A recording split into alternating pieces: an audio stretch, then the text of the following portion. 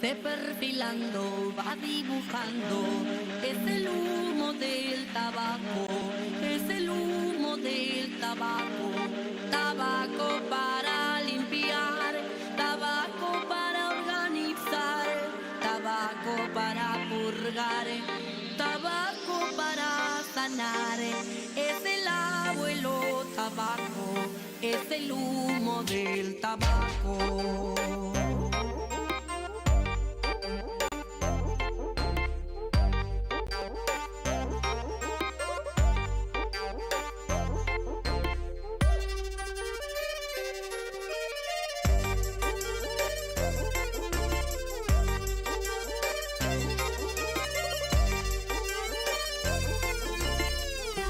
Se perfilando, va dibujando, es el humo del tabaco, es el humo del tabaco. Tabaco para limpiar, tabaco para organizar, tabaco para purgar, tabaco para sanar. Es el abuelo tabaco, es el humo del tabaco.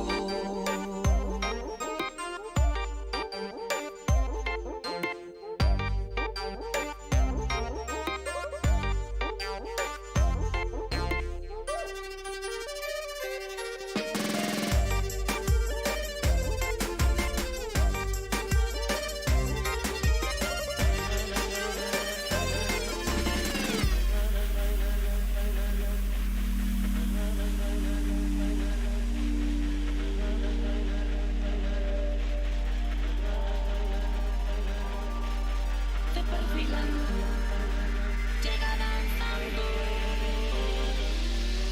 Se perfilando, llega danzando.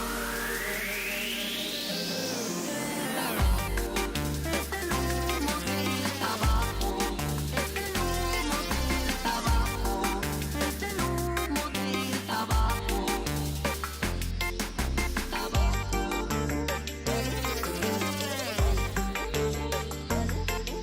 Tabaco.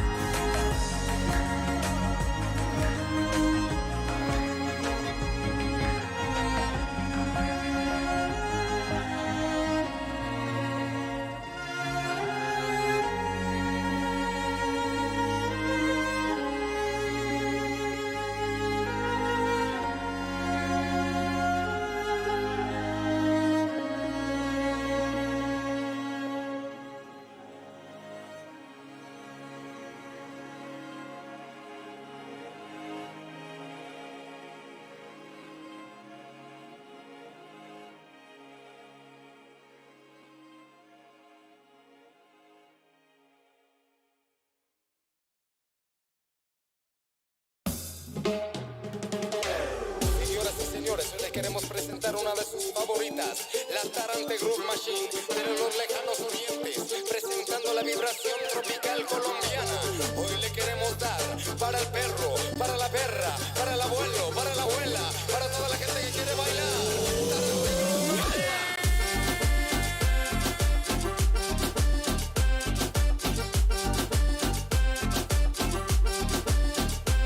¿Cuál es el punto? El asunto está corrupto. Vida dedicado al falso contaminado, encaminado a los campos minados. Seres que gobiernan y controlan nuestra tierra hipnotizado con su juego mental y limitando nuestro potencial como ser humano, no dejando que lleguemos. No quieren que seamos, quieren mantenernos controlados. Babilón, ¿qué pasó?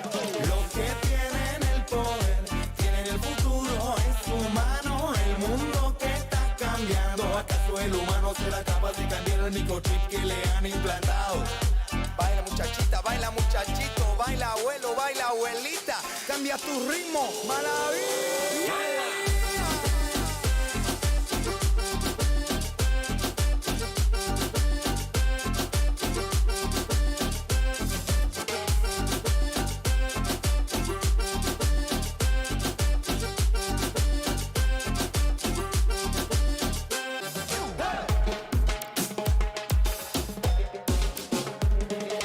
Los que tienen el poder tienen el futuro en su mano. El mundo que está cambiando, ¿acaso el humano será? Los que tienen el poder tienen el futuro en su mano. El mundo que está cambiando, ¿acaso el humano será? Así, azúcar.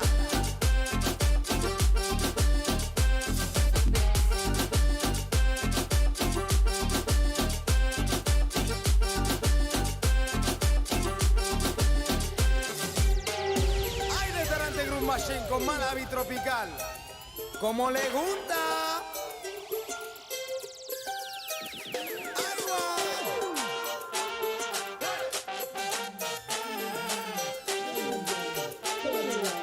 Argentina, boliviana, colombiana, peruana, argentina, boliviana, puertorriqueña, Costa Rica y de paso israelita.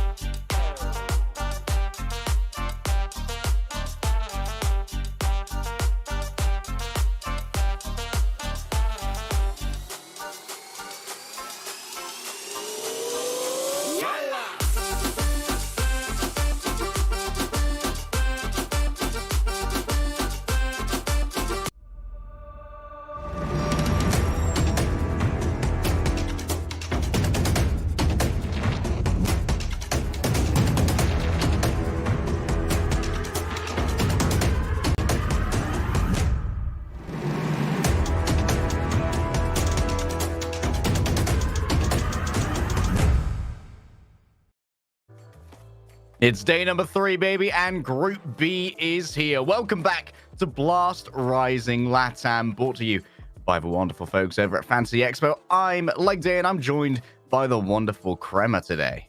Yeah, I'm really looking forward to this. Leviathan and Mad Kings are both teams that are sort of on the up at the moment. Leviathan, a lot of the players will recognize from stints on teams like Isurus, where they really were dominating the South American region for quite a while, going head-to-head with 9Z for a lot of local titles. And while we do enter this tournament, we do see the likes of Sharks, as well as 9Z, who most recently as well have both been boot camping in Europe quite a lot. So for me, Leviathan is probably the best team here that haven't been boot camping outside of South America. Now, what that means for Mad Kings is that they have got a very difficult game ahead. But I tell you what, Harry, I think if there ever was a time to upset, starting Group B would definitely be a way to do so. And how would they get out of Group B, Kremer? I will answer that question. For those of you who didn't join us for Group A because you were busy or sillily managing your time, this is our bracket for Group B. It's going to be double elim with Leviathan versus Mad Kings up first, River Plate versus Stone up second. Of course, the losers will drop down to our losers bracket, and then they'll have to face up against the loser of the winners final. So over the next 2 days, Group B will be decided by 3 separate best of 3s. There's no best of 1s here. Everyone's getting a fair shake in every match to do all the damage that they can. You're absolutely right. And what that means for best of 3s is that tactics to vetoes come in very, very poignantly. Now, the worry I have for Mad Kings is on HLTV particularly, they have really, really struggled. The one map they have won has been on Ancients, which they were able to boast a victory against Skullcracker just a couple of months ago, I think 3 months ago. However, while that was great and all that, Ancient just happens to be Leviathan's permaban. So instantly, the map they have, the only success they've been able to achieve on is just out of the question. It means that for Leviathan, they are definitely the leaders going into this veto. And in just a second, when we'll be able to pull it up, we'll be able to sort of see how and where this war will be waged. Now, if I'm Mad Kings, I want to see Inferno removed instantly, regardless of what their answer to veto is, regardless of what map they don't want to play. Leviathan are one of the best teams in the region at Inferno, and it'd be ludicrous to play them on a map where they're that comfortable. All right, Kremer's got the opinion, so let's pull up the veto and see what jet-setting destinations we're going to be traveling to at the behest of our 2 teams. See the first ban, I do believe. Let's have a looky here. Nothing surprising there. Nothing surprising there at all. I want to see this Inferno get removed by Mad Kings here, and they take out Nuke, surprisingly. It's a map that they don't really play, so it is one of their vetoes as well. But what it means is it opens Leviathan. Never mind, it's been changed. We are seeing Inferno removed. So... Oh. No, okay, it is Nuke that gets removed. Who is banning Inferno? There you go. No one's banning Inferno. Yeah, Leviathan gets a move to Inferno, which is the problem you face here. It means that Mad Kings are going into a map which their opponents are very well drilled on, very confident on, and it's going to give them a lot of trouble. I like this pick of Mirage from Mad Kings. Leviathan, they do only play 5 of the 7 maps, so it means that there are 2 maps they're shaky on: Ancient, the one that was instantly removed, and Mirage, the map that we've seen Mad Kings pick. Now, for Leviathan, they have played Ancient before, and they did boast a 16-5 victory against Offset. That was also within the last 3 months, and Offset, they are a bloody good team. They've drilled themselves against some of the top of Tier 2 in Europe, so when they do go to South America, they definitely go in as one of the heavy hitters. The fact Leviathan were able to beat them so one-sidedly really is going to set quite the tone now for this second map. Vertigo being left in the pool this long is also interesting. In the work we've done over in Europe, Kremer, Vertigo is often either the insta-ban or it goes as quickly as possible.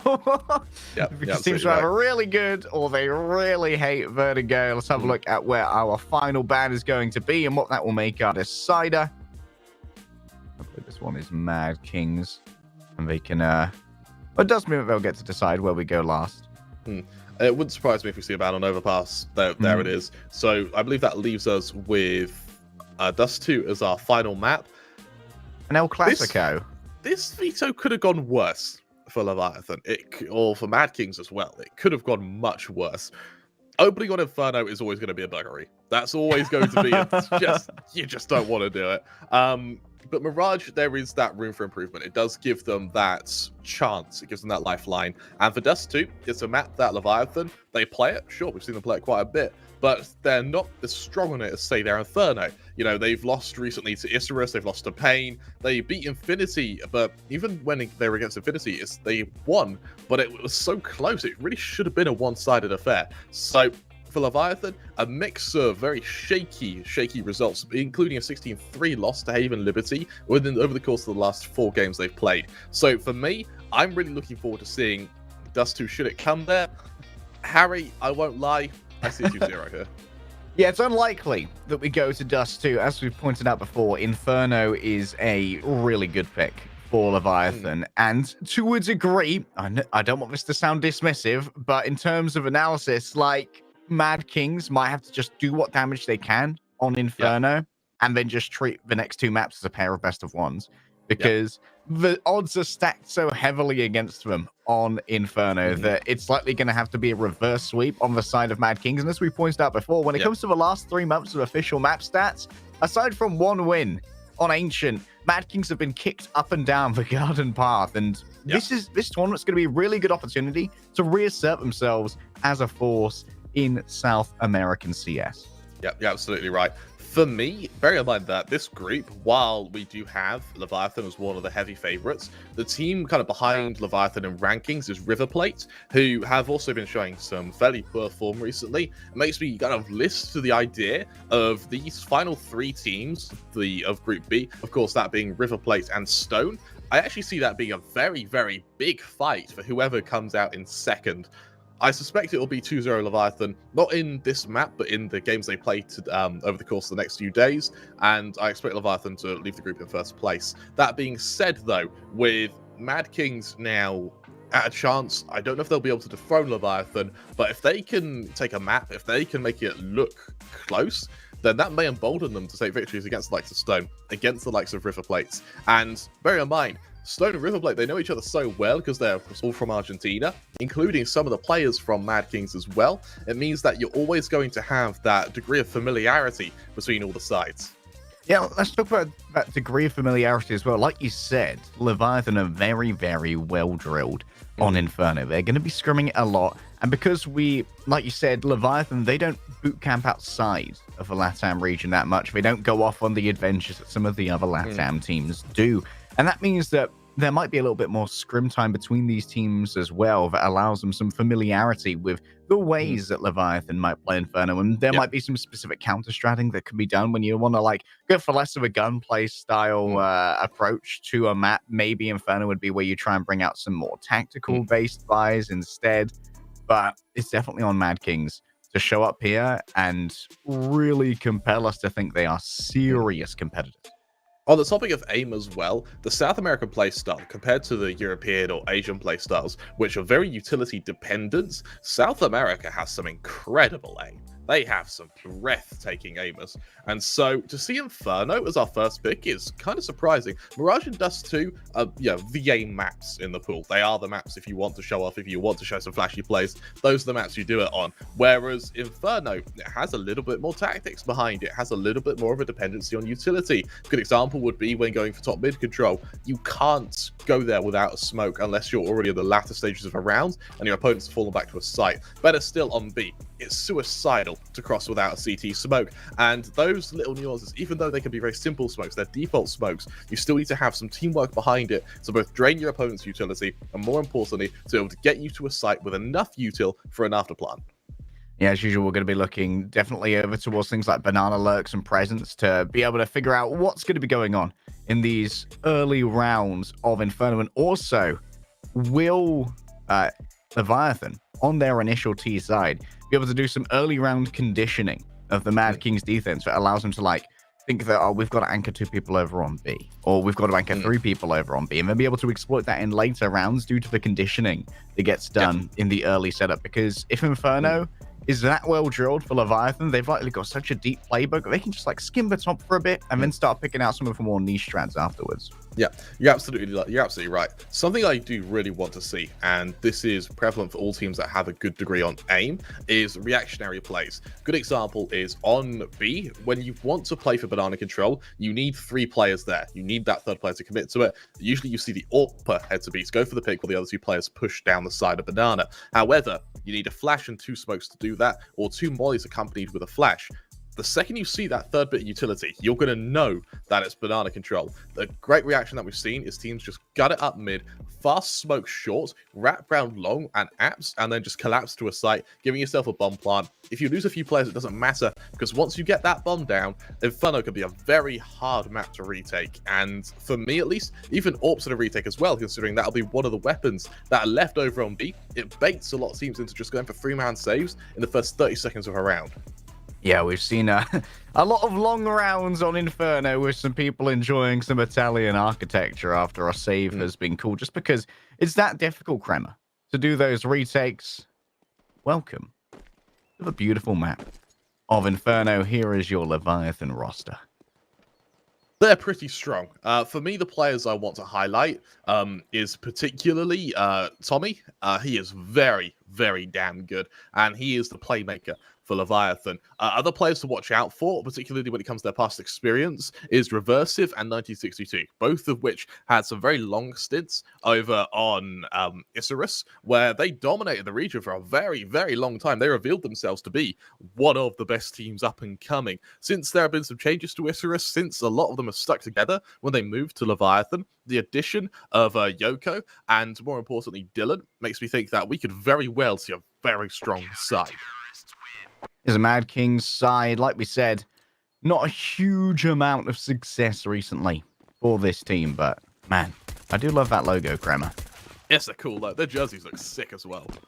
Like, while they've had a bit of success on the server, outside the server, in the fashion department, Harry, I love it. My heart is on fire for them. And players to watch out for, players who are on fire, Ecstasy, living up to his name and giving some euphoric plays in the past, particularly in that game against Furious. He's been the one to watch out for. Matching up against Tommy's going to be tough for him, but if they're feeling it, if Mad Kings can deliver, then we can very well see an upset. Moving to the pistol round, Jewel Barrett's out on Ecstasy. You know I don't like Jewel Barrett's, Harry, but you know if anyone can use them, it's him. Leviathan, with only a single smoke and flash tricks, I think we're going to be seeing a fairly fast play with Nico clinging to another smoke and flash to assist the Jewel Barretts over in apps. Yes, CSGO fans, over the course of this tournament, you are going to learn that Kremer is not a fan of the old dualies. Oh, Ecstasy, though, instantly puts one ahead of Dillian, and Knights already added to their tally. This is a great start here for Mad Kings. They get themselves a 3 versus 1. 1962. Oh, surrounded on so many sides right here. What can they do? Up against Nico. A couple of stray shots, but for now, CTs will hold their position. They've got the bomb in their sights. We'll just play out of pit here. See if 1962 can grab some magic. For the Brits amongst us, 1966 was more of a magical year, and it seems it will remain so. I was waiting for that to be brought up. Here's the thing.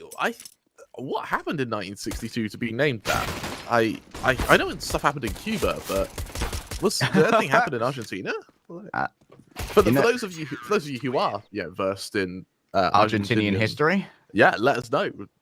We do keep an eye on the chat, so do let us know what's happening. For Mad Kings, though, they move into this round with a bit of a bonus, 3 rifles to SMGs, a bit more of a reserved round from them against the 4 Spy of Leviathan, who have Deagles around the board. I mean, hey, it's a team that can aim. Why not go for that one-shot potential? And that's thinking big as well. M4 A1S here in quad. They might hear a little bit of presence from Reversive, but at the moment, slow, silent, looking to maybe control Boiler. Not a huge amount of foray given up thus far from Leviathan, as they haven't secured a huge amount of map control, and this can be punished as Zoki begins to move down Banana. I'll have to move through a smoke first. That's that hot flash, and look how passive Mad Kings are being by the player on long. It's a nice opening by Slayers, but he's very alone right now.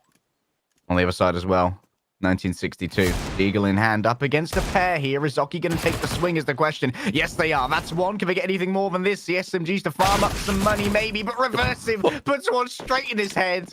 Oh, the run and the gun. And thanks to the gun, mate. That's real nice of you. B in serious danger now, but look at the fast rotation here from Slayers. Needs to be smoked off, and they will be. And now Nico, what can they achieve? With the SMG in hand, they can't outduel anybody. Dillian and Reversive together, combine their arms, combine their fire. And only 2 Ts remain, both stuck on this site up against superior armaments. Oh, no. Oh, it's all going wrong right now for Mad Kings. Ecstasy. That's the bomb hand delivered, baby. Straight to his cell. I don't know Harry. if you walk that one with the bomb, Crema. I don't like the fact they walked that one with the bomb. That is a very big An blunder. unfortunate bounce as well. Yeah, I granted it literally couldn't have landed at Catch his this. feet. Yeah, it's like, go on, here you go, lads. Let's hold on to it. I got you something. Some very clean kills from Dillian there. He whiffs really hard when the player moves through CT, so he is sort of punished for it. But for Reversive, I think that kill through the smoke made him a bit too confident. Ecstasy, clean up. Bear in mind, 20 seconds left. He knew the player was coming his way. It's a full eco from Leviathan to try and counter banana control. Nico's taking his spot. Oh, and we'll take out Reversive afterwards. Now look at this. Tom ahead of a goal. Is that going to be a double? Oh my goodness. The sidearm proficiency on this player. Going straight up into ruins now. I believe dropped back a looted rifle to one of their compatriots. And now, do you contemplate the three-man save? Slayers doesn't seem to think so, but will they check behind them? The answer is going to be no. Tom's going to be blinded on up and executed by Ecstasy. 2 versus 2 now. Ruins control has been lost for the terrorists. And so too is the ally. Yoko, wow. All alone. Playing on top of some of the coffins here. We'll try and take the swing, take the fight. The Ecstasy comes around at just the right time. Beautifully timed swing, but do they have time for the defuse? I think they do here, Kremmer, but it's going to be so close.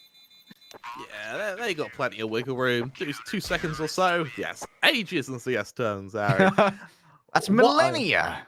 Yeah, what I'm looking forward to, what I'm really looking to see here is what Leviathan do on their full buy. Bear in mind, Force Spy leaves Ecstasy solo left alive. The fully code leaves only 2 players left alive. Mad Kings don't have money. These last couple of rounds have ruined them economically. And sure, they've been able to go 3-0 up, but against full AKs, I wonder if they'll be able to hold it. Look at their money. Nothing on Knight, Ecstasy and Eco only on 500, 200 respectively. Leviathan, going into this 3-0 down, somehow have a better economy. Oh, Zoki's taken so much damage. And then stand within the flames, but it's not the licking tendrils of fire that will take them down. It's 1962. Nico's grabbing themselves an elevated position.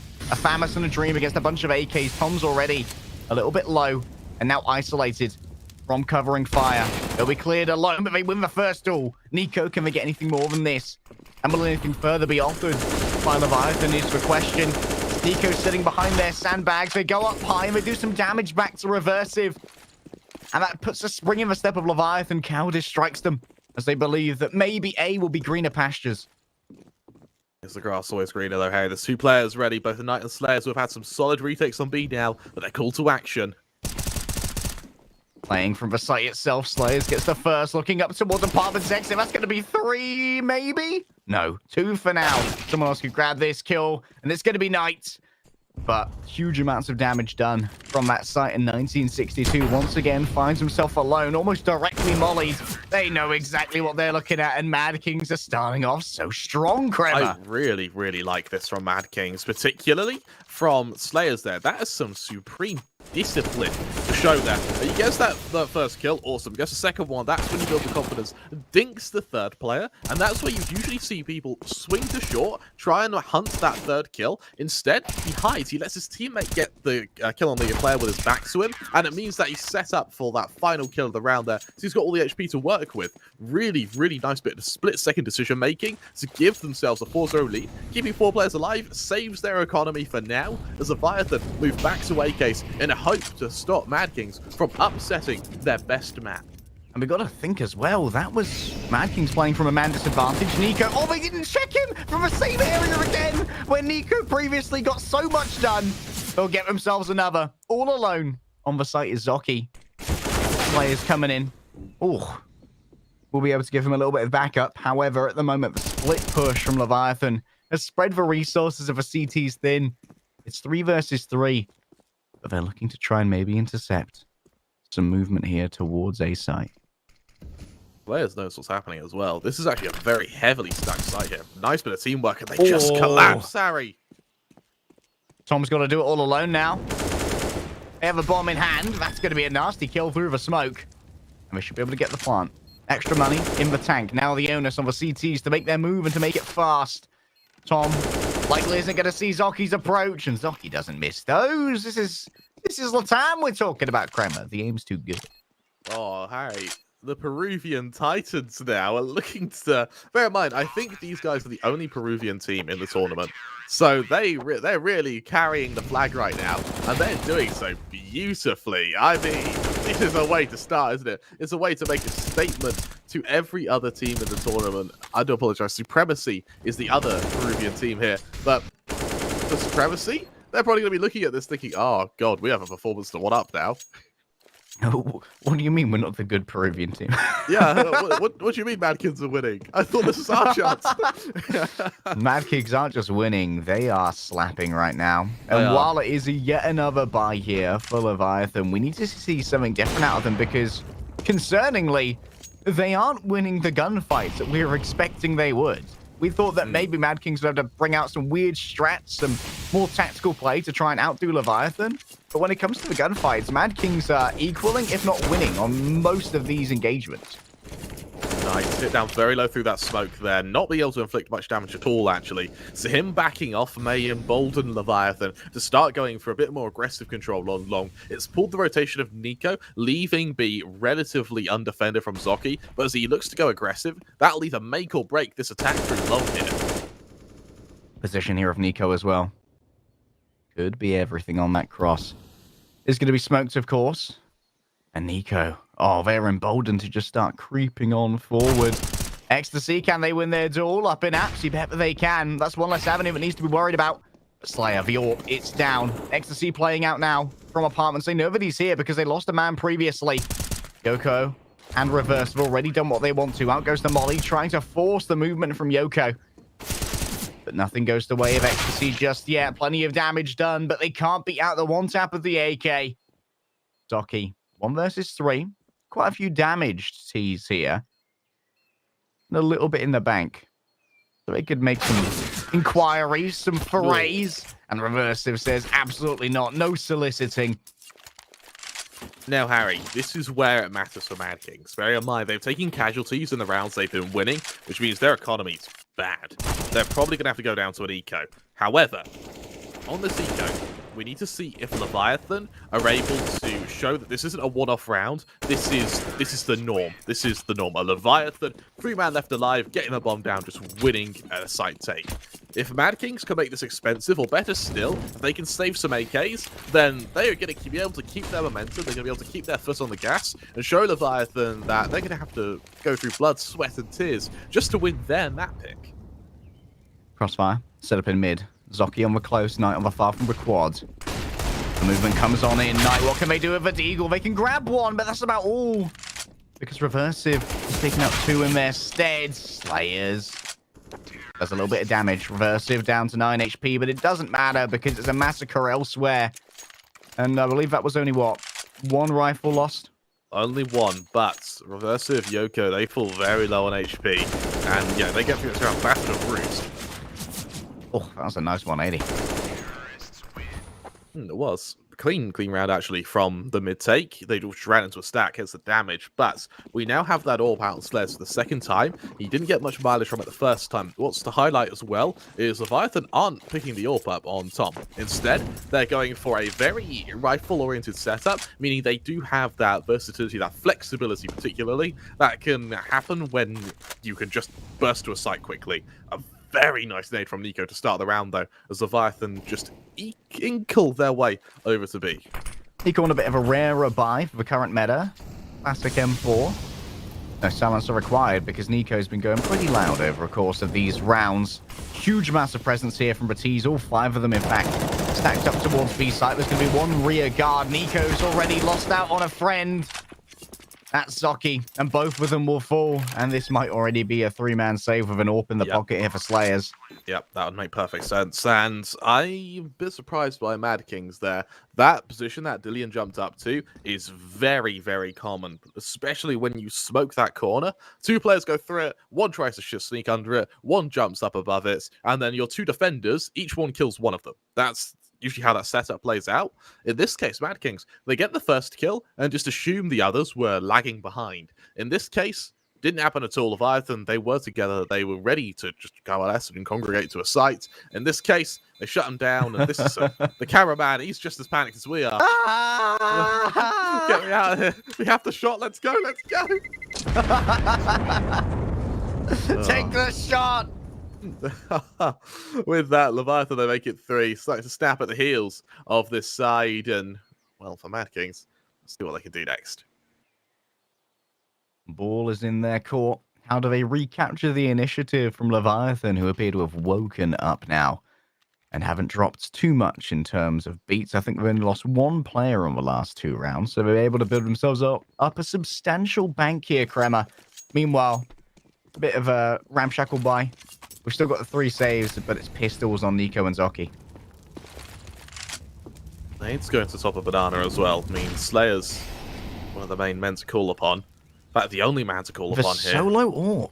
Yeah, this is what we've seen from solo AWPs, Harry, is they either win the round or they die without killing anyone. And in this case, the fact that Reversive's already been able to cross is going to put Slayers in a very tough spot. Easily can be surrounded here, but they've found Dillian. Can Slayers get anything more than this? Disengaging into ruins. They need the love and support of their team to make this work. But at the moment, a little bit hesitant, lackadaisical about leaving A. Now that the bomb has been planted, finally the exodus will occur. And they know that they have this CT area controlled, so it's a pretty fast rotation at least. Slayers, what can they make happen here? Plenty of utility is going to be sent out, but Knight's already fallen down.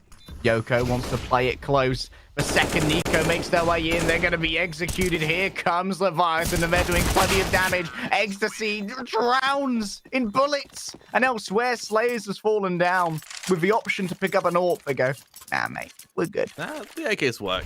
The AKs work. Yeah, this is working just fine. Yeah, they got off to a solid start of this game. Leviathan, they've sort of put the foot down and gone, actually, we were just letting you get comfortable. And they've sort of pulled out You've their had your growing petty pains. rounds. Yeah, exactly. Not even making me use my full power. Yeah. Like, activate power level 2. The second stage of a boss fight. Got to phase 2. That being phase 2 is the AWP on Dillian now. That's where banana control gets put under question. And with a 3-man stack, Mad Kings need to make this banana control work. Nico's got stuff done here before. They decided for a while to hold a little bit further back on B and seed a little bit more off banana over. Dillian here, instantly extinguished, I believe, is that Molotov. Oh, the second they see one of those heads, they can look for the wall bang.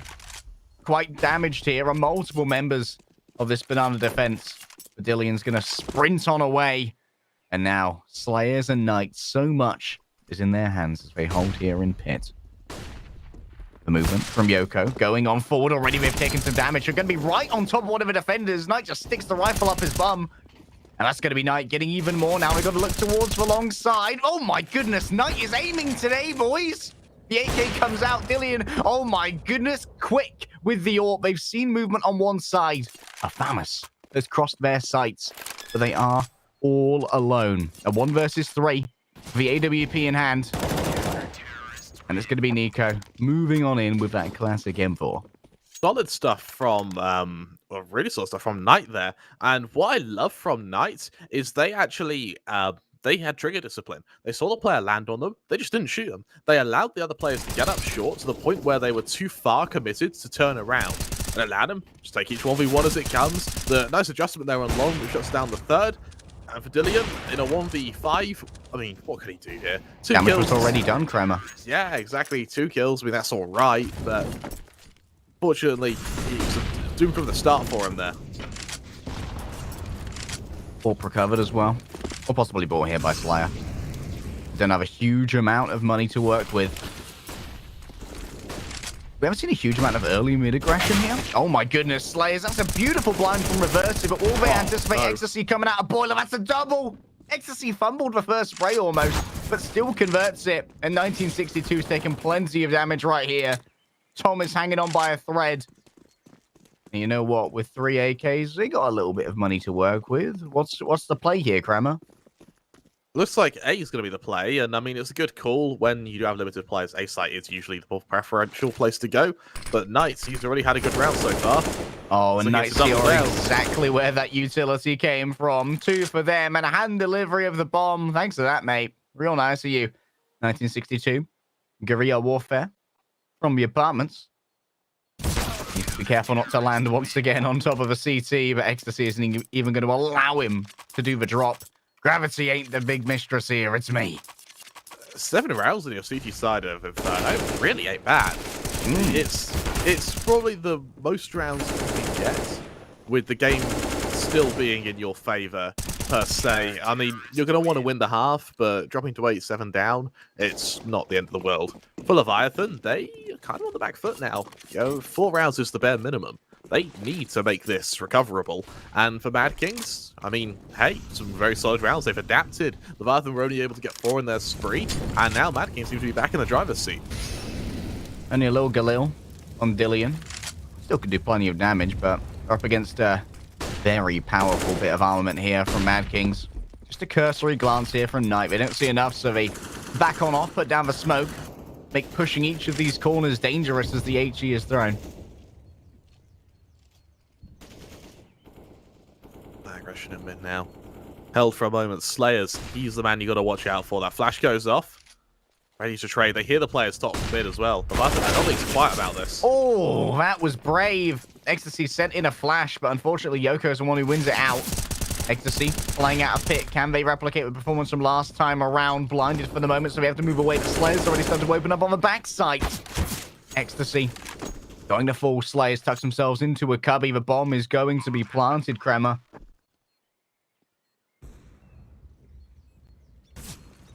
This one's going to be difficult. 3 versus 4. If they want to retake at all, Nico's positioning seems to imply that they wish to do so. That's going to open it up. 1962. Still, this cubby's being pre-aimed by Reversive. And a slow creep away here from Slayers. Maybe through that smoke. Reversive is so on point at the moment. And there we go. 1 shot through the smoke. 1 headshot as well. And Nico can't win the 1 versus 2 when the cards are settled. Solid round from Leviathan there, and that came off the back of some kills from Reversive. A bit of 2 fumbles there I want to highlight from Mad Kings there. In top mid, when they saw that first smoke go down, they deployed both Molotovs from both the long and short players, so it meant you were a molly down for your retake, and it meant that in the retake, Nico, he had all the utility of the team there. And so when he goes up mid like that, you have to stagnate a bit because there was a player on short holding for them. It meant that any long presence is just deterred because you can't take an aim duel like that. Any assistance from apps couldn't be committed to because there was no utility to help. And for Zoki, I mean, the counter to that, just get up in their face as they try to play it out this round. Well, Zoki ran out of options to move backwards after a Molotov kind of stuck him in for a moment. And now it's going to be quite close to 1962. Reversive, calm and collected here in Boiler. Will the water pressure be raising is the question. Slayer's so close here with the SMG, of course. A lot of their money was put into those previous orbs. I believe they've bought 2 or 3 in this half. So it's a garage buy, as you've called it before, Kremer. Or a force. Rotation back to Banana now puts a lot of pressure onto Zoki here. He's going for the info play, but it's brave to do against Stanorpa. As we may soon very quickly, Dillian, he might be given a shot at getting that kill, though. But he probably saw the tail end of Zoki there, so he knows full well that Mad Kings know they're coming. What Leviathan are doing now is they're faking how close they are. The only 2 smokes, only a single nade means they don't have mollies for the execution, giving Zoki an element of safety here, as Nico's going to try and help him, ready to flash his teammate for a peek here. Nico has arrived. Noise has been made. It's a lovely little position for Zoki to work from. The hidden warrior at the back of the site is instantly obliterated. And now Nico has to try and make it work themselves. But they fall down. Reversive has been on a mad one here on B. And Night and Ecstasy, they have to move together. So 2 versus 2. And admittedly, they do have a health advantage, but not a gunplay advantage. And now time's not on their side either. Smoke goes off. Big green picked up, but the second it enters your hands, it's blasted right out. Reversive is coming up big in this one. Solid stuff there, and for Leviathan, they're lacking utility there. meant that you had to take aim duels for reversive. That was a sick play by him there. It was only a little adjustment, but the second he hears the flash leave Nico's hands, he knows they're flashing a new box player out. So he turns, hides, here's the flash goes off, peeks out, and then just takes the fight. And in a straight 1v1, the players who peeking is always going to be at a disadvantage there. Really, really strong rounds, and they've finally broken the Mad King's economy. We fall down to just a couple of pistols, an odd nade that's already been thrown and didn't even tickle Leviathan there. Maybe you can, I guess, gave him a bit of sense of humor, if that. That's the Mad Kings now. Ecstasy. He's got to make this nade work with the accompanying pistols. On this B stack, though. 1 HG and a dream, 1962 here. Oh, they anticipated that someone would be up high, and they're exactly right to do so. Tom's grabbed a pair before being traded out for themselves, but now what can Nico do from behind the new box? Nothing, Crema, can be done. Ecstasy, all by themselves. Out goes the martyrdom nades. And that is a round for Leviathan. A nice comeback that's been made in this half by Leviathan. I mean, for the first kind of 10 rounds or so, Harry, it genuinely looked like we were going to be seeing Mad Kings actually upset this game. However, Leviathan, while they have been shaky, sure, while they have struggled in a lot of rounds, sure, they have been able to equal it up at 7-7. And honestly, a lot of that's been off the kind of laurels of Reversive going 17-7. A solid game from him so far. And if he can keep this success up, then we may very well be seeing a kind of standout performance from him. Oh, direct HG. Tom's been fried. Oh my, Nico did not expect that many people there. They took their swing and they just got overwhelmed. And it's a familiar story, Crema. Zocchi all alone on B. And now it's only a pair of corpses on B. Good job we've got some coffins. Yeah, I mean, one of them's already half open as well. So that's true. That's only half the work to open the coffin. How efficient. Yeah. Perfect preparation, Harry. The Italian efficiency they're known for. we leave the coffin half open. Then we only have to half open it when we need it. I can't be asked to put the whole lid on, so we'll just leave it. You'll leave it ajar. Yeah, so we'll make it look like it's being efficient. Slayers now called out by Dillian. Ecstasy. Oh. Not a chance, Harry. Not a chance there. Reversive. 18-7 he currently sits. An incredible game from him so far. And for Mad Kings, as they move their T side, they're up against a Leviathan who are proving to be a Leviathan, sort of really waking up. They've stirred from their nest and now they're angry. They've been woken up. The Leviathan has been awoken. But what can be done to once again quell it? Mighty heroes have been called in the past to put down these beasts. But can Mad Kings be considered heroes, or are they only tyrants? That'll have to be figured out in our second half as we swap the sides and Leviathan settling for a little bit of a battle on Banana. Yoko's got so many there with the USP before being traded out. A pair of headshots and maybe a little bit of complication here for the T side. Extreme complication. Look at the aggression of 1962 there, accompanied by Dillian, means that Mad Kings are trapped on Banana. They swing back to mid. I mean, look at all the info 1962 is able to achieve with this. He's not going to go for a triple pick. He doesn't have to. They're already a man up. And Dillian, he's already holding their aggression. Mad Kings are really in trouble for this pistol round. And we need to see some insane 90-degree flicks from Slayers to shut down Dillian. Or we need to see some incredible clutch from whoever it is who's able to trade him. Dillian versus Zocchi might be a soon-to-be formated battle. Oh, Zocchi! Ooh. Good reactions there. That might open up A a little bit. You can see the sprint of 1962 back to cover this site. Ecstasy elsewhere. It's been outdueled by Tom. Most USPs are proving bloody deadly, Kramer. But 1 versus 2 here. If 1962 can trade himself out for 1, all should be well. Unnoted thus far. We'll get the first. And their reinforcements have arrived. It's time to charge down Zocchi, and surely they can't take out 3 alone. This time, fortune favors the the bigger numbers.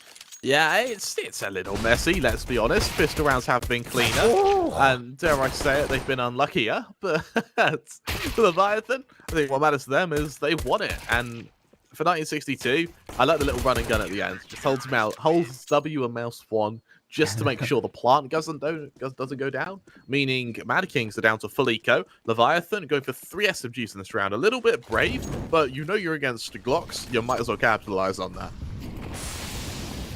Ecstasy once again with the singular grenade. Where is this flash going? Trying to overwhelm one of these SMGs might be on the cards. Look how close Reversive is here. Playing danger close. I think they might have even heard that hit Nico. Oh my goodness. Mowing through multiple with the help of Tom at the top of Banana.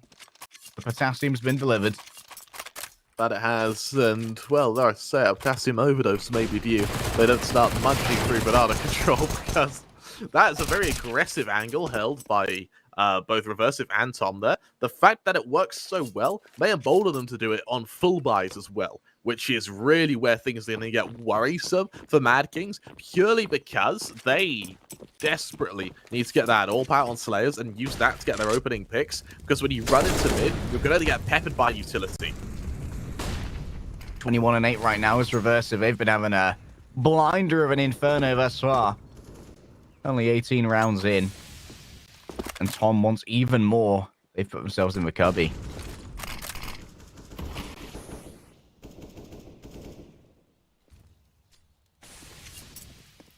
Back off for a moment.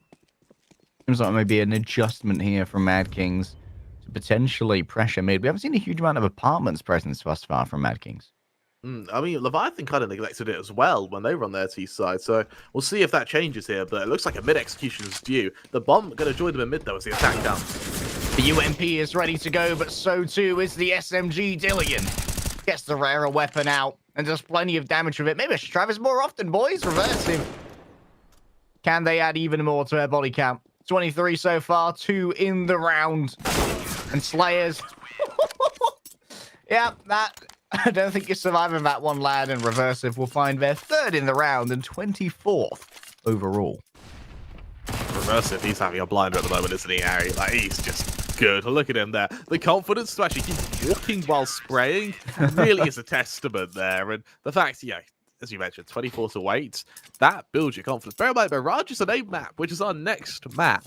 If Reversive is hitting his shots, then Mad Kings, they need to find someone to weigh up against him. And, I mean, the only person who could potentially do that is Knight, but he's not having anywhere near as much success. Players made their way in, but so much damage done from a stack nade. Still, 1 deagle shot's all that needed, regardless of the amount of health that you have. Reversive just holds down the trigger again. It's the only thing he knows how to do, Kramer, but he doesn't need anything more. Because when it comes to the Symphony, they found my favorite song, and it's the rattle of gunfire. Yeah, absolutely right. A really strong performance from Leviathan, and I'm impressed in the sense that they came back to win this. They came back. They started, I believe, 5-0 down. It's just been off the rails from then since then. We looked at Mad Kings, who move into a full investment. The AWP comes out on Slayer. It's duel between Slayer and Dillian. We haven't really seen this map. It's all been Reversive. In this case, we could finally see a change to that, though, as Dillian gets boosted up to watch Banana. A pair of orbs now. All fair in love and war. Some damage done. Ecstasy looking to move out with her own flash here. They've seen where Dillian is. They easily put one of them ahead. What can they do about the big bad champion Reversive? They take them out as well. Ecstasy is getting it done. Opening up Banana. Moving ahead of a smoke now. The bomb is on its way. They want to clear out ruins fast. I'll have to be... Oh my goodness! That's Ecstasy! Quick. Someone got their caffeine today. That's the way to make an 8. Bear in mind, they do that without losing a player. Sure, Nico and XP, they take a lot of damage, but it doesn't matter. Hey, if Ecstasy's hitting shots like that, there's not much that can stop him, Harry. As we see another strong performance from Mad Kings here, but the issue is their performances, while they're strong, they're infrequent, which is what is making them struggle at the moment. Nexus kind of did that all by themselves as well. Like, they flashed themselves in out of the smoke. Found Dillian. They read the play well. A deterrence sent into apartments. Once again, Reversive takes some damage at the top end of Banana, but they've fallen so low. Will they be cowed over? Actually going to go on forward. And Ecstasy again gets a double punish. Step up to my Banana, will you? I'm the king of the fruit now. This king of fruit, this fruit ninja, you could say. They the push through to B. Ooh, a fruit ninja's been slain. They've been taken off the App Store, demonetized by Apple. Dojo's been removed. No, I take potassium supplements. I don't even need Banana. But Tom and Dillian, they're just to back off. They'll save. I mean, there's not much else they can do here, as there's not any money on Leviathan. Tom might be able to drop something next round. The others, I mean, a force buy around the saved weapons would be a shout, but Very conscientious of maybe not having this map control here as well, Leviathan. Disciplined. They've managed to save themselves an AWP here. I believe that was they looted off one of their comrades. Well, Dillian actually had it to begin with. Docky with the molly in hand. Just taking my Molotov for a walk, you know. yeah, Get fancy if I don't. threateningly showing it to chickens as he goes past. Do you know what this does, chicken? Yeah, yeah. Do you know what I could do to you? Mad King. Oh, look at this. Oh, we got what are those called? Snorri cats? They're great though. That is a very, very high resolution Tom, and he is, you know, as he sort of stares down his opponents. Gas masks are scary, man. Like they're ominous, aren't they? But for you know what's scarier than a gas mask, Kremer? What's that? Not having a gas mask. That's true. I would much rather have one and not need it than need one. Oh, Nico, that's a beautiful adjustment upwards right there. A friendly flash from Tom did nothing to help out Reversive. And Ecstasy's back to his same old tricks again. They run the Molotov. You want to know what this Molotov does? Ecstasy can find out personally. They wanted the speed, Kremer. They didn't quite get it. And now they have to deal with 1962 on the site, who's all alone and close to so much danger. The bomb has been planted. But do they know that Ruins is no longer their territory? 1962 has been noted, 19 HP remains, and Slayers easily puts them down with the AWP. Yeah, I don't really want to have to wait 81 rounds to see 1962. He's had a fairly shaky performance so far, and I would really like to see it A, be adjusted, or B, find himself in a more aggressive stance there. Ecstasy, he knows aggression there. That was aggression. Granted, maybe needless aggression. That's the aggression of a man who's got 2 double kills in a row on Banana. Yeah, that is the kind of over-exaggerated swagger of a man who can't be killed. But the Felico is going to be a charge down Banana, Harry. Yoko feeling frisky. Oh my goodness! So good reason, apparently. Goodbye, AK.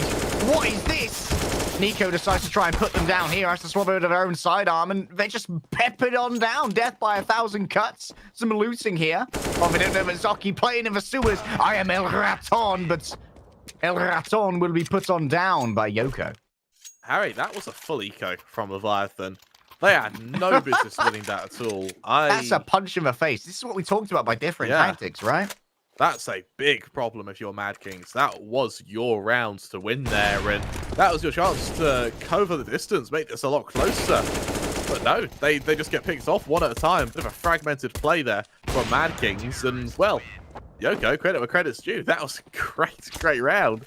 For Mad Kings, they are able to reinvest the AWP onto Slayers. Their economy, while damaged, isn't ruined, yes, but it's slowly being torn. So you're telling us 4 of you are going to be at the mouth of Banana and not one of you is going to be looking back? An interesting lapse. Zoki. Finally, we're getting this apartment's presence, and it's going to be mirrored on either side.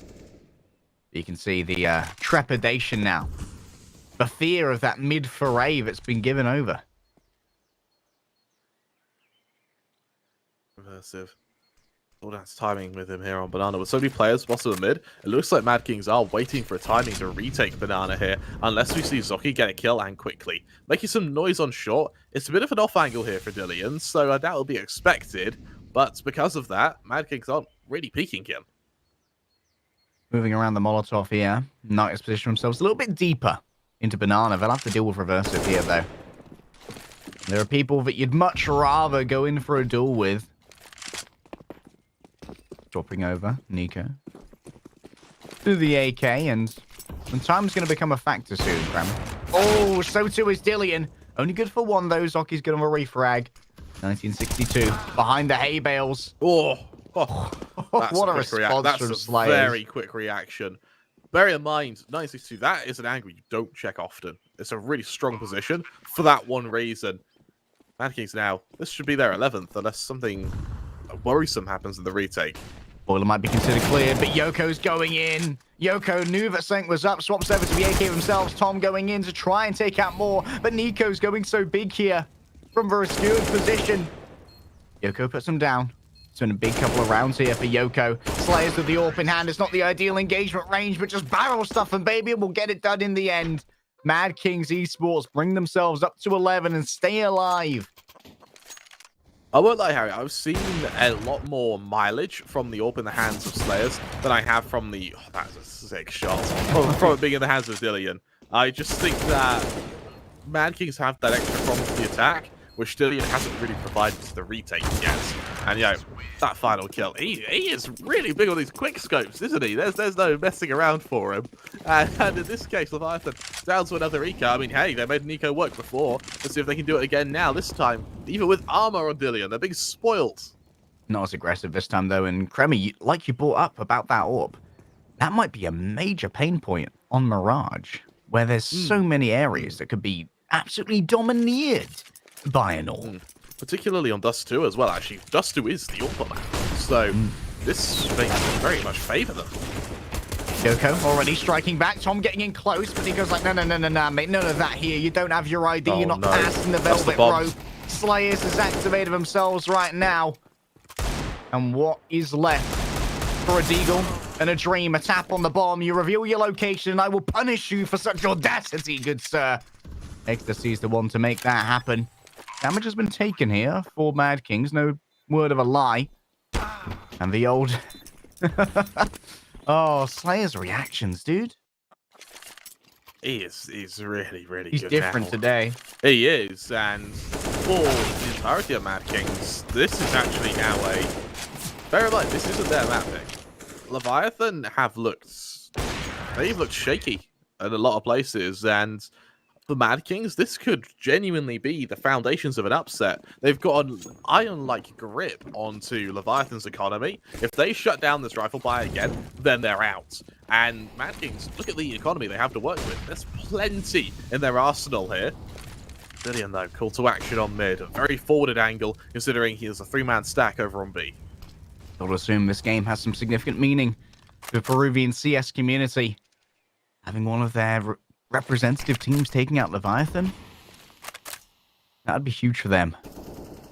There's a lot of weight on Mad King's shoulders, and they're already doing proud, especially on what wasn't even their map pick. Grandma, we anticipated that this might be a quick match right here, but Mad Kings are making sure it's anything but. I'm very happy to be surprised here. An Apps dive seems to be planned for Mad Kings, and this is always a risky play to go for. It's a risky one. It's going to be a trade for Zoki. Going to give over a little bit of an advantage before being traded out themselves. 3 versus 2. As for dust settles, Slayers are so close. We've seen one play. Well, that was an interesting pathing to try and move away straight into Tom. And now Reversive. The big bad has arrived. What can Mad Kings do here? Up against Leviathan. Tom versus Ecstasy. 1 versus 1. The timing's good for Tommy. And Leviathan, easy to fuse for them. In fact, easy enough. I'll grab the AWP. Time. A bit of a blunder there from Slayers. I think he saw the first player cross, thought that was the only players. And when you shoot with an M4, you get no traces either. So he hears the shots from the M4, assumes it's the player who's just crossed on mid, and just tries to get into apps to try and beat them for sure. Big misplay there. And for Mad Kings, that's going to be that's a fairly bitter taste. Reverses, though, doing his best race car impression as he swings on to Ecstasy there. Ah, the old Ferrari peak. Meow. Let's go. There's Leviathan. 14-12 now the score line. And, well, for Mad Kings, let's see what they can do with this with this full buy. It has hurt their economy, especially on Knight and Nico, but it is still a full buy. The usual exchange of utility to keep Banana contested. Ecstasy leading the charge once more. Takes a little bit of damage from HG. They're going to be caught with a Molotov in their hand. Where's the covering fire? It's all been smoked off. Ecstasy was alone. No help, no hope, and no life. See what can be done now with a quick shot through the smoke. Leviathan. Tracer's punished, man. Need to have put their foot down, Harry, but here's the thing. This game has just been so close. Has the damage already been done? Reverse is going to walk it with the SMG. They're up close, they're spraying, they're praying, but Dillian elsewhere has got a little bit done with the big green. And this is what we needed to see before Mirage, before Dust 2. Because if you were losing out thoroughly on the AWP battle, those maps were going to become very big pain points, Crema. Yeah, they absolutely are. And now that Dillian sort of woke it up, I'm interested to see how this duel plays out against Slayers. While Inferno can be mitigated significantly as AWPers, just because of how many lineups there are, how many pop flashes, molly, smoke spots there are. On Mirage, it's a very, very different ball game. And as Mad Kings go into what could potentially be the final round, which is Tech 9s, they have a lot of utility to work with. But will that utility have a chance to be used? Already plenty to be proud of. 1962, they're going to be proud of that spray. 3 kills already. 2 versus 4 for Mad Kings to stay alive. Actually, Dillian has made it 4 versus 1. And it's only a Tech 9 for Nico. Surely they can't take this peak. Oh, going to be spotted out right here. And Tom's going to put them to bed. Leviathan, 16-12. Not as easy as we anticipated, Crema. Mad Kings have plenty to be proud of as we move into map 2. That was a solid game from both sides there. For Mad Kings, I'm particularly impressed as to how close they were able to make that game. And yeah, we knew Leviathan were the pioneers of Inferno when it comes to South American teams, but Mad Kings have really given them a run for their money. And I think for any Peruvian team there, any Peruvian viewer, that's something to be very proud of, because you now move to Mirage with Slayers playing very damn well with that, or very consistently with that AWP as well, and with all of your riflers all showing up as well. You didn't have a weak player over on Mad Kings, whereas over on Leviathan, you had 1962, who only really showed his fangs in the last 5 rounds of the game. Yeah, and also, this is a little bit of a signal to the rest of Group B. Like, Inferno is not free against Mad Kings. If you take them there, they are going to hit you, and they are going to hit you hard. But we can't avoid the macro context of this series. It's going to be match point now for Leviathan, as expected. This is one of our top 3 teams, Crema, in basically the entire tournament. We expect a lot from this team, and they're starting off as we anticipated. I believe we're going over to Mirage next, which is the map pick of Mad Kings. You're absolutely right. We're going to go to a quick little break. When we return, we'll be able to see Mad King's map pick of Mirage. Do let us know in the chat who you think is going to be winning this one, because I believe it's going to be very close. I still lean towards 2-0, but I wouldn't be surprised if we see overtime over on Mirage.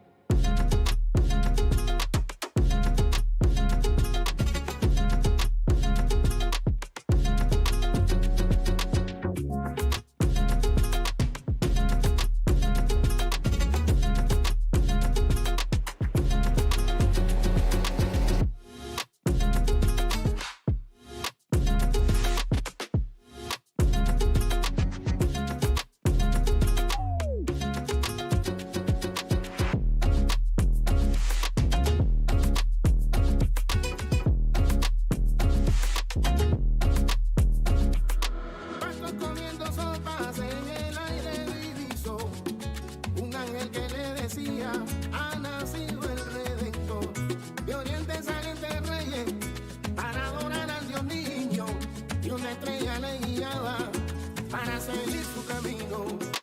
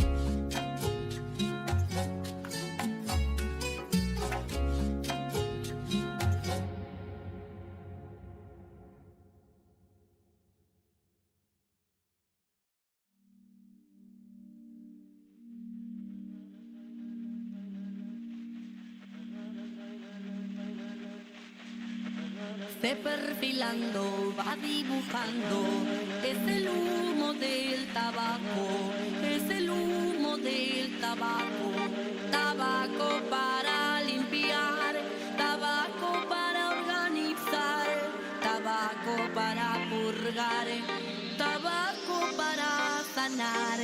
Es el abuelo tabaco, es el humo del tabaco.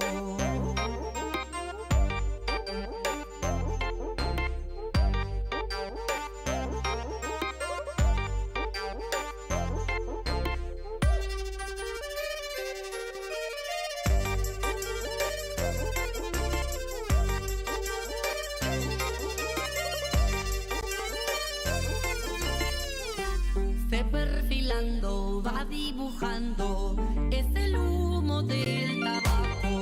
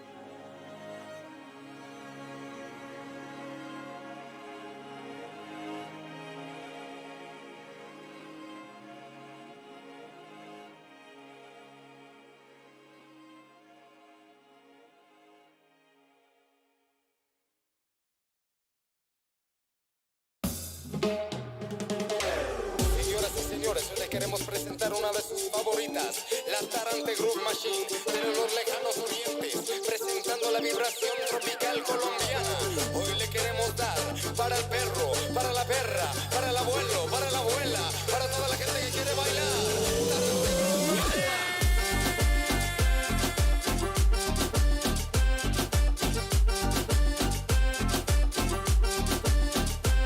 ¿Cuál es el punto? El asunto está corrupto. Vida dedicado al falso contaminado, encaminado a los campos minados. Seres que gobiernan y controlan nuestra tierra hipnotizado con su juego mental, limitando nuestro potencial como ser humano, no dejando que lleguemos, no quieren que seamos, quieren mantenernos controlados. Babilón, ¿qué pasó?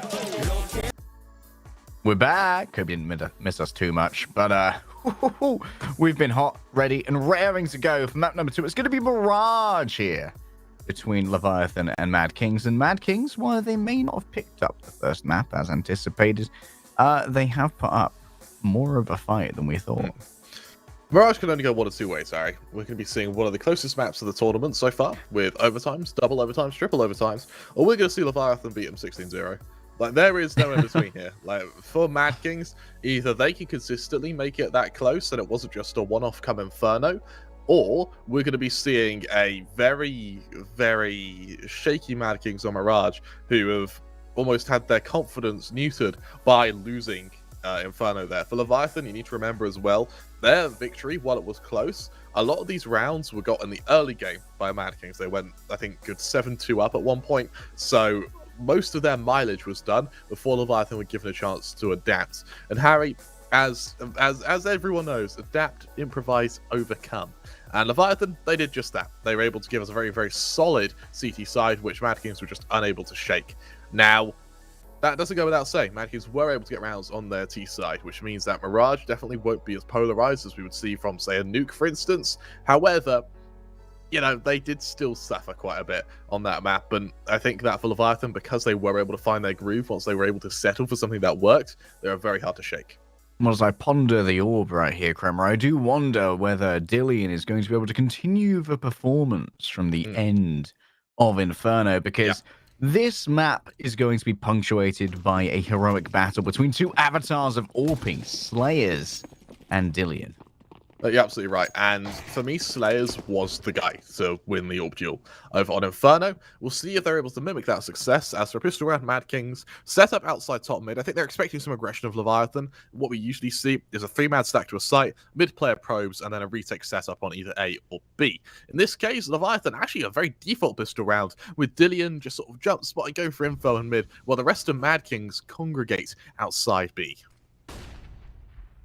Congregation given over. 1962 backs off as much as they can towards B. Now Zoki moving on forward, a freshly placed picture, and shh, it's quiet time now. Quiet time forever.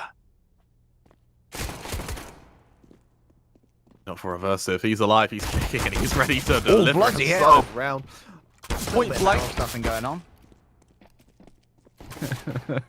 Tom wants this last one. Not going to go for the plant here. They go for the battle. Nico, Ooh. try their best to run away towards an alternate site and maybe find that plant. A little shot of the body there from top, just to make sure he's dead, make sure he doesn't get back up. Exactly. Stay down. Professional at all times, Harry. You love to see it. As Mad Kings, they move into their, without a bomb plant, it's going to be a full eco. Because of that Leviathan, they went for a 3 SMG setup on Inferno. Only 2 SMGs to be seen here, I imagine, because you have the window player who needs the rifle for the range anyway. What it means, though, is the SMGs on A and B can get very close angles while supported by the rifling players. Mad Kings, I mean, it almost worked the first time. Let's try it again. Let's go for mid control. Let's see if it works. As Nico looks to spearhead the charge, underpass to crunch on the connector player. And that happens to be the M4 of Tom. Oh, Tom finds one, but that's all they'll find. A headshot given over, and now Dillian's going to try and guard that rifle, and do so they will.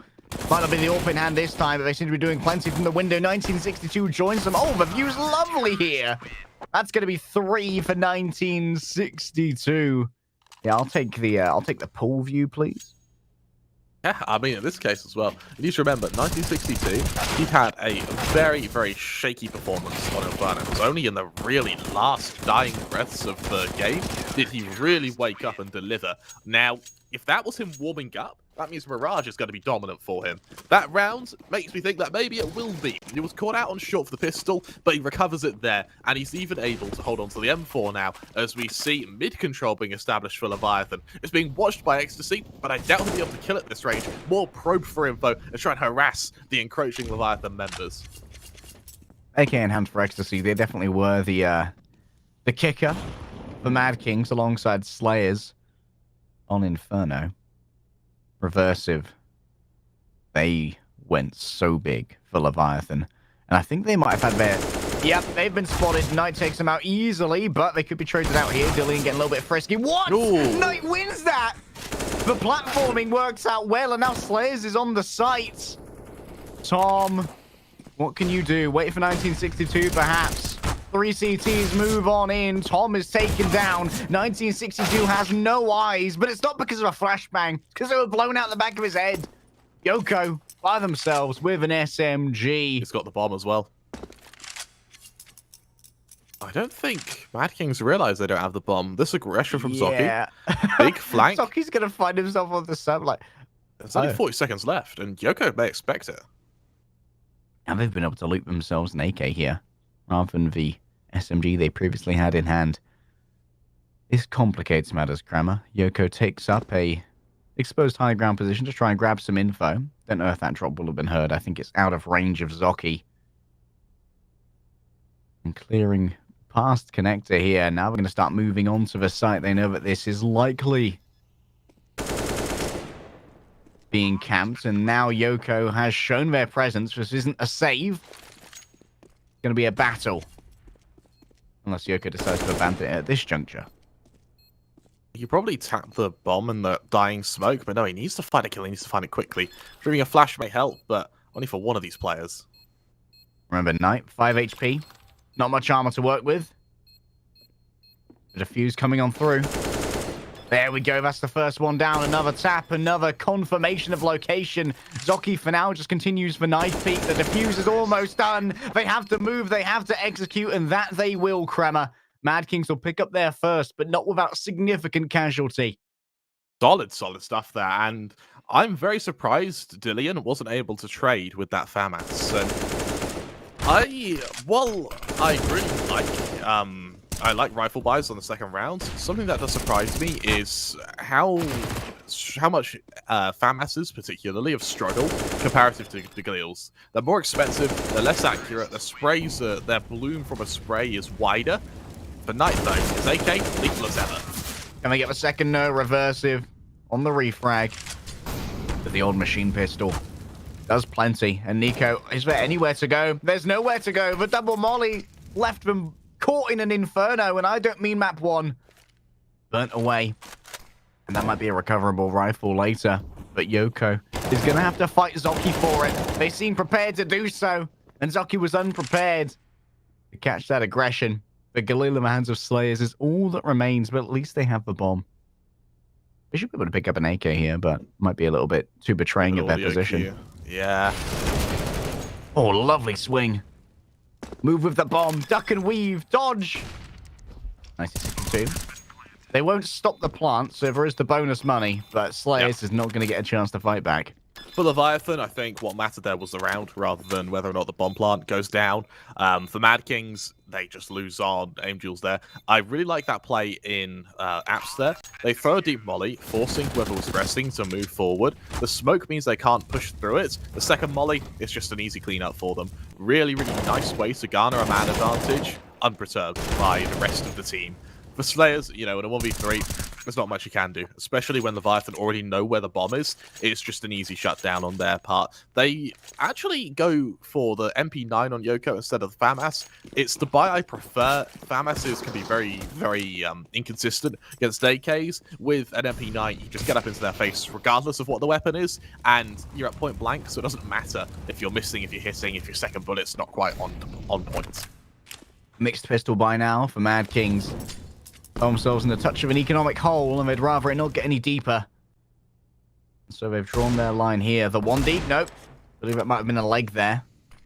Brings Tom at least a little bit low. And does get out without any scarring. So Knights had their little raid. They've had their hit and run. Now they will fade away into the alcoves of Mirage. Yoko on this close angle now. He is very alone here as well, so he needs an absolute hero play. However, he's betrayed his position. This may really work against him here. Backing off as fast as possible while making little sound, and now they've moved into a full-on sprint. The Horde is approaching. And Yoko has a good weapon for the job. They see the incoming here. Are they going to take the jump? They look for first. They'll find that. Can they get anything more than this? No. Yes, just keep on spraying, Yoko. That's going to be 3. The Horde has fallen broken against the castle walls of Leviathan. But Zoki round the back. No one expects it. Lovely little shot right there. Keep the Tech 9 in hand, hoping to take an advantageous swing, but Tom puts them down with extreme prejudice. There was actually a chance to upgrade that MP9 there to an M4. I think they didn't quite realise how much time was left in the rounds. But for Yoko, he farmed a lot of cash there. 2 SMG kills and a pistol kill means that he'll be able to invest into a rifle should he die anyway. At 4-1, Leviathan, they've started pretty well. Mad Kings moved their full investment. This is what matters. The AK's the AWP on Slayer particularly. We're going to see if it's able to roam free and run wild before Dillion's able to bring out one of his own here. Over on top mid, though, this Ecstasy to take a bit of damage as some aggression is attempted by Tom. Space claimed. Nico. Quite conscientious this time of those Molotovs. He got trapped in rounds previous. Here's something, Harry. Yes. So the Spanish scene, we've got a lovely kind of message from Caraces, I think that's how you say it, who said, we call 1962, we call him Numbers. Like, that's what his name is, Numbers. Oh, that's pretty cool. Yeah. So it was nothing to do with something that happened in 1962, just numbers. You know what? I'm a fan of numbers. They're pretty integral to human existence. I'm bad at numbers. Oh, casters are Crema, but Reversive is pretty good at refrags, covering themselves up from Palace there. And now they've got to deal with Slayer back on that same shenanigans. Zoki gets his head taken off a second when he moves up high, but Slayers duck, weave, move, and shoots with the AWP. Can they get themselves yet another one here at this range? Surely the SMG is at a disadvantage, but Yoko cares not for what I have to say. A mad dash for the AWP, and they are going to manage to grab the AK at least. So they got the consolation prize. I tell you what, Harry. Bicep cam. Oh. Oh, I would love to see a bicep cam there. Bring back the bicep cam. I want my biceps. Players, he is very good. He is very good with that AWP. The fact he's able to kill 2 with the 1v3 there means that Leviathan is still, their economy still honest. You know, 100 on numbers. There's 0 on both Dillion and Reversive. For a fast player mid, let's see if Tom gets caught out. Tom has no idea. Instantly moves. That's a beautiful reaction there, and already the round is over. Oh. Clean stuff. Good old World War I tactics there, Crema. Just throw them at the enemy. Run at them. Walk if you want to. Throw the paupers. Throw them. Yeah. The artillery did all the work. You don't have to worry. Don't worry, we're all dead over there. Chaps, get in there. Nothing could have survived that. Nothing could have survived that singular flashbang. Get in there, chaps. Go on, get stuck in. They might even give you a medal for this. Over the top. Your little football whistle. Sorry for those of you who are not watching from a European perspective. That's pretty much everyone. Yeah, pretty much everyone. Bad Kings. They get ready for a bit of an attack in mid. That molly from Tom, though, is going to keep Nico back for the time being. However, it does buy time for his teammates to actually establish themselves in top mid. We'll maybe see a run boost to get Slayers out here. Oh, we do. I don't think it worked, though, but, you know, the thought counts for me here. Man down, Mad Kings do need to start probing to get this advantage, and Knight's going to do just that at ramp here, looking to get it on Reversive. Let's try and find Reversive. Knight's done plenty thus far. Oh, that's a lovely shot. Catching them in hell. Do they just... Yeah, they're just going to smoke themselves off for now. It's not the cleanest spray from Tom, but it does get rid of Ecstasy. And now, 1962, they don't know how safe they are. Are the numbers in their favor? The bomb is going to be retrieved. It's back there in CT spawn. And now, maybe some movement towards B. Nico in jungle, does Yoko expect him to be here? He may accidentally stumble upon him just without meaning to. Yes. Yeah, he does. Well, Yoko's got good reactions. In fact, we've seen a lot of, frankly, uncanny reactions from the LATAM scene thus far. Mechanically gifted, and Dillian is all the same. Slayer can't win this one out, and Dillian's like, yeah. Inferno, forget it, mate. I told you, Harry, it's either going to be a double overtime or a stomp. There is no in between. I quite like the initiative shown by Mad Kings there, especially from Knights, realizing that you're a man down, you just have to push and get the trade, and it works. Dillian, of course, easy angle to hold, especially with an AWP, and against players who are trying to be quiet. I mean, it's easy punish on his parts. Leviathan, they move into this. Oh my goodness! Doesn't matter. Dillian, he'll kill you regardless. Tom, another clean opening, and Mad Kings are just losing players, Harry. Nico, hey, all my friends were supposed to meet me here. Are they okay? They've stood me up. They are not. Where you at? My Tinder date was supposed to meet me here. Oh, I laugh because that That's hurts, it. Harry. I'm never using a dating app again. Yeah, that was particularly piercing. Oh. Oh, Slayers. With the Gala, no, never mind. Mad Kings lose another round. 8-1 now for Leviathan, and it feels like they've found their mojo. They're a stand-up bloke in every way. I hate you. I really hate you. Bear in mind, we're covering the majority of this tournament, so if you don't like, unlucky audience. Yeah, if you don't like depressive anecdotes, you might as well leave. No, please don't. They'll get rid of them. We'll get in trouble if they don't. Puns of mass destruction. Mad Kings. They prepare a straight execution. I quite like this. They haven't gone for an execution yet. It also means you're not going to throw away a man advantage like you do in a default. You're just bursting to a site. Reversive. He's got to go huge. The barrage of smokes hit on down. Reversive gets one. Can we get anything more than this? That's going to be 2, 3 maybe? Dillian's grabbed the third. And now it's up to just the finish of the USP. The execution. Uno reverse. We execute you right back.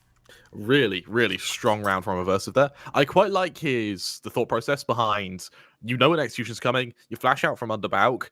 However, when he realized the flash didn't land from the first player in fighting not being blinded, I'm surprised as to how far he swang. You see this? He reveals himself to everyone when he pushes out like that. So there was room to be punished. Luckily he wasn't, and I'm looking forward to seeing just how Leviathan react now to do another round against a full vibe with aggression in mid. Tom here. Gonna go up against Ecstasy. It's been a quiet game from Ecstasy. 2 kills so far. Definitely not the same kind of energy they were bringing to Inferno. Knight's been spotted out here, dinked. 14 HP remains, and Dillian's done damage elsewhere. Zoki reveals their position here to Dillian, but they expected more after finding that first. This time, however, Zoki not going to be burning to death. Hey, swings and roundabout silver linings. And is Dillian. Oh, that's clean. That is so clean. Knight's already low on HP as well. Harry, this is turning into it went from a fairly close battle to a bit of a slaughter. Yep, and the slaughter continues, Kremer. Yoko, bloody hell. Even you told me LATAM aims. LATAM aim, man. It's LATAM aims, baby. It makes us feel insignificant, doesn't it? Because, like, these guys... I could watch a silver game and feel insignificant, Kremer. Genuinely, these guys, here's the thing. A flashing round like that, yeah, ending on kind of clean one-taps, got the 2k, that happens very frequently in all regions, but it's the consistency it happens in LATAM that is just so impressive. Another spout of mid-control. Let's see if we can stop him. Tom loves his mid forays. A bit of a skirmisher. Bit of a bad boy. Dillian's already grabbed 2. The double AWP is out. Numbers has grabbed themselves. Dillian! I'm going to need you to leave it alone, sir. You're under arrest. Yeah. It's going huge, isn't he? Reverse was like, okay, I've had enough of these damn AWPs and their damn one-taps. I'm going to go and spray down one of these points. 11-1, Kremer. This has been an absolutely dominant half of the Leviathan CTs. Yeah, you're absolutely right. I mean, For Leviathan, here's the thing as well. 11 rounds on your CT side is the most one-sided a game can be, with the T's still having a chance. If we see a 12th, then it's over for Mad Kings. Like, they have to play the best CS they've played in their lives, and then more some, if they want to be able to shut down Leviathan from a 12, 13 round deficit. Reversive from up top. They're going to be surrounded on both sides right here. Does Nico dare peer through the smoke? Reversive trying to be a little bit stealthy for now. They get the first, but they need to be wary of the second. They just jump straight on in. They're trying to close the distance on Slayers, and they'll be able to do so easily, even after Slayers took out one of their compatriots. Reversive knew it was time to rush on forward into the breach, and they found themselves an opening. I mean, running, shifting, ducking, dashing, it doesn't matter. Reversive, he'll hit the headshot no matter what. Look at this here. He just runs around like a Ferrari and just quick gear change, skid to the side, takes out another player. 12-1, Mad Kings. They move into the next investment. Tech 9 in the hands of Knight means that he's going to have to lead the charge, unfortunately, with this pistol. But I like how Mad Kings are changing the tempo here. Let's see if they can shut down numbers with this initial AWP. But will he be a Knight of a round win?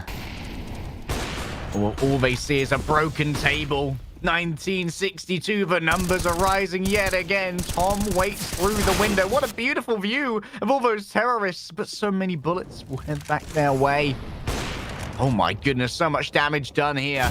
Numbers closing the distance, but might have been foolhardy to do so. Reversive in a 1 versus 2 against an incredibly fragile Slayers and a fully buffed up Ecstasy. Oh my goodness, you can't cross there when you've got no health to work with, but at least the bomb is still in the hands of Ecstasy. Gotta get that. Oh my god, look at the money. Look at Leviathan's money. You might have to Reverse is sitting on 15k. Oh. I mean, does he save? You know, the cash is kind of struggling for Leviathan at the moment. I know, right? Like, you know what penny. they say? The richest man knows when to save, even when it doesn't look appropriate. Yep. Ecstasy, fairly strong position, actually. The bomb has ticked quite a way before this retake comes through. This could be very easy to shut down. Potentially so. Ecstasy, here's the tap.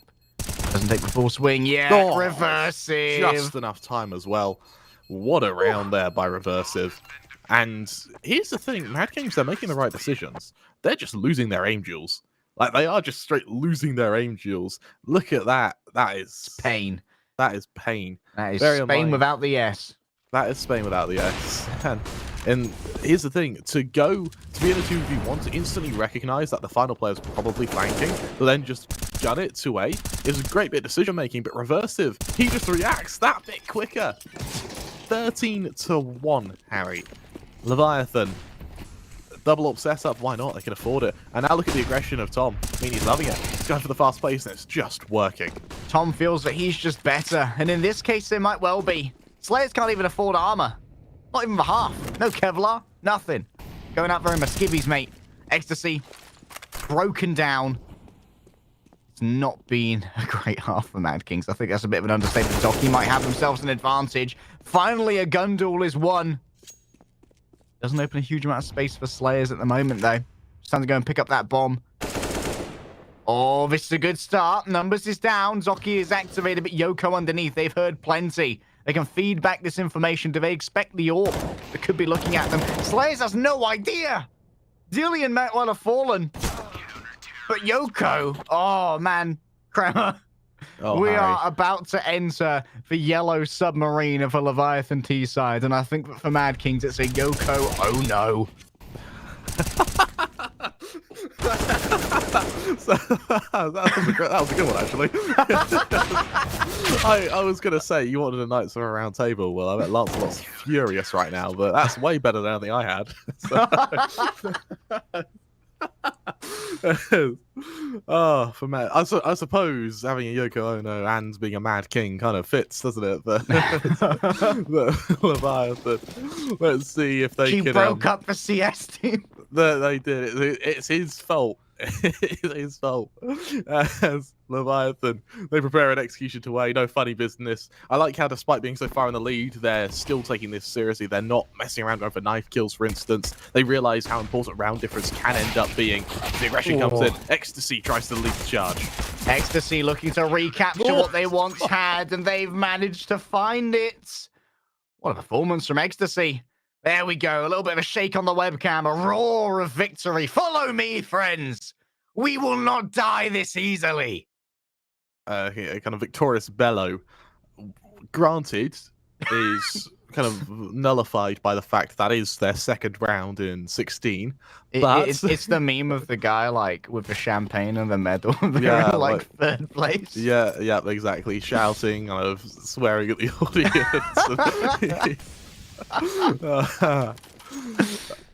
Let's see if they can hold this attack now. Oh, going a bit aggressive, and this could line up. M4A1S in hand. It's a big investment, but will it pay big dividends? The cover of the FAMAS is solid, but Tom's found their man. Nico. Oh my goodness. That's some LATAM aim right there. Clean on it. 1962. Lovely shot there from Slayers. Can be... Did they manage to find that other M4? I think they might have. The one that Zoki dropped. It might have been a little bit too far away. Solid stuff now. When imagine this could be the foundations of a comeback, Harry. I don't want to get ahead of myself. Chances of it going as successfully as that is very low. 14-1 mimicked is going to be tough, but there's a chance. They've tripled their rounds, Kramer. 200% more winning than they previously had. That's a lot of dubs. That's true. That is a lot of winning. Multiple dubs given over. Are there two people stacked up in the tunnel right now? Interesting. No one really going to be there to meet them in mid. Not a huge amount of presence, apart from Slayers and Connector here. And Nico on the other side, ready for a swing. They might be able to generate themselves a good crossfire. Slayers puts himself in the corner. Might try and go through window instead. Nope, it's actually going to be the rush. There's numbers. The second comes on through, but Tom at that range wins with the Deagle. The one Deagle is strong today. And Reversive doesn't have much to work with. Dillian elsewhere has been mown down. I'm not sure where that FAMAS even came from. It just wielded. They pull it out of nowhere. Pull it out of hats. Yoko, though, has a pretty nice flank, unfortunately, in this case. Spotted. Might allow the bomb to get to the site, but even then, P250s, what can they really do at this range? Apparently plenty. Zoki just does not respond to this. Looking for one taps with a FAMAS. Could grab themselves a plant here, but Tom's going to... What was that? Oh, Tom! Oh, Tom! Oh, it all opened up! We talked about it before, but this round certainly is for Yoko. Oh, no. That is an incredible round there from Tom. And I mean, that is... It's over for Mad Kings. That was their foundation of a comeback. They have a clean few rounds. They get some money. They work with it. It's just gone out the window off the back of just the odd bit of pistol, the odd armor, and some extremely fragrant skill from Tom there. 15-3. Oh, yeah. That smells like dubs. Skill. Yeah. I know how to smell letters. I can smell L's and I can smell dubs. And that what was does a definitely dub smell of? Roses and mature cheddar cheese. And blood. Lots and lots of blood.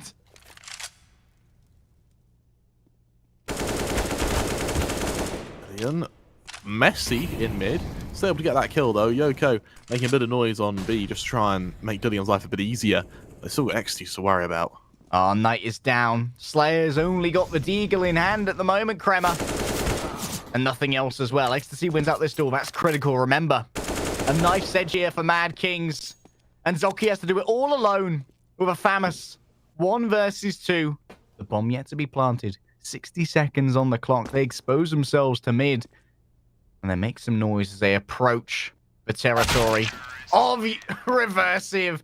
And that is what we've come to expect. A headshot straight away. Mad Kings, they've been dethroned. It's insane to think that we had such a close game on Inferno. I will admit, did definitely call it to say that we're going to Mirage. It's either going to be triple overtime or a stomp. In this case, it was a bit of a stomp. Harry Leviathan, they sort of turned into the Leviathan we were expecting, and they really, really deliver. They still show cracks, you know. We still see a few messy sprays here and there. However, so at the end of the day, that's just some clean CS that came from them. Just every single gunfight seemed to be going their way, Chrome. I don't know how else to put it. Like, even when it took Yoko like 6 shots with the pistol to try and take someone out, it's like they didn't even know where it was coming from. He was a ninja in the back, getting those assassinations, and then the 1Ds. Just nothing went the way of Mad Kings on Mirage. No, you're absolutely right. And as we get ready for our next game of Group B, you need to remember as well, this doesn't eliminate Mad Kings. They still have a chance to play the decider match and qualify out of Group B. However, they'll be playing against the loser of River Plate versus Stone, an incredible matchup between 2 Argentinian teams that we'll see emerge in just a moment.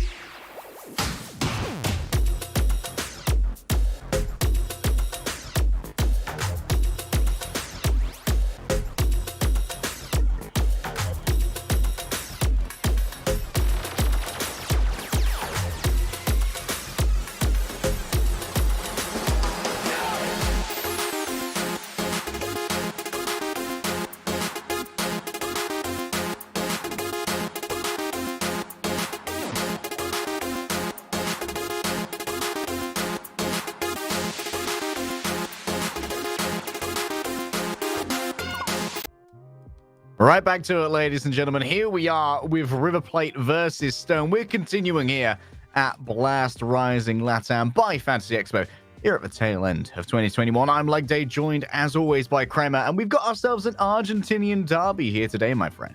That we do, and I'm really looking forward to this, not only because Argentina, it's a big enough region to have your own hubs, to have your own kind of pool of players that you keep tapping into. However, it's also good enough to stand against the entirety of South America. What it means is that you have 10 players, or 9, I guess in this case, who know each other very, very well. Teams who have practiced against each other, who probably have played on the same teams multiple times. And for me, that means that this is going to be a very kind of knowledgeable game from each side, which puts even more of an emphasis on aim, something that we really, really wanted to highlight in that last series, and we saw in the final map, Leviatan.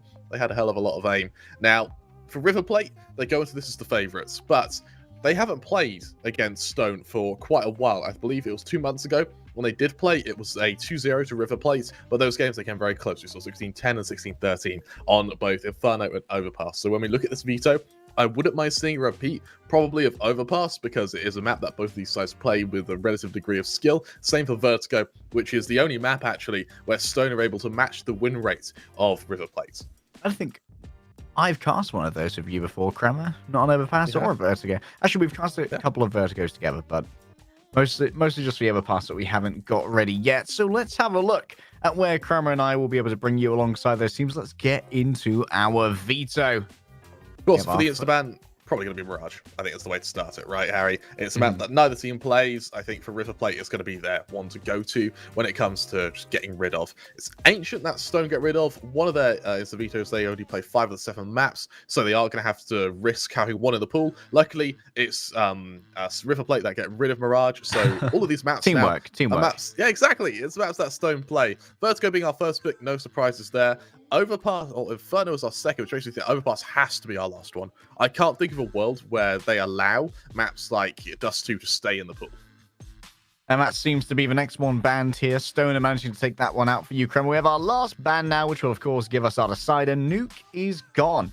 I haven't seen any Nuke in the first 2 that we've cast here in Group B. But remember, guys, in the overarching tournament, we are only halfway through our group stage. I believe we've got 4 different groups.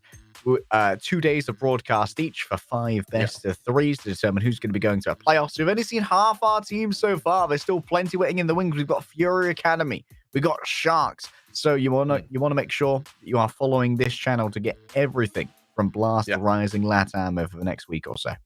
Yeah, you're absolutely right. And I love this veto, Harry. I really, really like it. Purely because we've seen these teams play against each other on both Vertigo and, well, actually twice they play against each other on Vertigo and then once on Overpass. The outlier for me is Inferno, which they have played against each other quite a bit, but it's been the one with the most varied change in who wins it. Both times River Plate have just clinched it, but as every time they played against each other, it's got closer and closer. So River Plate are just inkling towards, scraping that victory. And if this form is going to show anything, I suspect we may be due a third map. More importantly, I think we were going to be seeing some very long games for both these sides, just because of how well they know each other.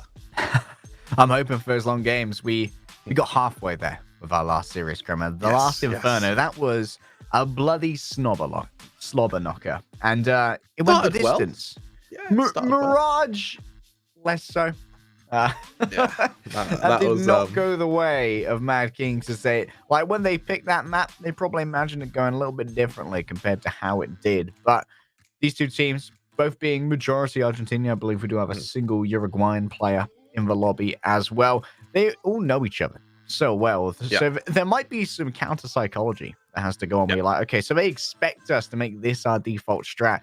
Are we going to try and amend that, or are we going to not amend it in case they think we're going to amend it, but it's actually the default strat that they know? No, you're absolutely right. For me, these opening 2 maps can be fairly important. Vertigo, particularly, it's a map that sure River Plate go into as the favourites, but in recent months, they've really struggled, losing to both Leviatan and Pain. Now, Leviatan, as we saw in Mirage particularly, they are a good team. Yeah, there's no doubting that. It was a close game.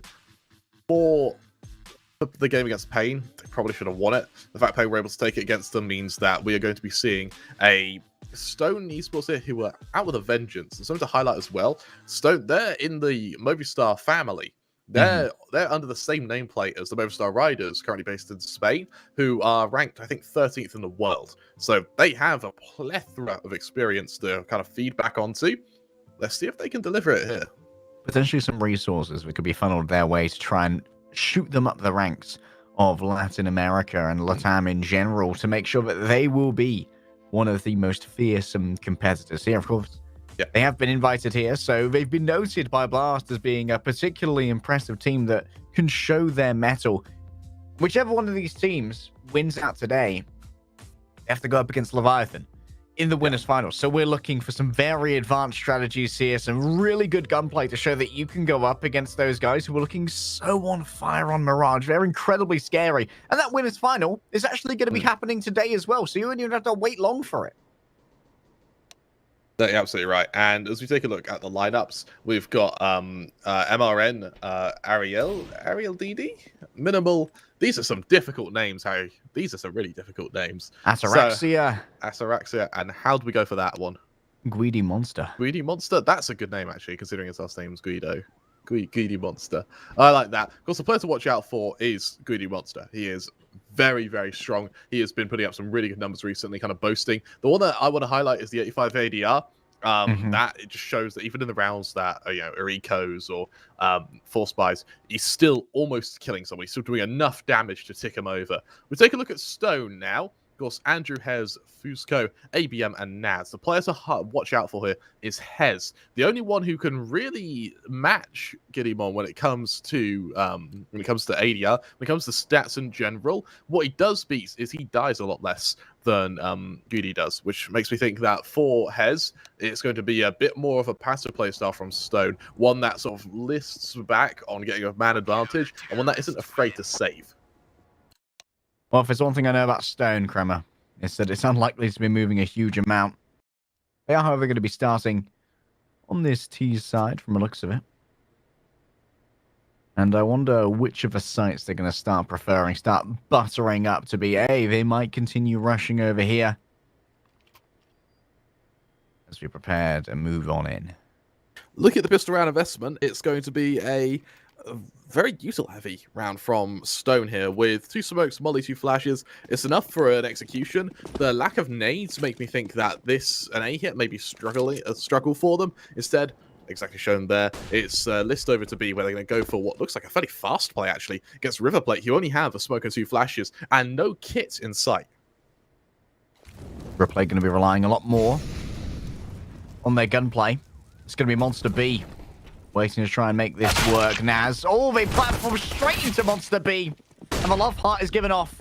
A love tap with a USP. And chasing out the remainder of these T's. Hez has tried to make some difficult inroads here over the top of those boxes, but now we have to meet up with Atraxia. And Aerial DD. They're able to get a trade out as well. A little bit of lag. Uh-oh. I think we might be in trouble, Harry. This might be problematic. That might be very problematic. Who wins the pistol rounds?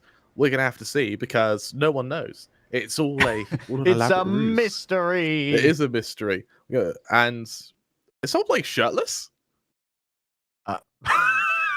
Oh my god, that's incredible. Bring up the nameplates. Yeah, name and shame. Let's see who it is. Who's playing shirtless in the dark room? We've got, this is like a difference in a really big clash of styles. We've got someone wearing, I think that's an Argentinian football team, someone wearing the team jersey, and someone wearing nothing at all. Like, that's great.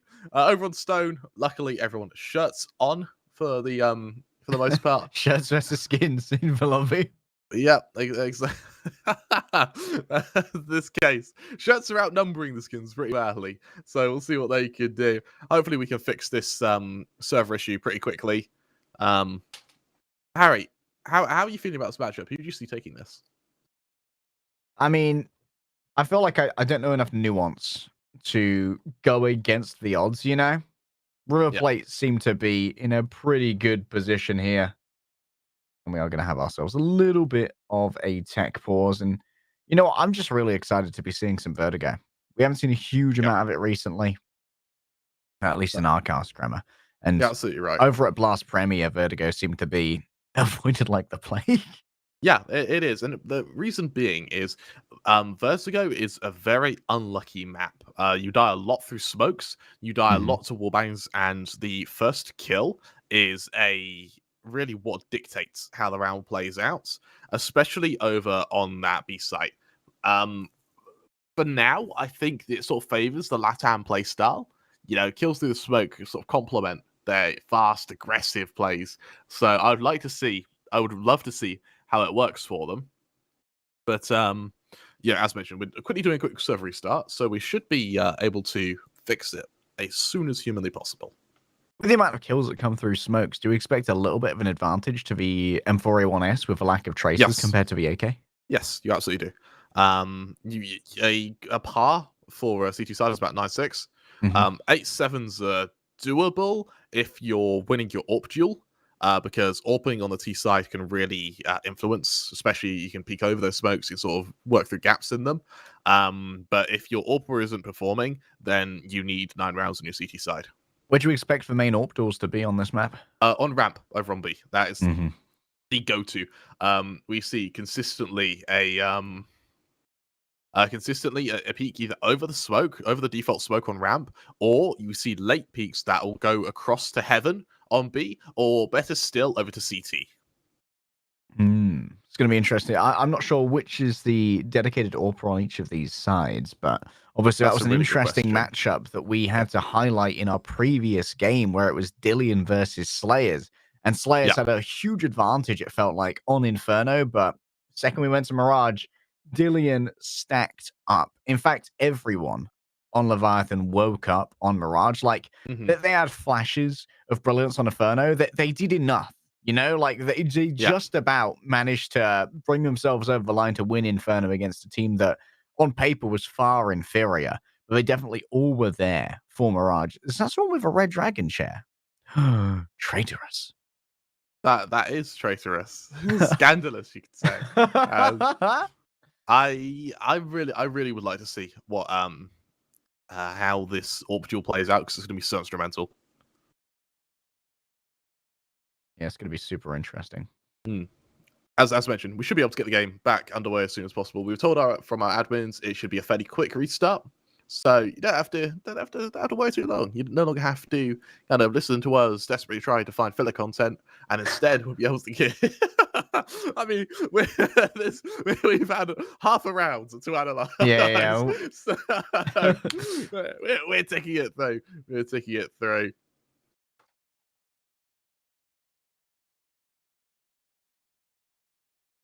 I want to say like 2-3 minutes or so. See you soon. Hopefully the game will continue then.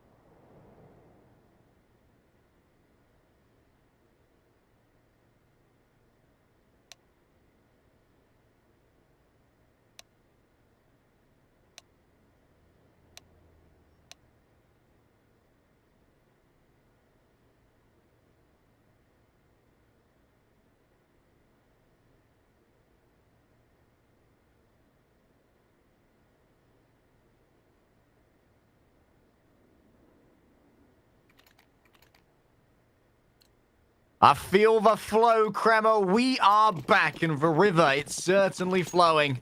Here we are, 1-0. River Plate managed to win out that pistol on their CT side.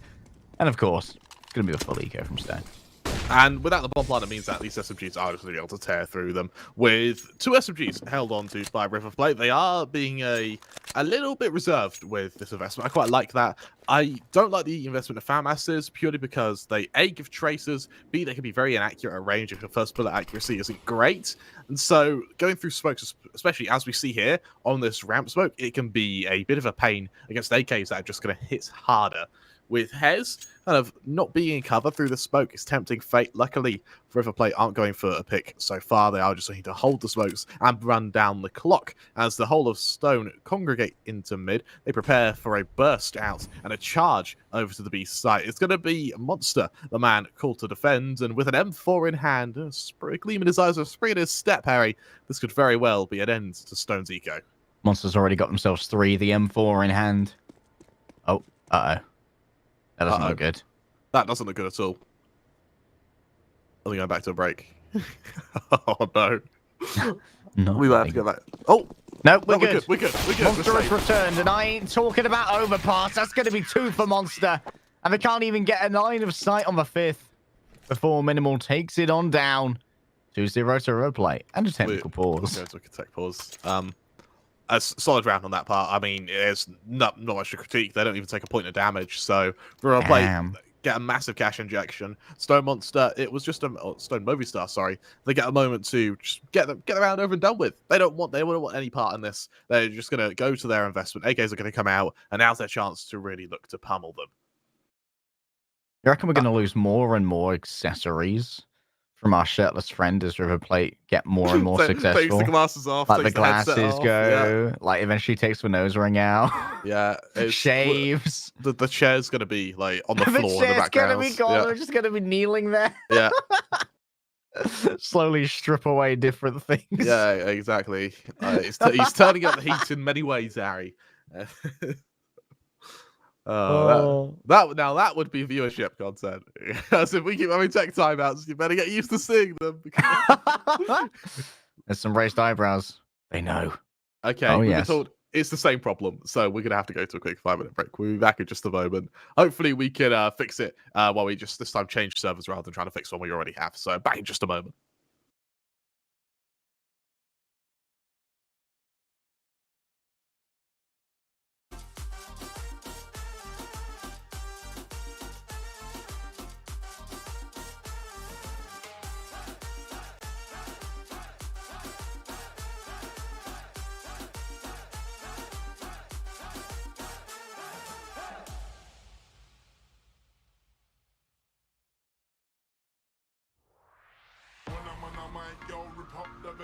My DJ is live in the place. I'm on the mic with my lyrical flow. I like it when the bass line's low.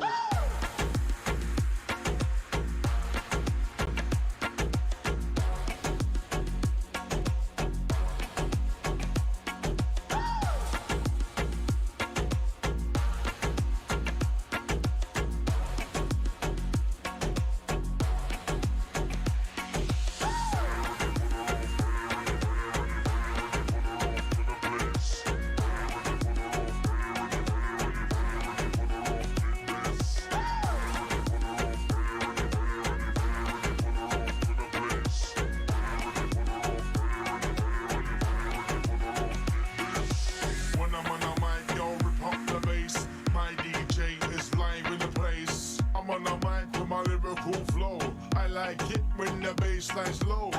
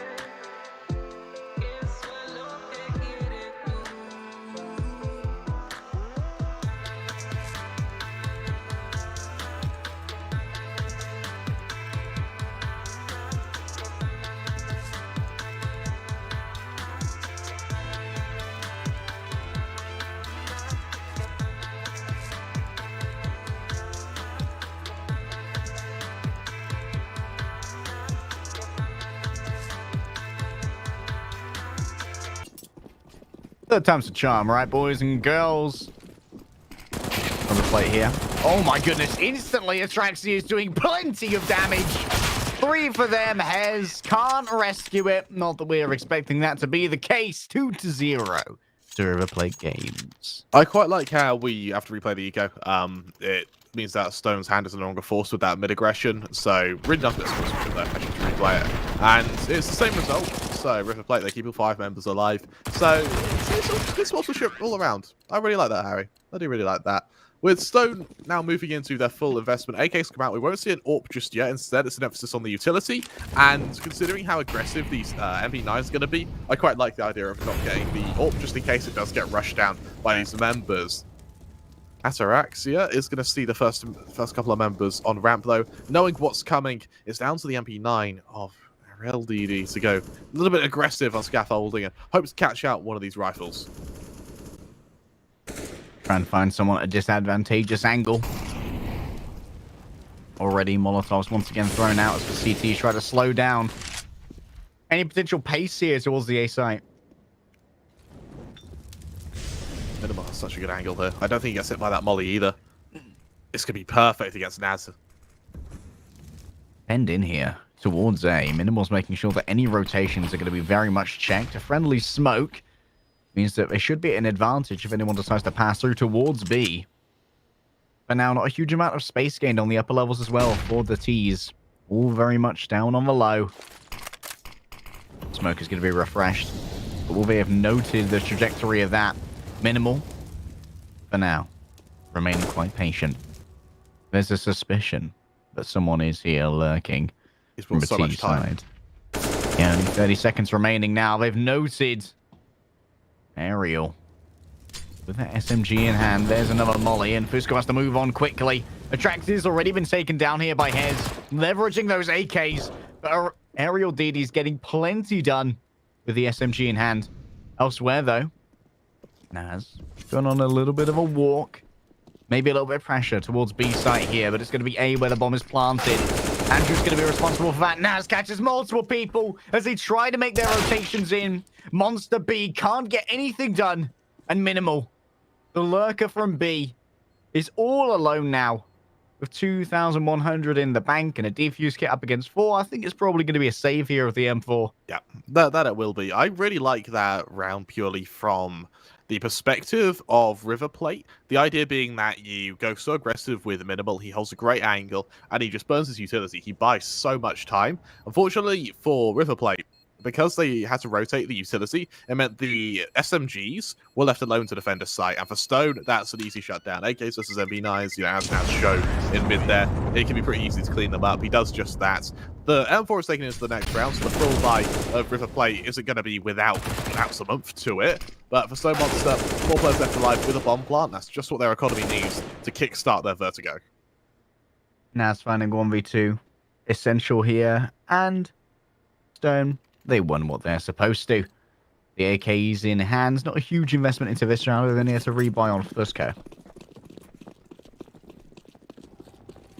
Rotation in mid now, and the AWP on Atarax is going to be the one to watch out for. Goes for a bit of a peek. The slow from the nade, though, is what does the majority of the damage. Really nice bit of tech there from Stone. As Minimal is going to try and get to the same position he had last round. Will they be able to get there, though? Naz wants to deny that lurk. And ABM is making their way down to reinforce some of their compatriots.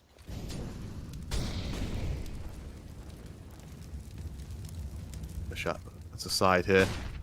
And I'm already. He's going to go aggressive off the back of it. I love this from River Plate. They don't want to give up any ground yet, Harry. The bomb has been passed back. Someone else needs to try and take point right here behind Ivy. MRN tries their best. They turn away, anticipating a flash. And Atraxia now, what can they do with the AWP? They'll see ahead. They won't be able to shoot it. They'll be burned to death while they were concentrating. Staring down the scope so hard, they didn't feel their body turn to cinders and embers beneath their feet. 2-2 now. Bomb can be retrieved fairly easily. And they'll move together now. The CTs, much more split. Now, level pegging, including HP, Minimal and Naz. Just about 30 HP between the two of them. As they look to encroach onto this B site. Minimal, the low HP player, is the one who has to defend. Luckily, he has a head glitch in heaven, though. What good will it do? Molotov coming on out. Minimal seems unperturbed by this, and ABM will go for their plant here. Monster B has made their way as well to the A site. ABM could be caught off by surprise here. That's a beautiful opening from Monster B. And now Naz with 29 HP has to take on 2. They can't even get the first. Minimal takes the swing, hits the shot that they need to. And River Plate are back in control. Solid round from River Plate there, and I love the re-aggression in ramp there. You make sure that Stone have to fight for every inch of ground they take, and by the time that Stone gets to the site, this flash here, even though it did lead to the kill on MRN, and Araxia, he bought enough time there. He's caught out sure, but they have to expend another molly into holding him back. That extra molly couldn't then go to the defense. Beautiful plays here from River Plate. Solid retake, good with patience as well, making sure they could find themselves some advantageous timings. And I believe they may have been able to grab that up from behind the sandbags as well. Oh my god! They did not expect Hez to have covered this much ground this quickly, Kremer. And Aerial DD is punished for that. Atrax is forced to move on back, flashed off the angle for a moment, but doesn't decide to surrender it. Instead, holds it down, hoping that someone would be audacious enough to challenge the dominance of that orc. A double flash comes through, but MRN, they have to move now or they're going to burn to death. Oh. And they choose to burn. The Viking funeral is given over. The CT side here, they are struggling on A. Andrew moving on forward. Was that a beautiful... One left. Atraxia might decide to back off here with this AWP. Go for a save. Harry, that's a big blunder on River Plate's part. You saw MRN, he's holding that molly because he knows the second flash is coming, and he's probably commented to his teammates there. They just don't throw it. They actually just don't throw it, and he just dives to the molly. A big blunder on the communication of River Plate there, and Stone, they capitalize off it beautifully. Solid stuff, and with River Plate now moving into a... They can just buy next round, I think. Aerial DD can get a FAMAS. MRN and Monster Baby down to Deagles. But you can put something up to try and stop them. Would you consider it a worrying trend that 2 rounds in a row, different members of River Plate have died to staying in Molotovs? The AWPer, I mean, he died to it because he was fighting. So I understand that. That miscom there is really bad. Like that, you can't allow that to happen frequently. Otherwise, your team are going to tilt badly. The fact you lose those rifles as well means you're down to an eco. Hero moment from Naz. Grabbing a pair. Removing huge amount of the economy, including what I believe was a saved AWP. River Plate now. Not much firepower to work with. A couple SMGs hoping to try and get some kind of farm, maybe. Atraxia has been able to mow through multiple people on their approaches towards that A site. Oh, Plenty's going to be met on this round, though. Minimal instantly executed. No. No shenanigans here. There will be no quarter given. No mercy afforded. Busco feels the same as the shots ring out and the blood hits the floor. Stone Monster massacre this eco. Oh, they've both been spotted. What timing from Andrew. It just pummels River Plate's economy. Look at them. They've got to eco this round. I would have liked to see them eco last round. The fact that they end up going for this kind of fragmented force spy means that when the AKs start running into them, there's not much they can do. Granted, when Cusco's aiming like that, there's not much you can do regardless of your investments. But nonetheless, Stone looking a lot more coordinated moving to Vertigo. Certainly the case. Stone have managed to tie it on up. This is the full USP eco. The element of surprise and maybe some horde tactics. What River Plate may try to look for here, considering how little firepower they have in comparison to Stone.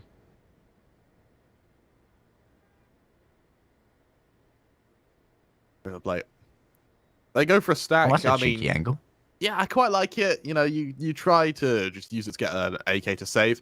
I would have rather seen them use this boost on a full buy when you have a chance of winning a round once you have a man advantage. In this case, you're looking to garner an AK, But even then, when you do that boost, you don't know how many players are waiting back at the bottom of ramp. So even if you get that kill, you can't promise that you'll be able to save the AK. Not much is for certain, Crammer. Fusco and Hez, the tip of a sphere. The first one's in. The double boost. Oh, oh my god! Oh, they had no idea about ABM and Andrew. No. Nothing like that today. You're nicked, mate. You're going to jail. Minimal, I don't like his odds here, Harry. You know what? Call me crazy. I wouldn't bet on it. I wouldn't either. As we see let's see him at least attempt a bit of a push here. He might be able to catch out ABM, a low HP player. Same for Andrew. Fortunately, it's a bit of a lucky dip as to who he sees. Unfortunately, ABM's the first one. Yeah. Nice stuff. There's a tap. Who's up next? At this range, the AK is going to do like a little panic bit more. a bit. That makes him sweat a bit. Yeah. Just body shots all the way. No one taps for you. Yeah. That's fine. That's fine. Something to highlight as well is that this is Stone's map pick, so you would expect them to be more versed on it. However, it's their map pick, a map which both teams have played against each other quite a lot. So River Plate really needs to make sure that this continues to be a position that they can exploit. Stone monsters or Stone, they move into another default here, AKs in hand. Now we see the AWP out on Hez. Let's see if it's used to get that pick on ramp. More importantly, without the AWP on minimal, we'll see if they even attempt to fight it. Get him, Cone. Aerial DD. Takes a touch of damage. But for now, a little bit of foray, full control, not committing after that Molotov. Just, hey, senpai, notice me. I'm attacking your B.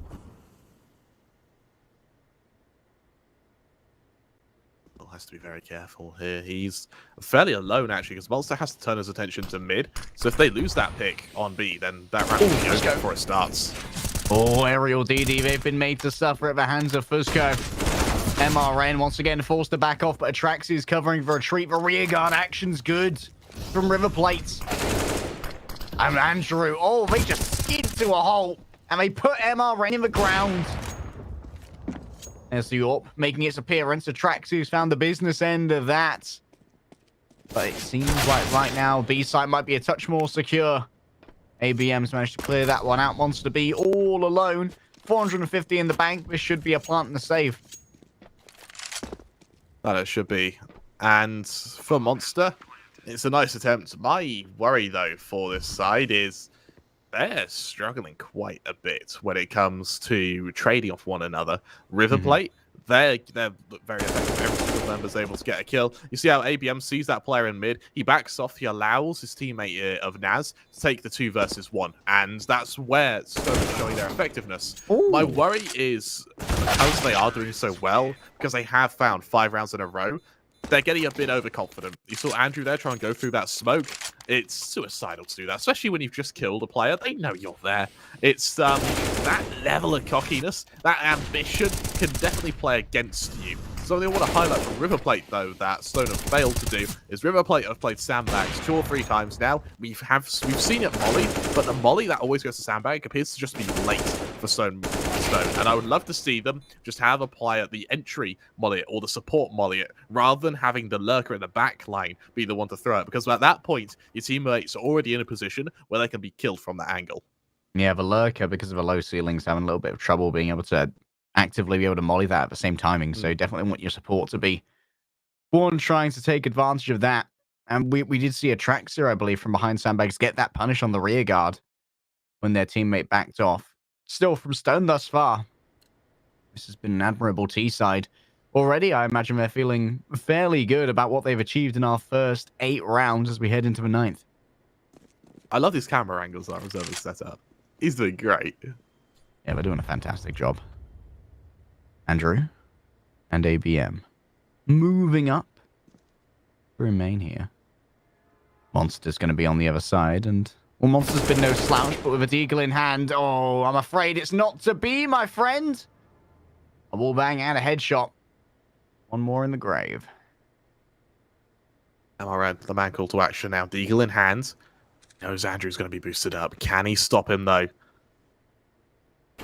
Like, the shaky buy, they need to get some mileage from it. Unfortunately, this Deagle in mid may not be it. So Stone, they are really good. They're actually just completely faked where they're going. They got a presence in mid, sure, but there are still players outside A. This isn't a take for Stone. This is a default, which has just gone a bit too well. Bombs ready to be picked up on the underside. Aerial DD, dare they give it a little bit of a look?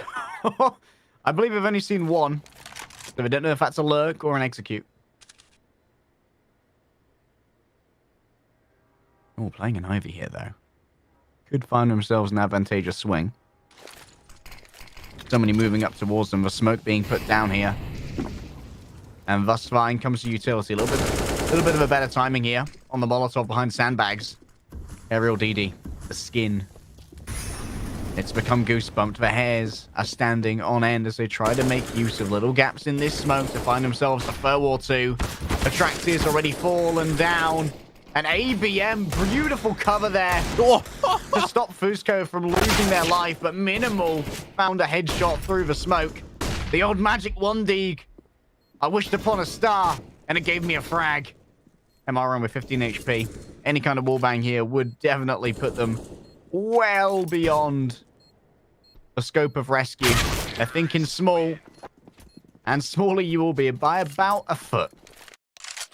Well, I would argue 6 feet, actually, they find themselves under. This has, for now, River Plate, that was their eco. They get it out of the way. Sure, they do a little bit of damage, yeah? They make Stone panic a bit. I mean, Minimal, that is just Disgusting. Disgusting. Absolutely abhorrent kill. But it makes it costly for Stone. Not too costly, you know, their money's really starting to soar after 3 rounds or 6 rounds in a row. The River Plate, the full investment comes. There's enough money for Monster to drop Minimal that AWP, which will finally allow us to see this Minimal Hez AWP duel. And what I quite like about Hez's AWPing is it's not flashy. It's not this hybrid sort of fast-paced AWPing that we see from a lot of South American AWPers. Instead, it's just very reserved, gets a pick, stays with the team, supports the team, and follows from there, rather than going for this almost abusive bullying level style. We got a flat screen installed. That's what the construction work was for. Exactly.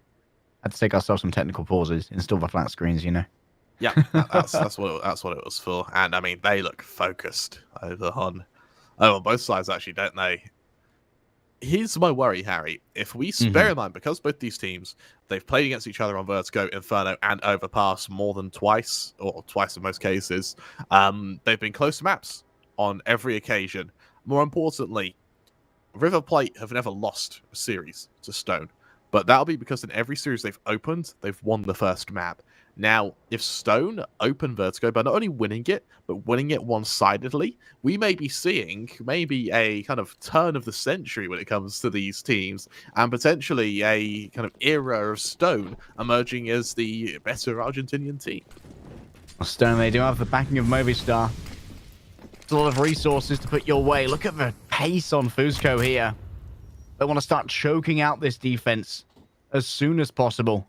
CT side as well, though. They don't want to give anything away for free. Monster B. They can only win one. The second isn't going to go their way. They have removed that AWP. One less highly dangerous bit of materiel that's gone. Minimal. Bloody hell. It's going to... Oh, what? no. How do you get it? Well, what's this? 20 HP and a 1v4. ABM, I mean... He's feeling confident. Maybe he could do it. But he's going to need to start by shutting down Minimal, a player who's already killed 2 of his friends. Might even be time to go and try and loot an AWP here. For either side. No noise made thus far. Aerial DD. They were thinking about trying to brawl underneath. But they're going to be passed by here by ABM. He's actually moving straight into the crosshairs here of Atraxia. Not much HP to work with, and Atraxia. It's a quick body shot.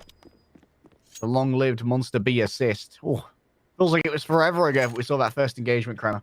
You're absolutely right. So only so much that can be done there. And for Monster B, great round to start. Punishes Hez for missing that shot, and then does a little bit of extra damage as well. Minimal, some clean shots for MRN. Well, you know, he takes a moment to look Fusco in the eyes before he delivers that killing blow. And I quite like it. It's respectful. Got to at least look at the man you're killing. As Says River sorry Plate- beforehand. Yeah, like, it's nothing personal, man. It's just business. Nothing personnel, kid. Yeah, as River Plate move into this full buy, a couple of rifles to play with, limited utility on Monster and Minimal because their economy, while good, isn't off the ground yet. For Stone, full investment. They can afford it from the 6 rounds on the bounce, including the bomb plants. What matters, though, isn't this buy. If they lose it, they can invest. It's the buy after, whether or not they're able to bring out that AWP again on Hez. They only have to worry about 4 rounds. 3 rounds after this one, though, Kremer. With 2/3 through the half, noise made here by Andrew, who then slinks away after gaining the attention of ABM.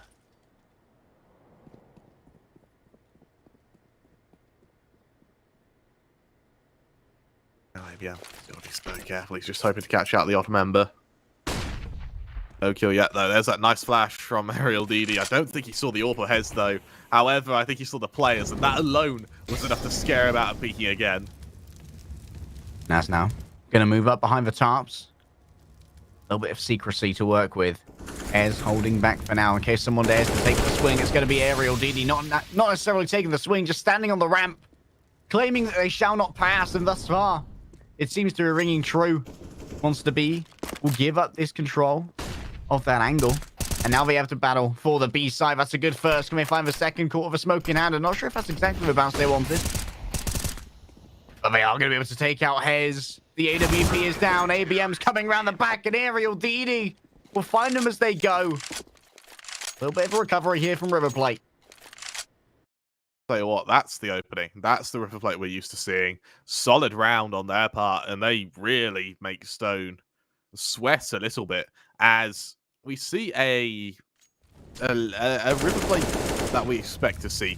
Ataraxia once again is able to get a kill from sandbags there, Harry, and it's Stone. They just haven't been able to nullify that position, and it falls down to Monster. Some great aim on B. He is really being a monster at the moment. But for Stone, now they have an investment. Again, it's an investment, but they're only just able to scrape it. ABM and Naz below 1k. And now look at it. Massive commitment into making sure that sandbags is clear. And allowing that again. Ariel Didi got punished for their attempts at wallbangs. Their wallbangs right back. That set smoke gives a little bit of room for Fusco to work with. But already the CTs are swarming this way. They want to commit to this plant. They've still got plenty of time to work with here, Kremer.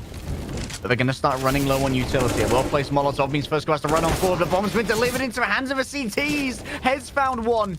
That's MRN down. We don't have as much to work with here when it comes to recovering fire. Flashes put on out. Like the blitz up here in Vertigo. Trax is going to send out yet another. But will Hez be able to do anything from the back? The answer is no. The CTs are striking, but Andrew strikes harder. 3 kills here for Stone. Coming out of Andrew. The sole Uruguayan in this game, and the only non-Argentinian, is that able to show why he was worthy to join the Argentinian ranks. These have been some solid shots from him. And here's the thing with Andrew. What's scary, well, actually what is already scary, is the fact he can have hero players like that. The part that really makes you soil your pants is that he can do this consistently. Already spearheading and leading the kill count in the game so far.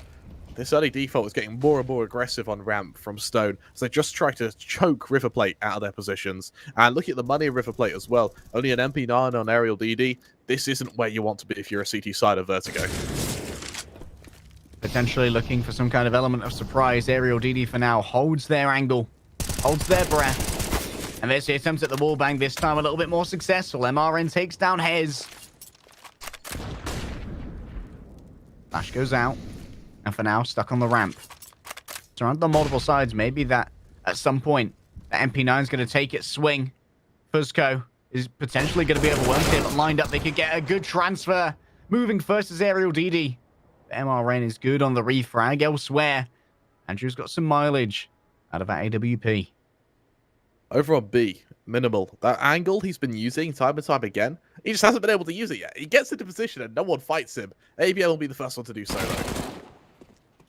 Finally, Minimal gets their man. Easy refrag, though, for Naz. They knew what they were looking for, and they found it easily. A flash out onto B. Naz manages to avoid it, but they can't hit the bullets that they need to. Monster B gets that bomb in hand, and now all they have to do is stand up to Andrew. Soon they may well be seen. Some noise coming through from the drop. As they throw the flash, Atraxia finds them through the smoke. Follow the trajectory to the source, Kremer. Okay, nail biting, Harry.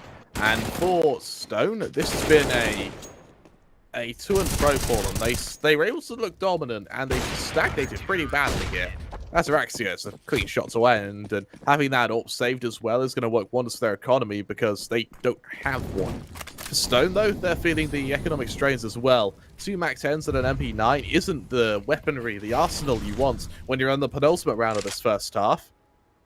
But that's Araxia, that's not the HP you want either. Plenty of damage taken. Monster B, can they get a second? Yes, a third, potentially no. ABM will deny it.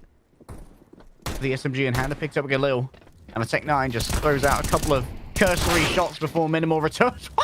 He got blown off the building, cuz! Andrew's absolutely dominated him. Look out below. It's raining CTs, baby. Hallelujah. That's Andrew. He may be caught out by MRN here on the flank. Does he expect a flank to come, though? This may be really problematic because they may not even be able to get to the site in time before this flank hits. I think the timing might just give him a little bit of an advantage. MRN's going to the wrong site. Yeah, he's checking B ramp. Meanwhile, it's A ramp that's occupied. Andrew and ABM, both here. Who will they meet but Atraxia? Finding this pixel here with the AWP. They've got the cover of aerial DD. Out go the Molotovs. Remember, there's not a huge amount of health to play with on Atraxia. If they get mollied, they're going to have to run, and they're going to have to run fast. The AK leads the way. Andrew, once again, they've been a hero of A-side before. Can they make it happen? They grab the first. That's a nasty flick from Andrew. And ABM finds a second. Here comes a plant, but will they expect where MRN is coming from? Around the back. M4, A1S. And the stealth is important. They've noted one. Can they find themselves a second? They know they have themselves an advantage. They know where both players are now. They'll take the first duel. And now they can try and hunt down the second. They know exactly where ABM is. They had all that they needed in terms of information. A mad dash to grab the AWP, and then it's going to be a defuse. Solid round from Stone to get to that site. For Andrew to hit a wonderful shot the swinging MP9. For ABM to kill the AWPer. And then a solid round from MRN, who wins and converts that 1v2, saves the AWP, and in the process, saves the economy of River Plate because they didn't have any there. Stone. Got a bitter taste to be left here. Thanks for replay ops. Oh, they really hold it. Something that's pretty fun as well. And I'm waiting to see it happen in a pro game. If you die in the right way, you can hit one of the cars in the skybox. Like, if you really fling yourself off the map, you can make it. So I'm looking forward to the day that happens. I'm jumping, AWP me. Yeah, exactly. The Stone. That's a lot of damage through that smoke there. He's one of the riflers as well. Being tagged so low, he may just swap weapon with Naz. Taking advantage of his lack of traces, aerial DD is going to be caught by 2 here, potentially. But they don't have the timing. Do they have the adjustment? The answer, of course, is going to be no. Andrew puts them down. And now MRN, the previous hero of the last round, is the next up to try and battle Stone. River Plate, they don't want to be walking away with a round disadvantage from their CT side, but Naz already closed so much distance here with the Deagle. MRN's going to hit themselves a reload. Do they know how close that this CT is? They cede away a little bit of that space. Out goes the flash. The plant is going to come on through. They've seen exactly where Fusco is, but they don't know where anyone else is. Was that a HG right there? They just did so much damage, and MRN's just allowed to mow on through them, but they can't outduel the Deagle. Minimal can, though. ABM playing it slow, potentially, but Atraxia catches them on a swing. Defuse is good. And a River Plate will be able to walk away with an advantage in rounds, but not as much as you'd like. Just able to clinch out. Just able to clinch out the round there. And we look over to a Stone who moved to the CT side. Bearing in mind that it's their that the CT side is their preferred side by a bit of a distance, but is it enough to win here? is my question, because right now, River Plate, they ended that half looking very damn strong. Incredibly so. River Plate, they recaptured their essence after 3 rounds and then a little bit of a fall off as Stone really found their own stride here on Vertigo. Speaking of strides, loud ones are being made up towards A here by MRN and the crew, who will stand in their way. It's going to be Hez up on top of the boxes, trying to make something happen with the amount of cover they have. MRN's already struck once. Can they get themselves another one up against the USP? It's not going to happen. Hez has already got plenty done. Silent but deadly, these USPs. But no one to be seen. The bomb has been planted. Extra money already achieved. Andrew going to start getting a little bit proactive here. Traded out by Monster B. And Naz knows exactly where Monster is now. They need to win the duel, but will they be able to do so? Monster B is so clean on the aim. Everyone wins their duel, Crema. Everyone wins their duel. Everyone is able to deliver. And now with a 2-round separation, things all of a sudden look a bit scary for Stone. If they aren't able to find a solution and quickly to the T side of River Plate, bear in mind, you haven't seen the T side yet. You're going to end up with the game slipping from you, similarly to how the first half started. The only difference here, though, is if it slips, you don't have space. You don't have the wiggle room of rounds to adjust. You need to get it right. You need to get it right first half. You need to get it right. And right now. Let's go here. Awaits for... They've seen MRN. They've seen that rifle. They feel the fear.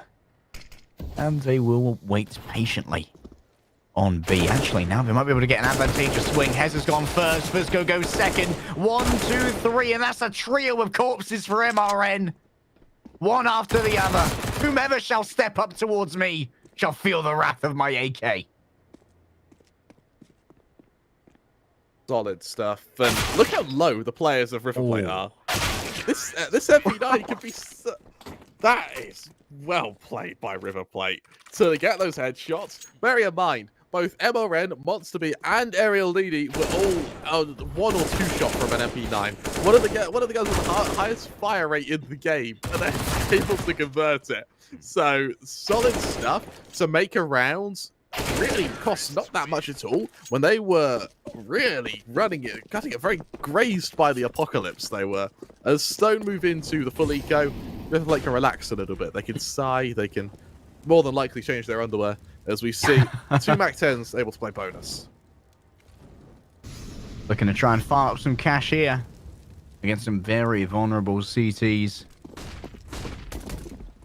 Swarming over towards B at the moment. Do we have any idea how far Atraxia has gone in terms of taking away this space? MRN's already got themselves 2. Atraxia just keeps on firing, but MRN, they want their second 3K. Can they make it a 4th? You bet that they can. MRA is having a game. Really, really strong stuff now. When let's see what can be done by a full buy of Stone. The easy goes, the pistol round and anti-eco. They've looked kind of flatulent, but now they have an attempt with M4s and utility as well.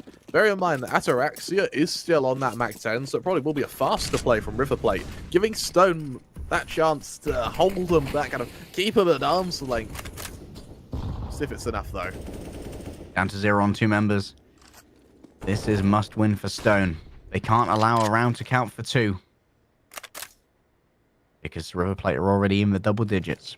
Getting inexorably closer to that dub.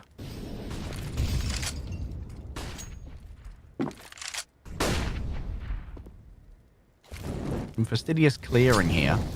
Molotov sent on out. And sandbags will be cleared. But at the moment, it's only ABM who's actually committed their body to this area. I'd like to see a second here to try and maybe trade off them at the moment. A lot of focus given over to B, but not really much made in the way of forays over there. No presence at the bottom of ramp has been established. This utility being expended by ABM is very effective. Very well. There's only a minute left, so River Plate, they kind of got to get a move on. The molly's been dropped by Fusco just to try and buy some time. Hasn't quite been able to convert yet, though. Look how little utility River Plate have when they hit this site. They need to get a bomb plant, and they need to get it quickly. Otherwise, they're just going to have to hope their aim wins the round for them. Here comes the movement. Monster B looking for the plant, and they're going to be able to find it. Hez has already fallen down, but now ABM stacks themselves up on top of the boxes. Looking for MRN. Peekaboo. I see multiple people, but they saw me first. Whoa. It's a massacre, Crema. They're all dead. That's no one even perfect. fell on the side of River Plate. That's perfect. That teamwork there is flawless. And I love the way how when that bomb goes down, they instantly get into their afterplant positions and they have a constant bait and switch. You see how the header player overextends to kill Monster there? MRN picks it up. Monster gets the player swinging to kill MRN, and MRN gets the counter. A little twofer from both players there, and they just outplay Stone there. Stone moved down to the Deagle. Some players have armor, player even has a flash. Will it be enough to kill MRN though, who's looking to dive straight up pits here? Oh, caught with Util in hand, and MRN in tandem with Minimal punishes the audacity. One more Deagle. One more shot at defending this B site before a plant. It ain't going to be happening here. As in a dream. And honestly, not sure if I'm vibing with it. Run, Hez, run! Yeah, I mean, Run, you fool. fly. Is it fly or is it run? It's indeed fly, you fools. Oh, okay, right. Just make it. Just You were wanted to- correct. Good job. Yeah, good job, misquoting Your the Lord of the Rings, Gandalf Harry. lore is up there. One of the greatest pieces of cinematography to ever grace the media. You've misquoted it, but that's okay because this is one of the greatest vertigos to ever grace. I'm new Yes. to CS, Kramer, but I don't think they can fly. You'll have to correct me if I'm wrong. Well placed nade and an AWP shot. Oh man, it gets me every time. I know. It bounces back. It bounces back, My Harry. heart still stops. So I was like, you need that. Where's it gone? You've heard the bomb has been defused, but have you heard the bomb has been dropped and lost? Imagine that. You've shown up to love a skyscraper and like Oh. Dave's left the C4 at home. He's left it in his car, all Always 50 floors Dave. down. I told you we need to put someone else on C4 duty because Dave is just Yeah. He can't be forgets it. trusted. Yeah, I mean he's got a nice heart and he tries, but he just gets so forgetful. Forget. Oh, what a swing there. Big flick from Monster B and Stone. They are having a real tough time right now. The AWP does remain alive. Hez is being quite ostentatious to their presence. Stompy, stompy, stompy boots. And the plant will come through on B. And Andrew, they're just going to save this double up setup. For Stone, the idea behind the double up setup was to try and use it to keep River Plate from playing fast. The issue is, though, it's such a heavy investment. If you lose these players, you're in a lot of trouble. And Ataraxia might be able to duel one of them. I think he's just had the scope as well. But his teammates joining him now. There's the jump across, there's the kill, and there's the trade. AWP gone. Andrew has no money at all. Hez is going to start sweating a fair bit, Harry. No one to cover me. I'm all alone. Luckily, the bomb may save me thus far. That was a really good trade, by the way. From the side of River Plate. Very well done. Have that. He's so ready on the close angle to take that swing. Definitely counting all their threats and playing with some good discipline.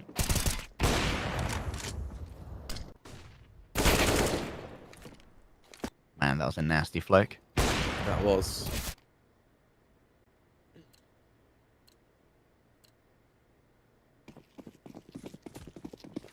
14-7 the scoreline. River Plate 2 away from a victory, and what originally looked like a very close game has been Stone just cut. I say it's Stone collapsing. It's Monster and MRN having a insane game at the moment. Yeah, Yes. MRN feels unstoppable at the moment. Absolutely. And here's the thing, it's both their aim being well, but the coordination between MRM and Monster has been flawless. Hez now can be snuck up on. He needs to be very careful. Public enemy number 1, Monster. Looking to try and destabilize Hez. There we go. They've spotted one. That's in the leg. Not what they needed. And Monster B will survive. One of the big 2 is low, and the other is gone. Minute. There's a lot of M names on the side of River Plate. One of the other M names, Ariel DD, going into mid. Thank you, Kramer. Your dyslexia strikes again. Yeah, just thought he was into that one. MRN, the kind of lone, healthy member of River Plate here. Monster with the bomb should be able to join his teammate for a moment. It's a little bit of well-needed breathing room here for Stone. And potentially towards the end of this round, they can upgrade this SMG and FAMAS combo for the pair of AKs that have been dropped. Those are over in the halls, and there will be a little bit of potential danger to making a foray out for them. MRN, with 11k in the bank, they're happy to just go raiding, dude. They're here to commit some economic felonies. Yep. White collar crime. Oh, that's one. That's Oh, two, it might be MRN! more than white collar crime, Harry. No! The white collar crime. He can't keep getting away with it. The justice system is stacked. The government are lying to you. MRN takes corpse after corpse. And now Monster B, maybe all alone, considers the Molotov suicide. You'll never take me alive in the 1 versus 1.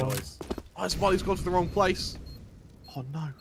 A tap on the bomb. That could be all that's needed. Monster B stands prepped, stands ready. They'll find it. They'll find what they need. God. River Plate, how did they rescue this? 3 letters will be your answer. M-R-N. It went from white collar crime to full-scale kingpin schemes. That was incredible. I thought the round was over after Andrew just burned down both members there. This spray control from MRN is flawless. To get the 3rd kill on a player swinging on him is just ruthlessly lethal. Monster, I told you already, Harry. The MRN Monster wombo combo is a well-oiled machine. Unfortunately, Harry, machines don't have space for mercy. I have not been programmed for mercy. And Hez has not been programmed for cowardice. Looking to dive into the smoke. They exit now. They find one. Can they grab themselves a second? They know that Aerial DD is close. They're going to pick They're going to pick up an AK and just rub it against his thighs. Do you like that, sir? Andrew, 1v3, Harry. It's looking unlikely for him, let's be honest. Yeah, not looking great. Not looking great at all. But it has to be done. Stone Movistar.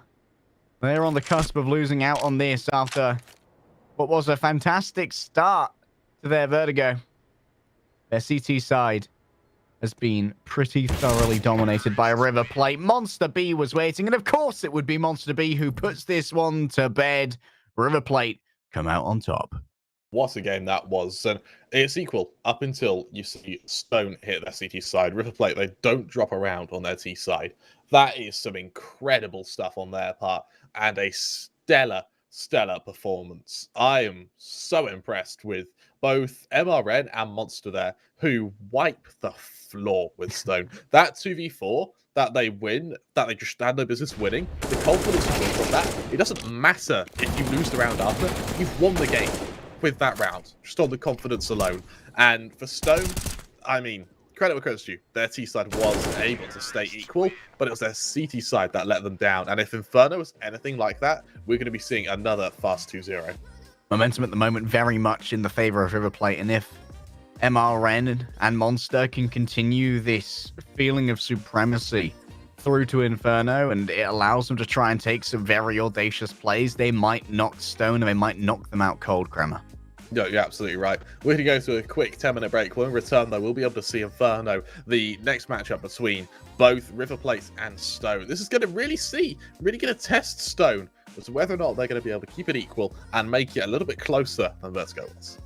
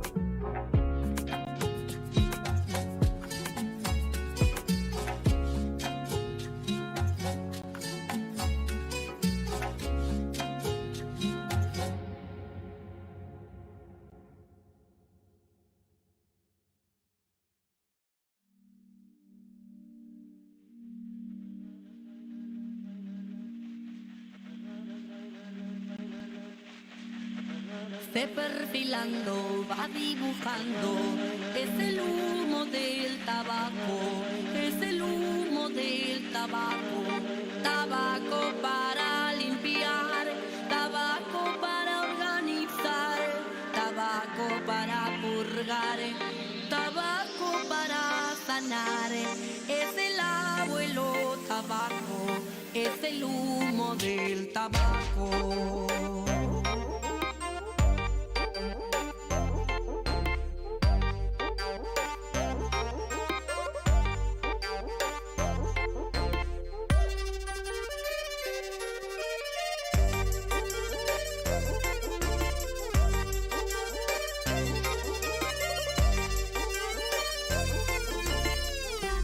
Se perfilando, va dibujando, es el humo del tabaco, es el humo del tabaco, tabaco para limpiar, tabaco para organizar, tabaco para purgar, tabaco para sanar, es el abuelo tabaco, es el humo del tabaco.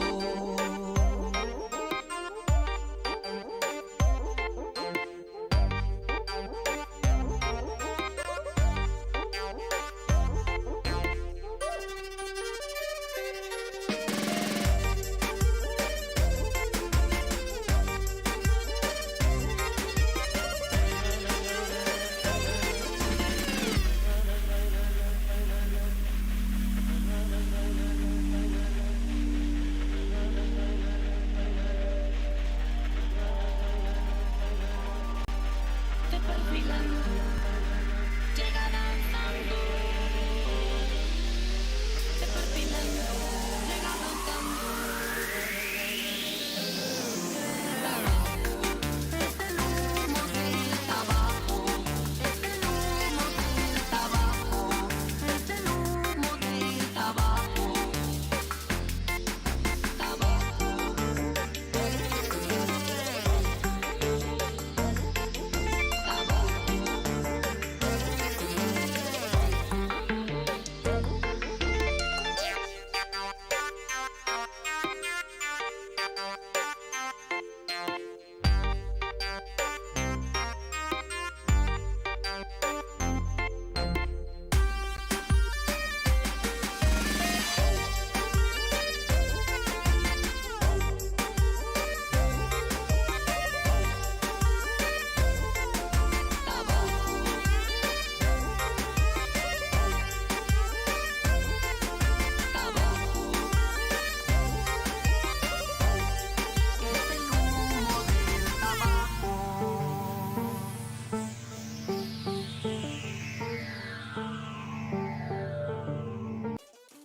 Bit of a longer break, but we all need to cool down from that spicy vertigo. But Crema, the show does go on. We're here with River Plate versus Stone, and River Plate find themselves on match point.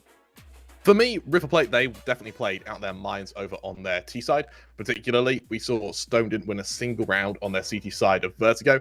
For me, that is going to be a very scary precedent to move into Inferno with. Bear in mind that Inferno, a CT-sided map, you need to be able to have a solid defense. And the reason Stone had a problem on their defense was because all it took was 2 players to dismantle them, that being MRN and Monster. If they can continue that success, if they can continue being able to just 2 versus however many are on a site, then Stone are really going to struggle. Bear in mind, this is River Plate's map pick. Stone, they do get to choose what side they start on, but that also leaves the scary prospect of the fact that you've just lost your map pick 16-7, the most one-sided defeat you've ever had against River Plate. Just period. That's as bad as it gets. It really sets the tone, Crema, and the tone is not a welcome one, far more somber, very minor, and, well, for River Plate. It's all starting to look on up. Let's have a look. We have Stone beginning on the CT side as we enter our best round. Ladies and gentlemen, welcome to Inferno.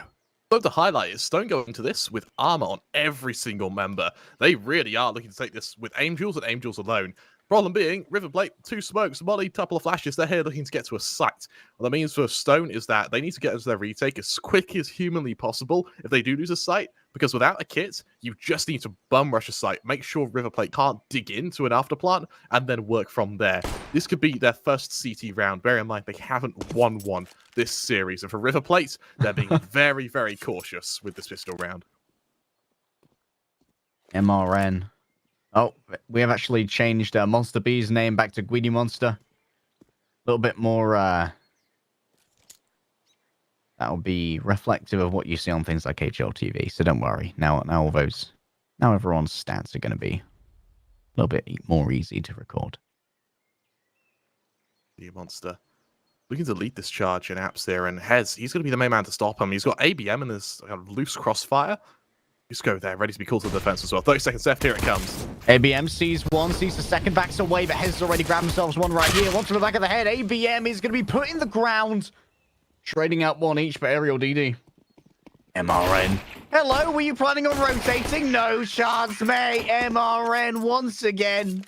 Terrorists terrorize, and MRN ain't stopping, baby. Oh, Harry, you know what's scary is the fact that he can do it again. It wasn't just a Vertigo performance. It's one that can be mimicked on Inferno as well. That leaves a scary prospect for Stone. Bear in mind, we're now a good, I want to say, 10, 11 rounds over the course of 2 maps now, which they haven't won a CT round in. They go for their Force Spire, scatter them in the utility. The main thing to highlight, though, is that Scout on Heads looking to soften up some opponents for the Deagles. First scout we've seen today, I believe, Kramer. Oh, Andrew trying to take away this space. It's a bit laboured with fatigue, and they will eventually hit the secondary. 1 Deag. Okay. Greedy Monster trying their best to make this work, but Fusco, they take their time to line up. Mwah, bellissimo, chef's kiss, and a murder. Down to 2-2. This is not ideal for a buy for River Plate. You're absolutely right.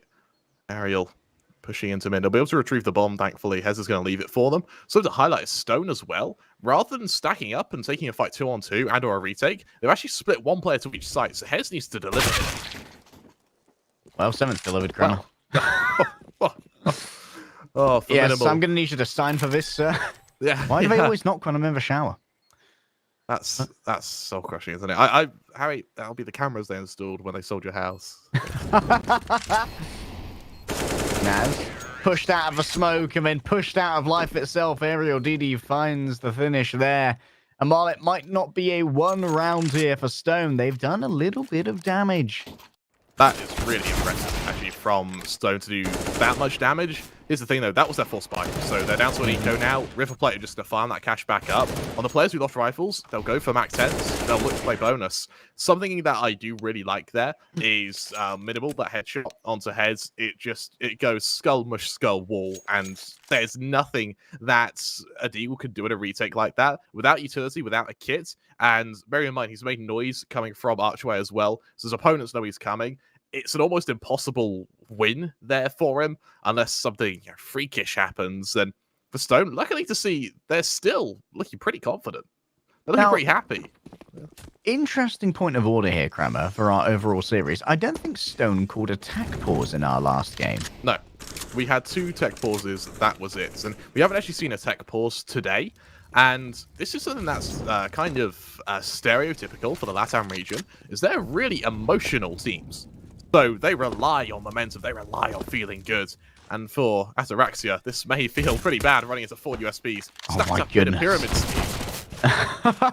Well, you and I have different ideas of what a pyramid is. But welcome to the block party, baby. Trying their best to overwhelm Banana. That's exactly what they'll do. Guns for everybody if they can try and find it. Greedy Monster, can they do it by themselves? Everyone's so low. Greedy Monster. With the Galil at the end of this. I'll swap over to the... That was a dirty little shot there from Fusco. You cheeky bugger. Tell you what, though, getting 3 kills on your full eco, now that is some good damage. That is something to be proud of.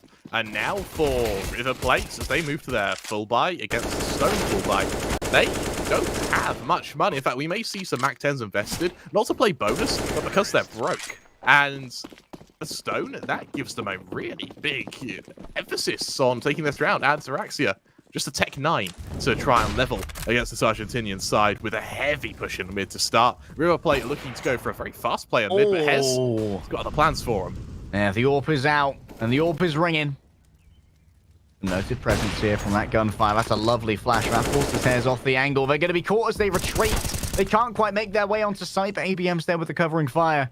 Aerial DD knows exactly where to expect ABM from, so we have to drop on down and nestle up in that pit. Really impressive util usage from both sides here, but this flank on long, this could really be worrisome for the pit player, particularly ABM. He's got to try and take a head glitch against AKs. Ain't going to be ideal. Fusco. Is there much that they can do to help in this scenario? Oh, as it clears, Fusco's been identified. Something needs to happen here to remove the pressure, and ABM tries to do their best, but MRN puts them in the ground. And now, 2 versus 2, the smoke is down. Is there any utility here? Only a singular smoke in the hands of Naz to try and make this retake work. Up against a pair of flashes and a smoke already laying down. That's going to begin to dissipate here on that pathing from long. Silver crossfire should be good. Naz on one side, Andrew on the other. Caught in the corner, Aerial DD is going to be the first point of contact. MRN's already down. Aerial DD is floating around trying to find Andrew, who grabs both of them. And there could be a recoverable AWP around here somewhere. You know that it's being searched for. Andrew will find it. They finally do it, Harry. They finally find themselves a CT round. And honestly, to go from a 3v5 to a 2-0 victory, it's alright. It's not bad. For River Plate, a bit of a blunder on that defense, I think. Yeah, I mean, when they come up long, when your opponents come up long like that, MRN shouldn't really be in a one-and-done position. Granted, Andrew just have some supreme aim, so it can be hard to take a duel when you're swinging into a player who knows that you're probably going to be back sight. What's quite common to see in a retake like that is to have a player rotate to pit instead, just so you can crossfire with the player back sight. In this case, though, Stone, heavy stacks of banana, as they just go some very fast control. That puts a lot of pressure onto ABM to defend this, especially if River Plate looks to up the antics and go for a fast play once again. MRN has to stand sentinel for now. A boost given over. Walk on my face. Trust me, I don't mind. It's ugly enough already. What could a boot print or two do? Might improve it, if anything. It's body modding. That's oh my goodness, the damage there. Naz and Andrew taste the business end of an HE and try to give as good as they get. These nades, they do mean business. Beautiful utility usage of banana. And Stone, they now just know full well it's a hit away. Well placed volley from Hez is going to delay that even more so. River Plate, their strat book is wide open as Stone. I mean, they're cheating the test. They're just reading straight out of it. They're reading, they have the answers. And time begins to tick away. 50 seconds remain here for River Plate to figure out what they want to do. And still, there's a little foray up towards Banana, keeping Naz there for as long as possible. Wait for a to come. A flash out of apps is a bold move to do against a 4-man stack. Flashes out of apps as they are hard executes to pull off. Lateral is looking to throw the utility. Andrews picked up the first here. Everyone else is trapped in. It's do or die on this site. Ooh. And right now it's looking a bit more like die if you're on the CT side. How a monster and Minimal making this work here along with Aerial DD. Will they expect Andrew coming in from the back? Oh my god, what an adjustment. God. Minimal just puts him in the grave. No chance, mate. The singular representative of Uruguay here will find the business end of Minimal. And that should be another round claimed here for River Plate. When you dive out of apps, it's a really tough executable, purely because you're running into a chokehold on an angle that's so commonly crossfired that it is like going lambs into the slaughter and just hoping you get that first kill. The molly actually punishes ABM significantly because he's just staring straight into shore, expecting the follow-up play. It allows the players to drop out of apps. They hold that angle and they just trade off one another. The AWP is caught out trying to get to backside, assuming ABM's holding apps, and River Plate exploits Stone, who aren't quite clearing the angles that they may have commed to each other, and it's a great round on their part. For Stone, they do have a little bit of money, enough to drop down to 2k with the odd pistol, the odd armor, to at least support the AK, but I like the fact they're going for a full eco, purely because it means that their next full investment of round 7 is going to be so effective. It's going to have M4s, orbs, utility, the works. For River Plate, though, what it means here is that they're going to be able to establish themselves a 5-1 lead unless something goes drastically wrong. Oh, the AWP is leading the charge. Naz there, I believe, was protected by both their armor and a there goes wall. the AK. Yep, there goes the AK. On to the next guy. Red Army Tactics. You see a comrade drop a weapon, you pick up that weapon, and you use that weapon. Still got a full mag. The luxury of it, Kremmer. Still warm. Oh, bloody hell.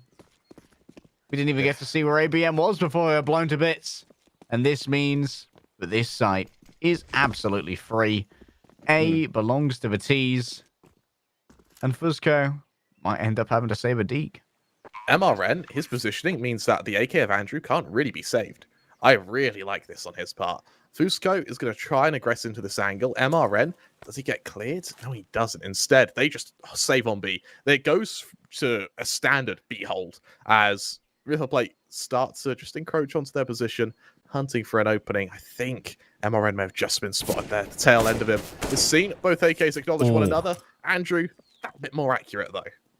The identification of the AK, the Wolfpack's coming on him. That's a beautiful flash right there, but Aerial DD was unable to finish off on it early. However, later on, with a little bit of delay, it gets done on two different angles right now. A pair of Deeds and Aerial DD once again taking their swing, finding their man.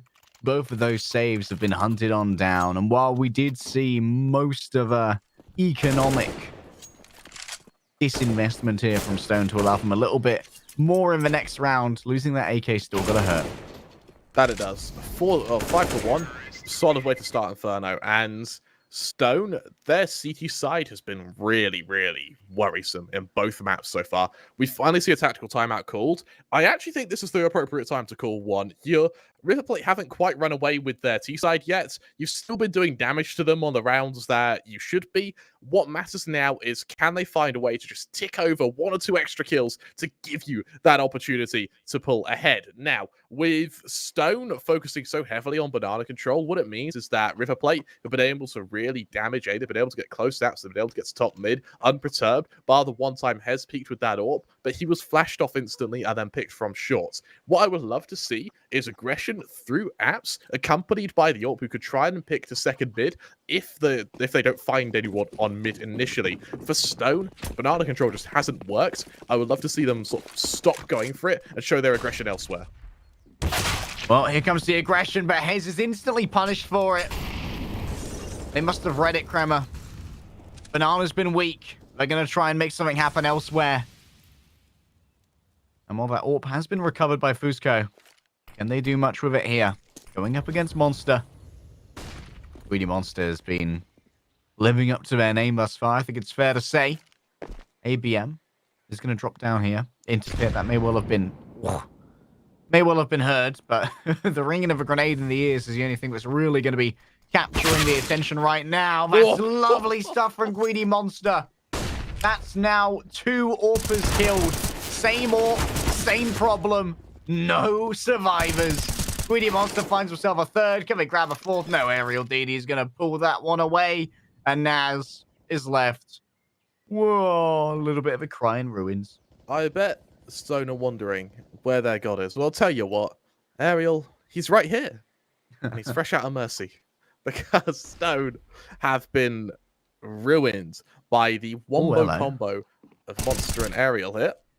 Naz, aggressive to get that kill's great, but now he's given a beacon to the whole of River Plate as to where his location is, and look at them hunt him down here. The pinch and the crunch are going to see if Naz is for lunch. Oh, MRN finds it as noise is made. Go on, go be loud over there. Grab some attention. I'm going to move in and do the backstab, and it works out very well. Constantly, Stone's attempts to save have been thwarted, Grammar.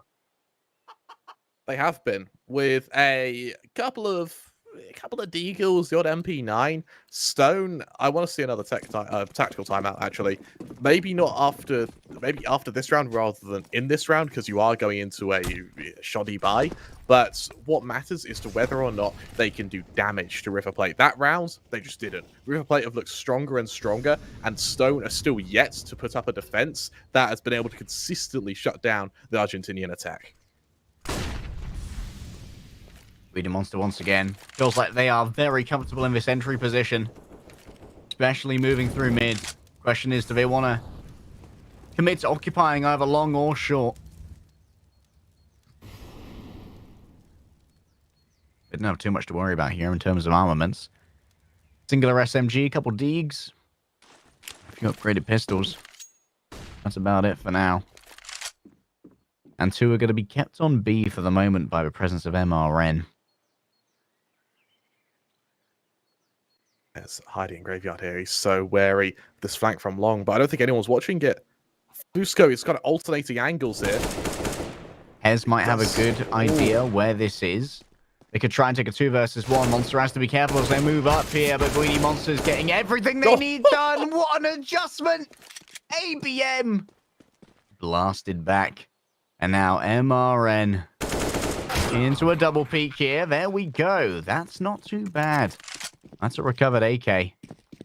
However, the beacon has been lit. MRN calls for raid, or if not for raid, for vengeance. Andrew getting a little bit done here. Might be a recoverable AK, but now thinks they can do it with the upgraded pistol. Minimal's wrapped round from behind. Where did he come from? Oh, with the beacons are lit. MRN calls for raid. And, well, Minimal, he'll answer. No, great round. And the fact that Monster's able to survive there is insane. Like, he's running into 3 players, all of which know he's there, and he's swung by all 3 in unison. He does a sick 90-degree turn to kill the player and do it. His teammates cover the graveyard push. It's this coordination we saw on Vertigo between Monster and MRN. We're now seeing between Aerial and Monster. That is just working so beautifully. What I also like the fact is Monster is living up to his namesake. That he is. Greedy Monster having a great game thus far. 12-5 as we enter round number 9. And their entries have been strong. Naz walks the molly. Will they see this boost? Atraxia stands prepared atop it and waits for this smoke to clear. Using the crouch to try and find himself. Oh, roll the dice, roll the dice. Naz won't be repeaking that. Yep. Something tells me. You know what? I've got my info. I'll take it. Yeah, I'll be back on site. You guys do whatever in Bernard. That's all right. As Stone, I like how they haven't really flinched. I say that as Andrew leaves, but they hadn't really flinched on mid there. And it was a good call because for River Plate, that is a default, trying to get the AWP pick on B. And we've seen consistently, even on the times that Stone have saved, there's been presence on B. Oh, Hez isn't able to hit that shot on the crossing, and so we'll lose out once again. Guida Monster. Their entries. They're vicious. They're feral, Kremer. Primal. Find me a man who could growl on a cast. That is... Welcome to a whole new CS experience. Oh, yeah. That's... we're about to rock your world. ABM, what can you do? Undiscovered thus far in the pit. Guida Monster's down. Check on the chicken. Are you all right, Percy? Oh, he's fine. And Hez is even better. That's going to be 2. What a flick from Hez. Finds the 3rd. Big performance. More than 3, Harry. That's 4 kills from Hez there. Percy survived. Percy, not only does Percy survive, Hez survives, ABM survives. That A defense looks strong. And for Stone, dare I say it, maybe the aggression of Stone, maybe the defense of Stone relies on these orbs. But that sprouts another problem, which is you don't have the money. So the second one of the AWPs fumbles, the second one of them dies, then you're left with a big economic collapse. River Plate, remember, they've been dying in the rounds they've been winning. They don't have money. Only about 4k split between them in a 7-2 lead. That's a lot of neutral damage to start this aggression in B. Atraxia with a BD play. Goes ahead of the Molotov, stands on top of the barrels, is not to burn up here. Have they been noted by Andrew? They certainly have. Attempting to extinguish the Molotov to give themselves a little bit of extrication, an escape route. But I'm afraid there's no plan B for Naz. Straight into the grave as Guida Monster arrives on the scene. I heard there was fragging to be done, boys. That's having a barbecue. Pick up the lion's share. Indeed, it's a cookout. A lot of mollies expended. Now, MRN, if he can get through long undetected here, he's now got a huge flank to be. Oh, this is so much space to work with.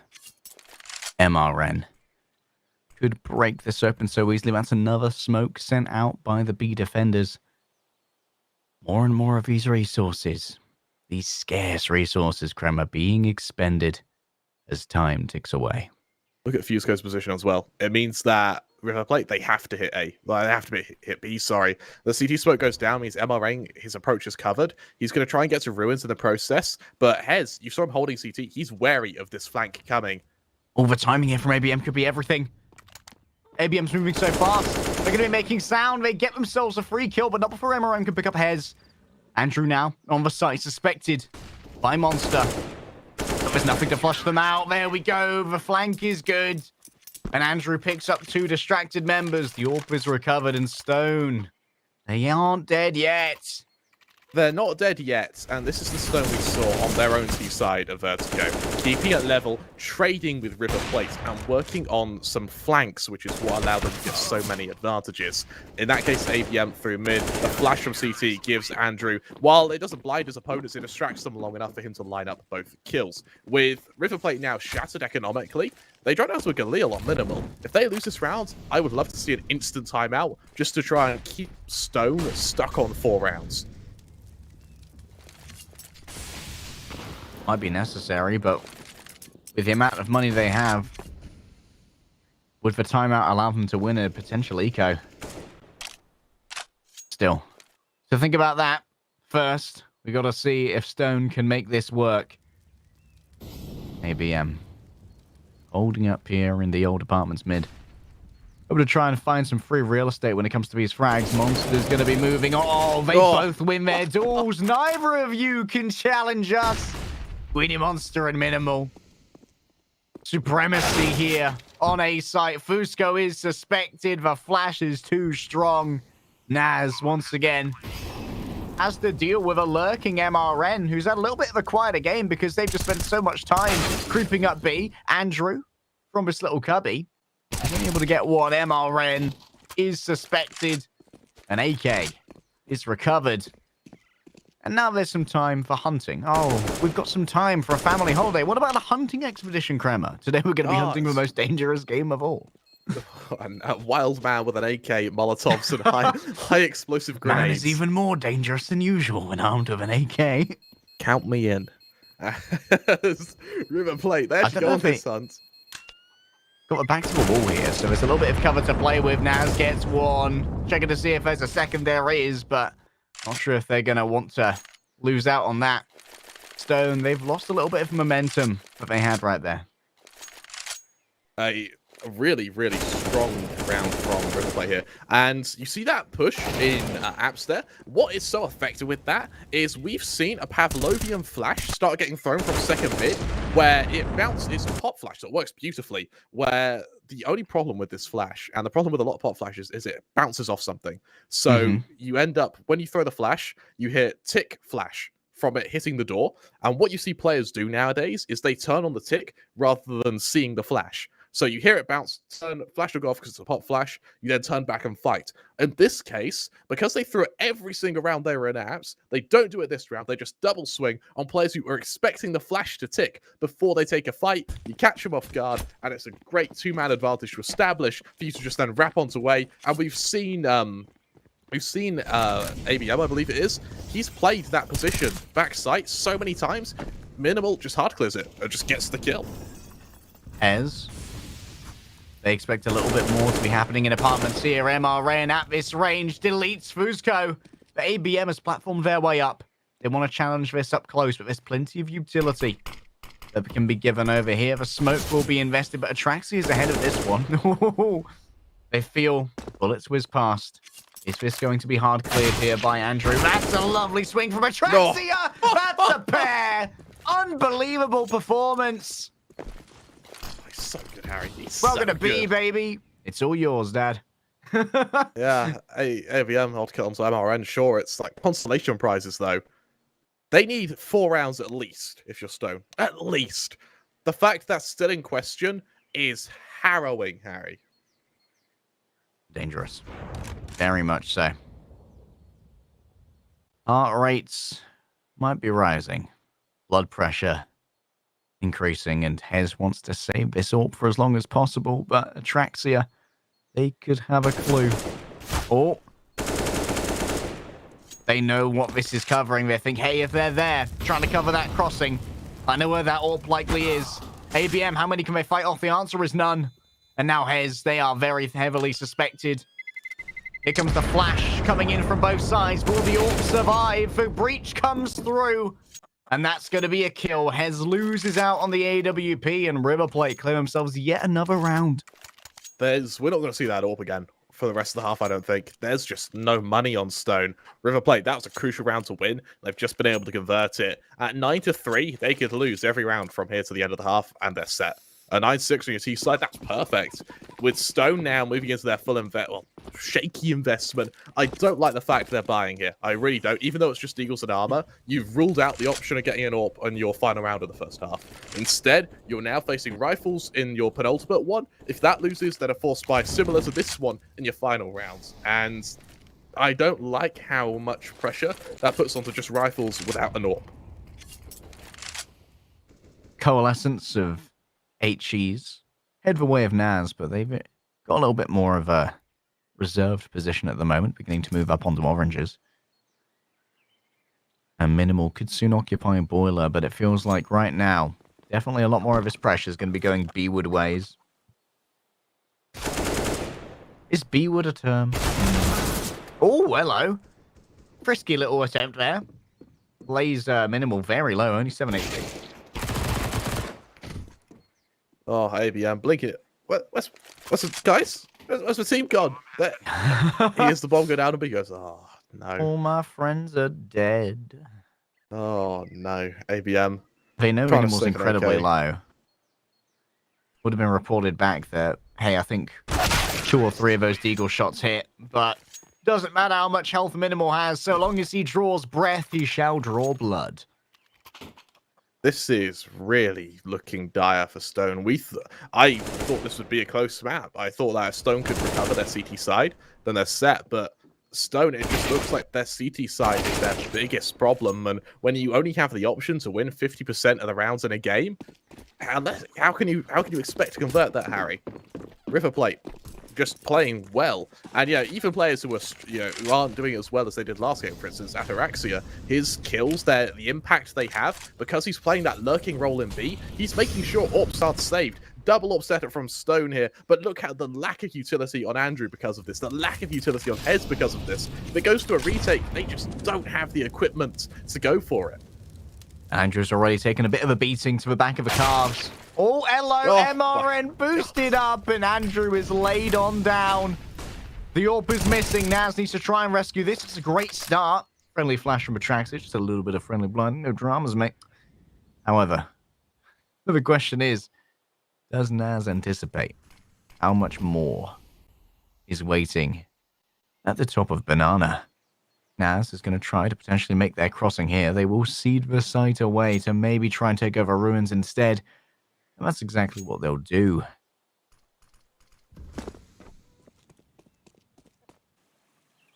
Rotation here puts a lot of pressure onto Naz. He still doesn't have a teammate to help him. Oh. That's really surprising, Harry.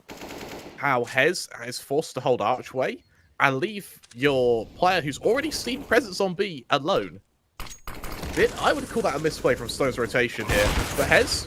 Oh, that's a bad miss. That's a bad miss, Crema. Oh, no. And Guidi Monster is keen to punish it.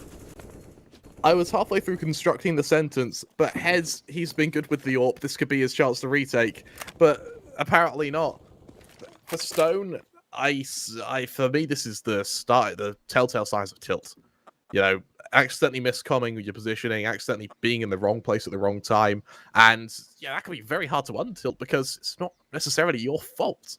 Minimal now in apps, already looking to hunt. This man, he's like the anti-save right now for Stone. Ooh, hello, fishies. Fishies. You know what? This feels wow, bomb-proof fishies. Oh no! Oh no! That's one less rifle, Crema. So, while on paper this sounds morbid, for science, right? I actually know. Do you know why? If I'll give you a hypothetical, right? Yeah. We're talking, right? I'm showing you a grenade I have, a high explosive grenade. So this is the one in CSGO. I drop it at our feet, and you were diving 5 meters. Do you dive 5 meters into a pool, If the grenade fell into the pool, you dive 5 meters on the ground. I think in the pool, I think that water's got a lot more like Newtonian resistance. In the next timeout, I'll explain to you why that's wrong. ABM, let's see what you can do now. Let's rotate back from long. Hopefully, I never have to dive away from a grenade. But We're co-casting with me, so let's not get ahead of ourselves. oh so my clean, goodness, Harry. the Traxio just diving into the back lines. Every single fight that they take, Riverplate seems to win. Oh We my barely get any God. time to even witness the eyesight of Stone Movistar. It's just headshot after headshot after headshot. They're blown away. Andrew's got one. That could be the opening that's needed, but now they're all alone. Naz is dead. The flash comes out. Oh my lord. Brady Monster claims Andrew as well. Bloody Oh, hell, he's marauding. These are 21 some and 9. insane rounds from Riverplate. The aim is just incredible. Alright, so the reason you don't want to be near a grenade in water is because the way a shockwave works is it displaces the area around it, right? So in water, that says a shockwave through water. Your body's 75% water, so the shockwave displaces with pressure every bit of water in your body. So that includes your stomach acid, the water would end up in your lungs, coming up through your intestines again, and that whole displacement just ruins your insides without actually hitting you with a fragmentation. And so that's why they banned a lot of tests in oceans, because it destroys the wildlife. Like, it really destroys it. It's also why planting a bomb on a fountain on B site Inferno is kind of stupid, because all you need is a firecracker, and that would kill all the fish in there. I don't really know what the target is, actually. Yeah, I assume it's the fish. I don't think if that the MO of a terrorism here is fish murder. I mean, maybe they symbolize something, don't they? if that was the case, you'd probably just like throw an HE into an aquarium. It's about sending a message, Harry. Yeah, these fish in particular, they have drawn the ire of Naz, who has had enough of being destroyed on B site. Who's laughing now? USP picked up, Aerial DD catches themselves a headshot, dinked away. Oh, So they have to move into ruins. Naz is on an absolute tear right now. Can they grab a fourth? The flash is given over. Naz is coming on in yet again. That's going to be 4. Okay, Naz. Okay. How brave are you feeling with 5 HP? Are you feeling lucky? Oh, I think he is. Oh, minimal. Oh, minimal is. That was an absolute blinder. Right, minimal. What can you do for me? Naz at 5 HP. Don't need a body shot. Headshot, a body shot will do. Fusco's got the first here. That's another. Naz. Oh, minimal. Put on down. Harry. It's Hez who delivers it. That was almost an ace for Naz. Stars align. Like, they were lining up there. But unfortunately, like Haley's comment, it's fleeting, and Riverplate is the thing. Like, losing pistol round doesn't matter. Ooh. You're 12-3 up. It just doesn't matter. You've got so many rounds to play with. You can keep tossing rounds. You can keep tossing just stuff at the stone wall and hope something breaks through it. If it's a force here, then? Yeah, go for the force, but why not? You've killed players in your anti-eco. You know your aim's looking good, particularly that of Monster, who's having a blinder of a series so far. Goes to the Deagle. Of course he does. Don't know. Realizing that because you are against the side who are confident and are definitely going to be forced by, they only drop down to 1 Mac 10 to play bonus here. So it's a heavy investment on their part going into this.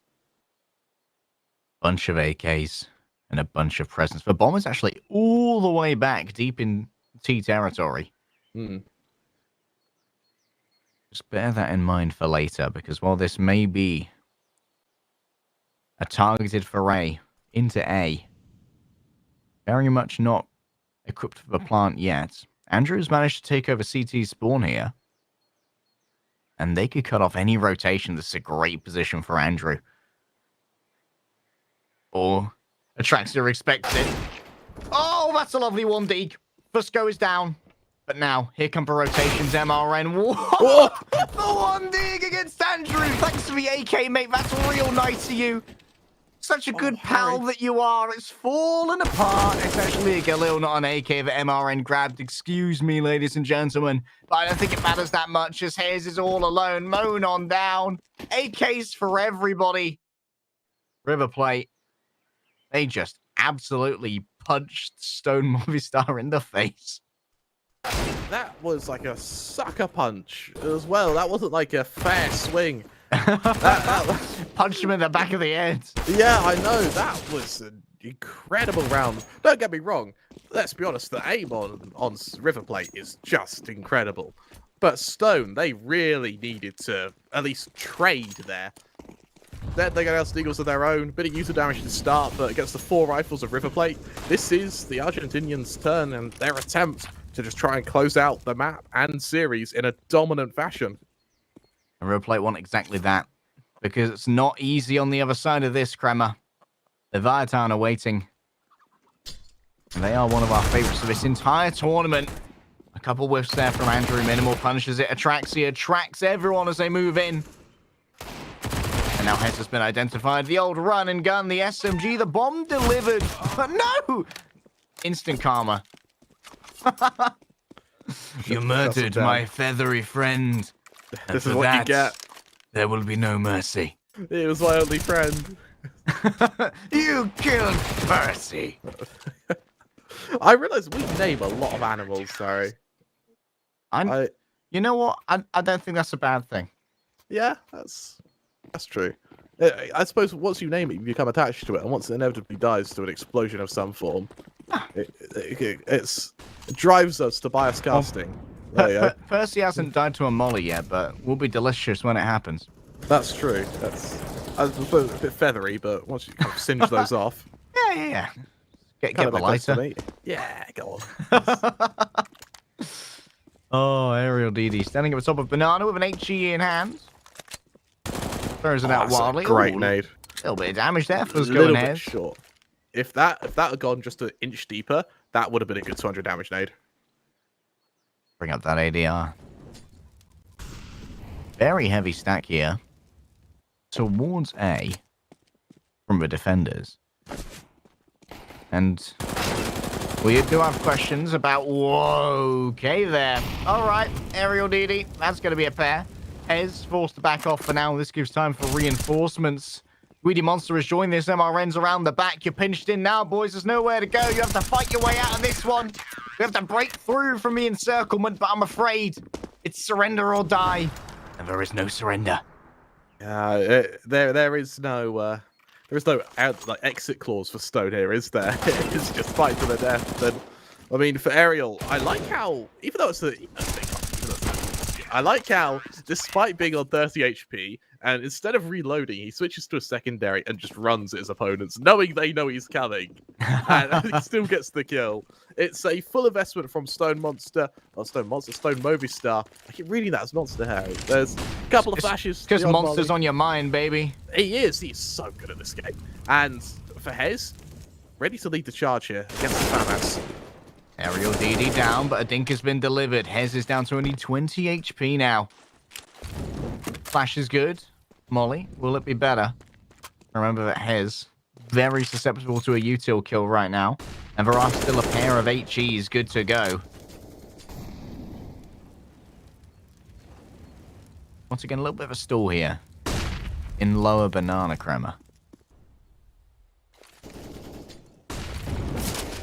All flash is good. Greedy Monster, they're going to be able to do it.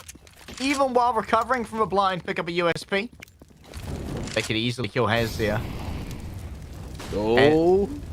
They were ready for the extinguish, but no. They should just about cling to life. Charred around the edges. Broken and bloodied. Remember, this is Stone Movistar's last chance, and they continue to breathe for now.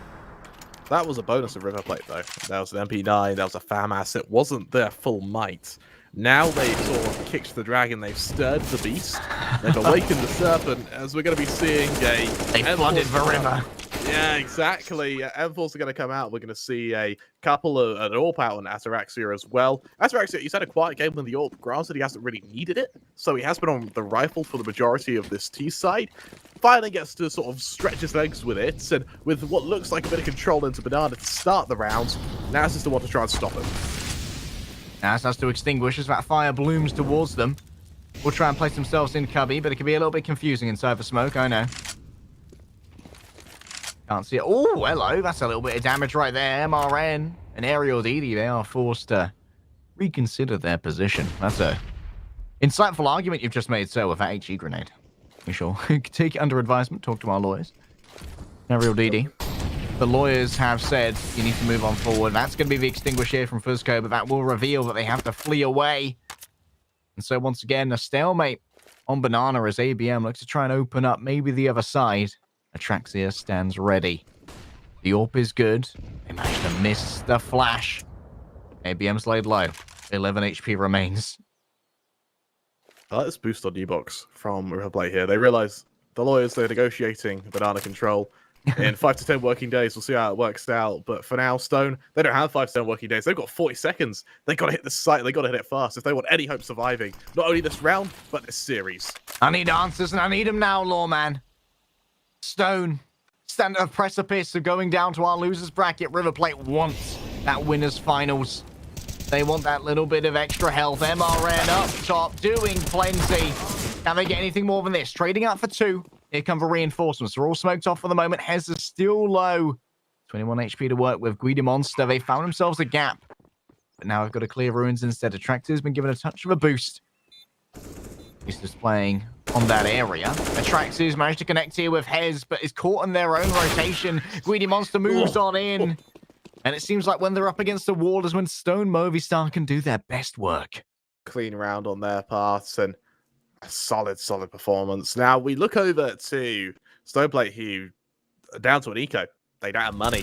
We may finally see Stone actually force Riverplate into a bit of a closer game. First go ended 16-7. Stone on their opponent's map, they're going to try and make it a bit closer as Riverplate move to a couple of pistols here or there, the odd bit of utility to complement it, but for the most part, this really should be a Stone round.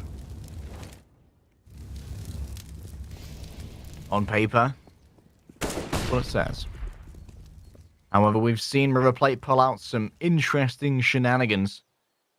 This would be a great feel-good round for Stone if they can get out of it with all 5 rifles and maybe a much cleaner take than they've previously had to suffer. You're right. The aggression coming in into the site now. Oh, it's already starting to go wrong. Aerial DD with that pistol. Oh, no. Wait a second, no! Not like this. Never like this. MRN still has a deagle in hand. Now it feels like they may need to chase this one down. S has managed to find MRN.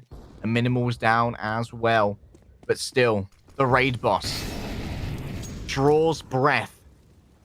Greedy Monster is preparing to come in from behind with the backstab. There they are. Have any dropped rifles here? Closer to orange box. They're all going to be MB. So, Yep. Monster, he's got to have to aggress if he wants these, and I think Stone, this Yeah, will know ABM this. knows. Yeah. Alright, easy for ABM. Easier for ABM. Stone Movistar. What's that? 3-4 rounds on the trot?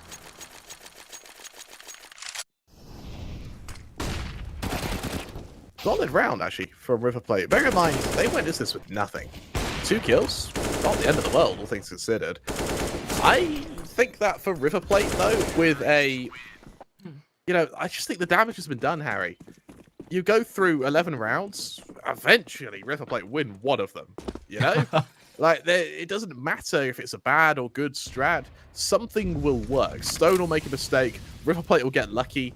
It's like the saying in sort of crime movies, isn't it? Like, the bad guys have to get lucky every time. You guys have to get lucky once. And while there may be no good or bad guys here, the only bad guy actually may be Greedy Monster, who has made a lot of widows throughout this game. Plenty of crying widows. And 1 dead chicken. Which do I care more about is the question. Yeah. Minimal here. Working their way up short. They found... Oh, they can't quite deliver onto Naz, but Greedy Monster is going to be able to grab that one before being taken out by Hez. On an absolute tear here with the AWP. Speedway's been checked, but the timing isn't quite right. 1 player remains on the site, and they won't be there for long. ABM's able to grab that one for free. And MRN contemplates moving through library. $50 in the bank. I think this one, Kremmer, might be a settle and save. I think Monster may have got a little bit over-aggressive there. Actually, he's peeking to Hez, knowing an AWP will hold the angle, is a bit ballsy. And considering how you don't have money, like this isn't your T side. You need your money on your CT side. And for Stone, this will be an 8th. For the money as well of Stone, it's going to get a big injection after this round. Andrew, looking to actually match the performance of Monster right now, with a great performance and a great showing on his T side. Let's go Falls. $450 in the bank. It wasn't ideal for them. And it's going to be a follow-through here from ABM, who's had a pretty good round, or pair thereof. Will they be checked? Oh, not before they can take out Aerial DD. MRN, I believe, will recover. Oh, that was a beautiful shot. Oh, a pair of them. Just turning on his heels. He's like an auto turret.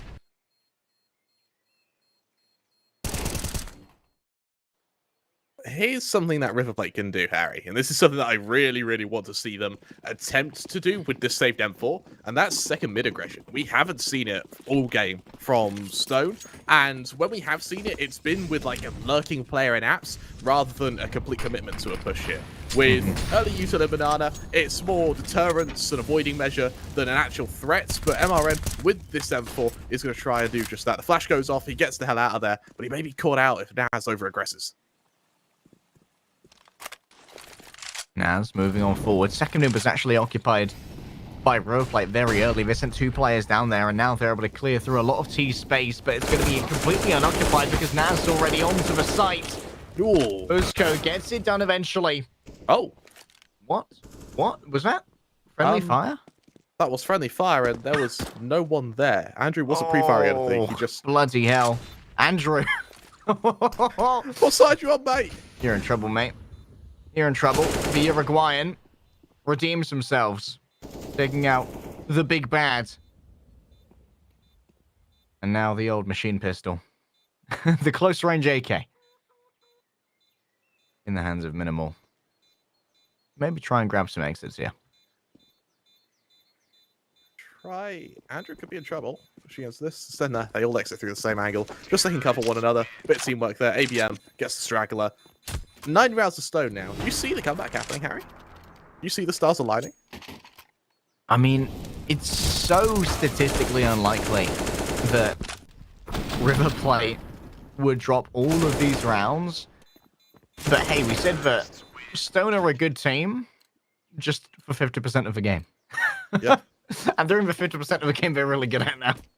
Exactly. And River Plate have... It looks like River Plate, they got a bit too confident. They got a bit too, comfortable. They've realized they're in trouble. And now they're desperately trying to undo the confidence they've just built. As Stone, they're just going to continue moving through mid here. And for River Plate, they just sit back. They hold. They don't even peek in mid. They're really playing passive and just hoping that their utility can buy enough time as is. Minimal. SMG in hand. Fighting on the site might be what's best for them. Nice set smoke there. We'll give a chance to check Speedway unencumbered, providing that Cubby is clear.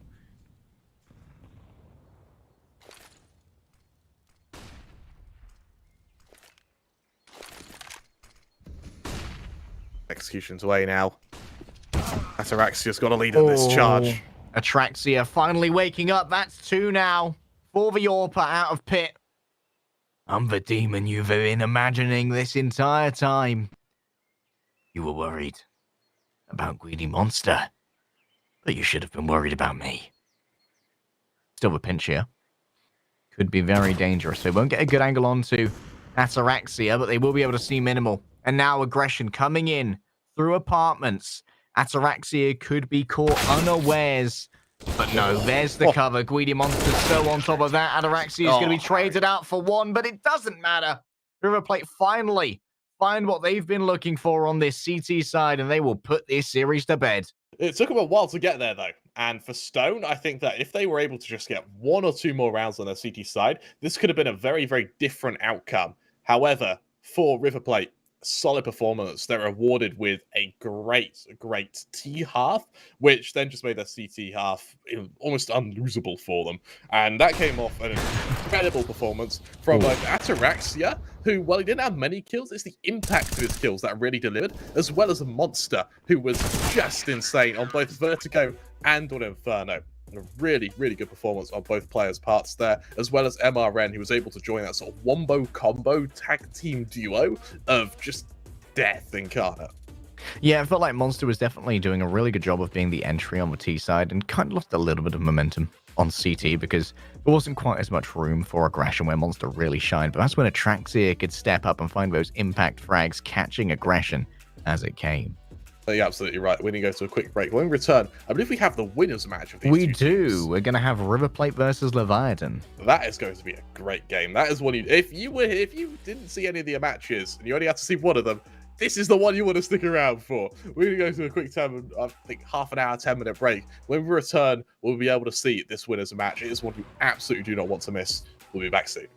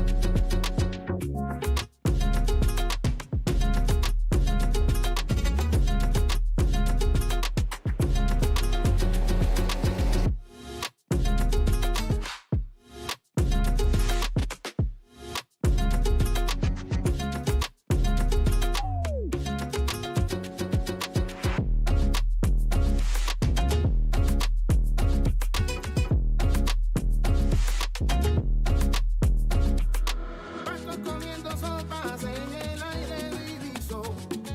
Un ángel que le decía, ha nacido el Redentor. De oriente salen de reyes para adorar al Dios niño. Y una estrella le guiaba para seguir su camino.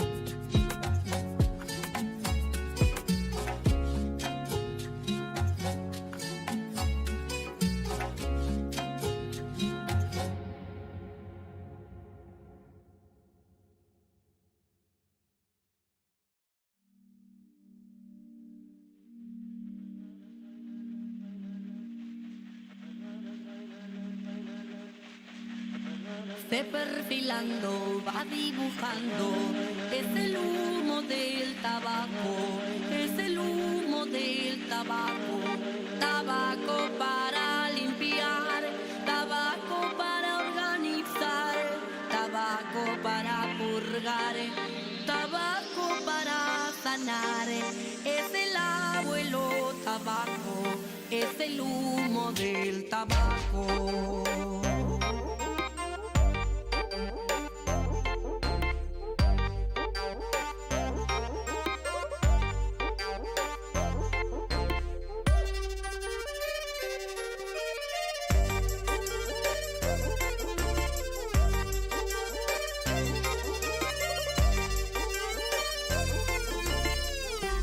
Se perfilando, va dibujando, es el humo del tabaco, es el humo del tabaco. Tabaco para limpiar, tabaco para organizar, tabaco para purgar, tabaco para sanar. Es el abuelo tabaco, es el humo del tabaco.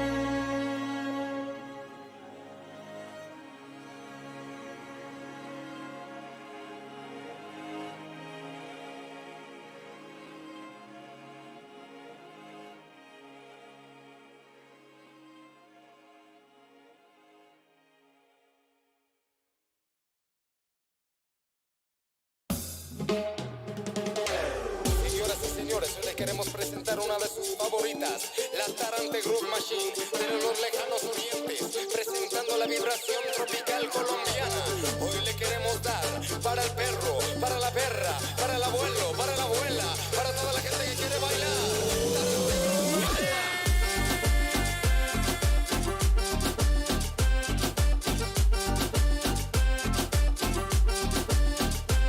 ¿Cuál es el punto? El asunto está corrupto. Vida dedicado al falso contaminado, encaminado a los campos minados. Seres que gobiernan y controlan nuestra tierra hipnotizado con su juego mental, limitando nuestro potencial como ser humano, no dejando que lleguemos. No quieren que seamos, quieren mantenernos controlados. Babilón, ¿qué pasó? Los que tienen el poder tienen el futuro en su mano. El mundo que está cambiando, ¿acaso el humano será capaz de cambiar el microchip que le han implantado? Baila muchachita, baila muchachito, baila abuelo, baila abuelita, cambia tu ritmo, maravilla.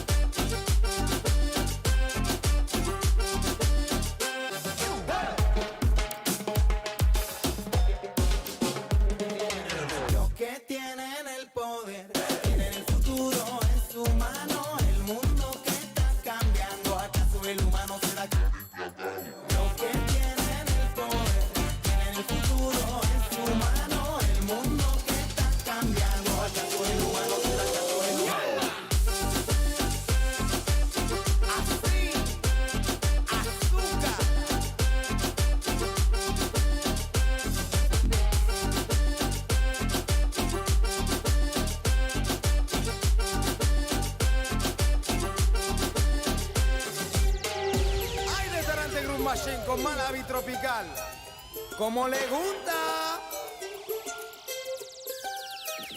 ¡Ahí va!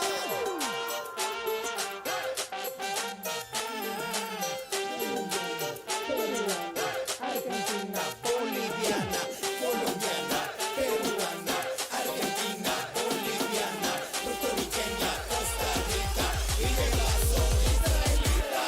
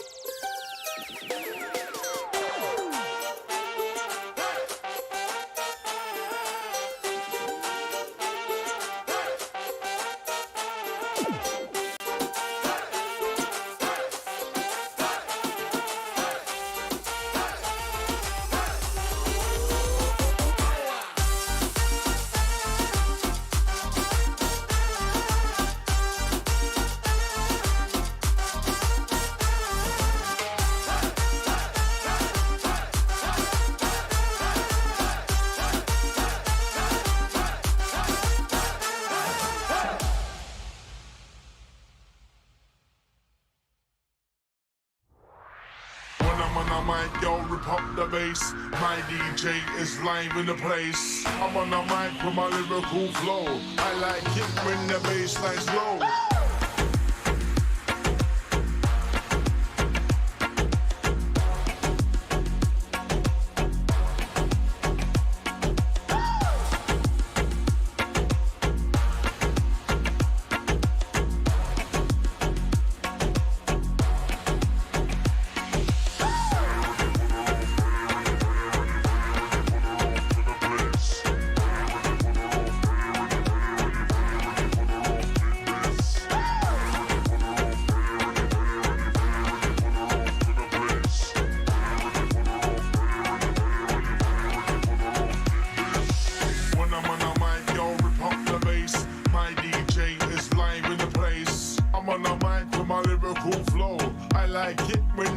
Bassline's low.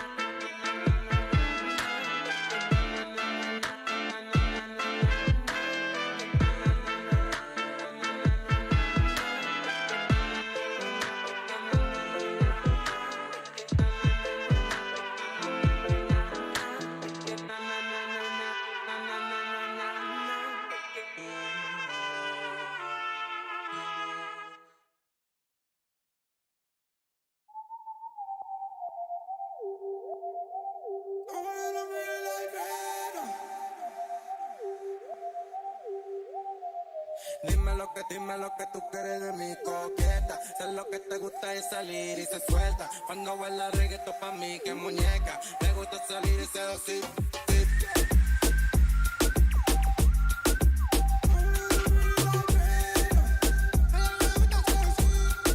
Le gusta seducir. Dime lo que tú quieres de mi coqueta. Sé lo que te gusta es salir y se suelta.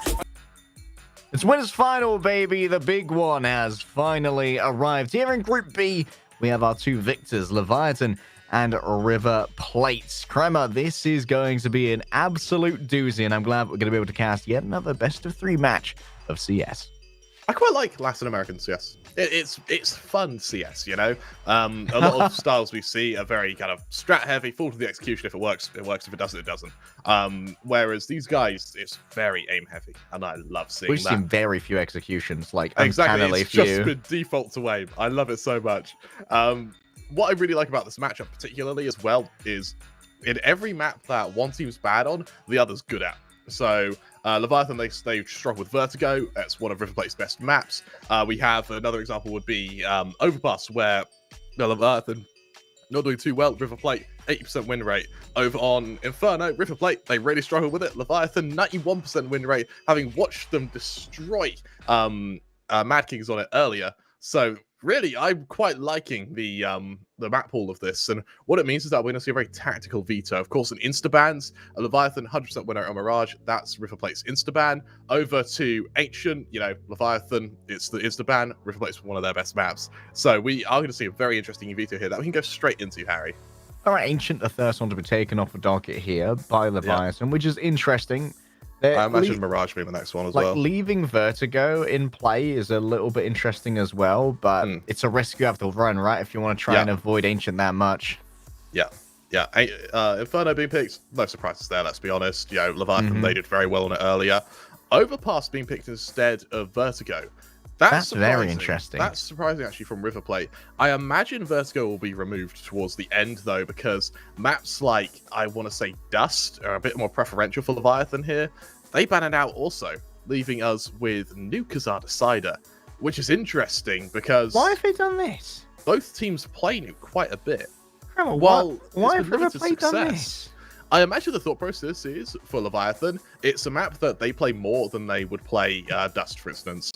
And it's a map that River Plate also play more than Dust. They get the decider, they play it more than they play Dust, they have a better win rate on it than they do on, say, Dust. Vertigo, I think they looked shaky on Vertigo. Their CT side of Vertigo was, or their T side of Vertigo was tough. They allowed Stone to do quite a bit of damage to them on it. So I see the thought process in removing it, going to Nuke. It's a map that Leviathan can't anti-strat as well because they haven't played it today. So there's some strategy behind it. But for me, I don't know if it's even going to get to Nuke with that Overpass pick. That really has thrown it a little bit because you seem to be relying on a map that is one of your strongest maps with it kind of disregarding how good your opponents are on it. Yeah, like you're going to it because it's where you feel like you got some mojo, and you got to remember that while we did just see a win on Inferno from the side of River Plate, it was basically carried by their T side. Their CT was anemic and flaccid. It was it wasn't a hugely impressive display on the CT side, and that's where they're going to be beginning. So maybe a different kind of energy needs to come out from River Plate here if they don't want to end up just getting smacked in the gob at the beginning of this series. Yeah, and I think that this is going to be a very momentum-heavy series, to be honest. I think if Leviathan can make Inferno one-sided, River Plate may not have a chance when it comes to Overpass. That being said, though, River Plate, they had the exact same momentum issue against Stone, where once they had the ball rolling on their T side of Overpass, it was pretty much game over for Stone. They didn't stand a chance on it. They ended up going 13-2 down at the start of the first half. I mean, that's rough. That's a rough position to be in. But considering how one-sided both the Mad Kings and Stone matches turned out to be, this could really be a clash of titans, Harry. Do you want to give us a prediction? I'm feeling like... it's interesting because Leviathan actually have had less of a rest here than than River Plate have. Because River Plate have had like the 30 minutes we've had on the broadcast. You all knew how long we took to get back to this. But it took so long because Leviathan were in another match at that time. And they did win that out, so we've got a little bit of momentum. But they were made to struggle by another LATAM team. So we could be looking at maybe a Leviatan here that's getting towards the end of their stamina for CS. So they've done what? 3 official maps now today, admittedly. Not the longest that anyone's ever gone in CS by a far count, but it's a little bit more than River Plate, who've come in with maybe a little bit more momentum on their side. You're absolutely right. What I want to stress, though, is Imperial on paper are considerably better than River Plates.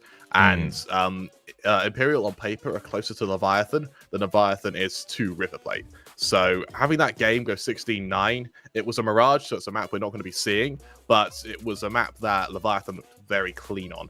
So for me, I still think River Plate are going to be in trouble, actually, just because Leviathan, they've destroyed Mad Kings. They got the confidence from that. They destroy, well, they don't destroy, but they win against Imperial, a team that is very closely matched with them. They now move to a team that on paper they should be beating, having rode off the back of 3 map wins in a row, 4 if you include the game against Bonker Juniors, I believe about a week ago.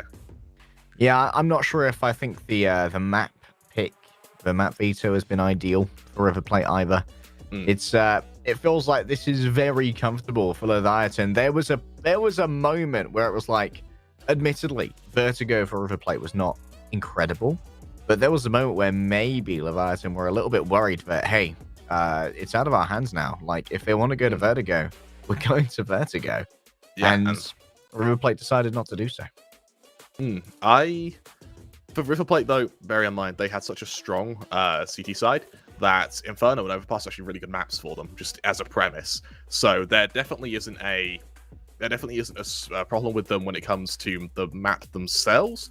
It's their personal performance on the map, which is where I think is really going to highlight. Overpass is a very heavy indeed emphasis on your CT side. Kind of 10-5 is very common to see. And in the duel between Ataraxia and Dillion, I think Dillion had a bit more of an impact with that AWP than Ataraxia, but the trade-off is Ataraxia didn't need to do much because both Monster and MRN just went insane. Yeah, Guido Monster and MRN, they have had a good warm-up coming into this, but the question is, how hot is Reversive feeling right now? Because Reversive has had some big maps today, especially on, I believe it was the first map that Leviathan played. They went incredibly huge. Here's a quick look at our rosters for those of you who've forgotten who's on Leviathan. Where have you been? Dillion. They warmed up with the AWP on Mirage. And Leviathan have played Mirage twice now today. They have. For me, Leviathan, Dillion on this AWP, he has quite a... he holds an angle, gets kill, falls back, holds an angle, gets kill, fall back.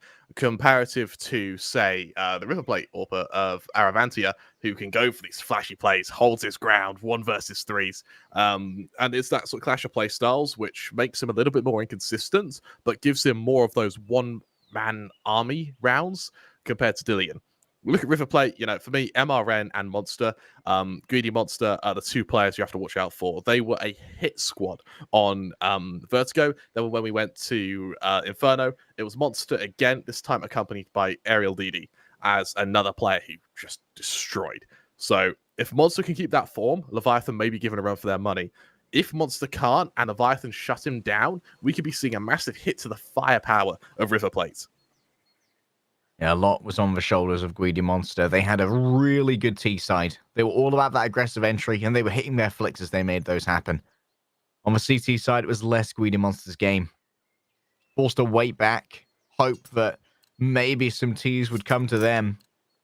They weren't able to do as much farming, but that's where the impact frags from Ataraxia really were the difference maker. Once more, River Plate will return to the CT side as Leviathan, they decide where the aggression goes.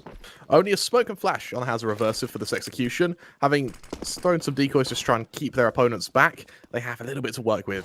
Harry leading with that smoking kits means a retake setup on B is entirely likely. Having already thrown that smoke, it's going to be a retake off the back of the aim of the remaining players all equipped with armor. Because it was a decoy that gave banana control to Leviathan, they still have that option to pivot back to A. And while A usually requires a little bit more than a single smoke and flash, Leviathan, because they have that supreme aim and that drops P250 to numbers, makes me think that there could definitely be a bit of aggression to be garnered. Oh, MRN being the first one to drop his bad news bears for River Plate. And now Yoko from the top could drop down. Excellent clearing here. Both the pits are empty. And now so too are the stairs. Ataraxia's fallen away. And Minimal might be trying to get ahead of things here.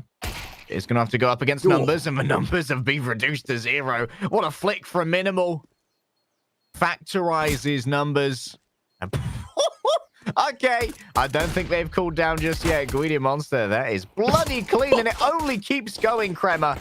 Oh, the aim right now from beside of River Plate is bloody crispy. I could buy that from a KFC. Burnt KFC maybe to add that level of crisp. They're looking for the kit. I think they just find it. There should just be enough time there. And a very clean retake from River Plate. Something to emphasize, though, this is the map pick of Leviathan. If they lose this, they are in deep, deep trouble because we've just seen a side of River Plate who haven't cooled down. And that's scary, Harry. That is bloody scary. They look not only like they could beat some of the any of the teams here, they look like they could beat the best teams here. And while on paper this looks close to a David versus Goliath, dare I say it? I mean, this David's swallowed a mushroom and now he's in berserker mode. And David, he took down a giant with a sling, but David now has an M4A1S. It's in the hands of Guido Monster. Take this peek at your peril has been looked up here by Ataraxia, and there's Guido Monster to line up the secondary shot. Can they get anything more than this? They just continue to spray. And that's going to be a famous massacre in mid. I will admit, the first book of Samuel would have been very different if firearms were in play. That's true. Just a really anticlimactic fight. The army's parts, the skull rumbling. He's not the Messiah. He's an M4A1S. Yeah, Goliath. He emerges from the crowd, a titan amongst men, and he just collapses. Anyway, full eco from Leviathan here. No bomb plant and no real damage means they can't justify getting armor with those upgraded pistols. There is the odd Deagle. There is the odd Tech 9, the odd PT50. So, Plate do need to be a bit careful. Oh my god, MRN, leave them alone. The massacre continues. I told you I can't get cocky. I told you I can't get cocky, Harry. Numbers remains crispy. Toasty up by the fireside, ready for a cuddle. Recursive has picked up a Famis, but has lost a little bit of health along the way. 2 Ts remain, and the plant's going to be forthcoming. Numbers takes a touch of damage, but hey, if you want any 2 players remaining for this clutch, it is going to be Numbers and Recursive. Or rather, yeah, Reversive, not Recursive. That's handwriting, Kremer, handwriting. My cursive writing is so bad, I make doctors look like scribes. Genuinely. Cursive was, did you know they don't teach cursive anymore? Really? Do they only do block lettering? Yeah, they only do block lettering now. Oh, with the last generation, Kremer. Wait, the lost generation. No, do you see what these NHS doctors have done to us? Yeah, that's granted though. They ruined cursive for everybody. That's true. What I want to understand is how do you go through a degree and then a med school, then a PhD, and still not be able to write properly? I don't know. That's a lot of years of education. You gotta make some space in your brain, you know, for all of that medical knowledge. That's true. It's just something has to go. Yeah. Dillian. I mean, I can't keep the anime trivia and legible writing. And the anime trivia is not going. Limited utility on Leviathan, so that early kill's really important for this attack. However, lovely adjust. The confidence to actually swing like that is insane. Guido Monster gets 1 before being traded on out. AWP still on its way, but in these... Oh, okay, Tom. Okay, calm it down. Just breathe. Right, you can have the sight. It's okay. Minimal. Did he drop his smoke there? He's dropped it for Ataraxia, who now knows the lineup. He can throw it for Minimal. really nice bit of teamwork there. And as that banana smoke goes down, it actually allows Minimal to get a bit closer than may have been initially suspected by Leviathan. Minimal ready to lead the way, but does betray their presence in ruin by shooting through that window. And Yoko joins the fray, only for the fray to have moved elsewhere. The CTs will back off for a bit of a save. Strong round from Leviathan there, and Harry, we've got a game in our hands. Glad to see it. Shake your camera. Get it off. Get it off. Oh, it's red. It's flashing. It's going to go. Oh, no. Leviathan. We got their first round. Oh, for some reason I expected Aerial DD to like react to the bomb, but like they've been playing CS for like 3,000 plus hours. We just got so much drama on it, Krem. Yeah, I know. We really over exaggerated, don't we? Leviathan, this full buy it looks effective, and I mean, hey, they're even able to bring out the AWP now to try and duel that of Ataraxia. The investment from River Plate has brought them down to hardly any money at all. The numbers is going to have a lot of trouble on B here. That molly may still spread to him. Fire blooming. Damage not taken though. Full across the board here for Leviathan. An Aerial DD. Elevated on the sandbags. Oh, numbers checked it, but that was a good fadeaway there from Aerial DD, but they can't win the second. MRN looking in the wrong direction, but Greedy Monster can only grab the one. Already, all of the big hitters over the plate. That's a nice bit of game sense for Ataraxia to know there'll be a player in under. Aye, all the big hitters. Yeah, they're gone here. So, it's another save, boys. No, you monster. Didn't need to die, did he? So to highlight as well do the chickens give universal sound cues? Yes, they do. With River Plate, this is something they've struggled with, not only in this series, but another one as well. On Vertigo, against Stone, it reminds me of when MRN, he wanted to swing to side, he calls for a flash, the flash is so slow that he dies in the fire. The exact same thing happened there. He's got the retake flash ready to swing on Banana after his teammate dies, and it's so late that he's just killed.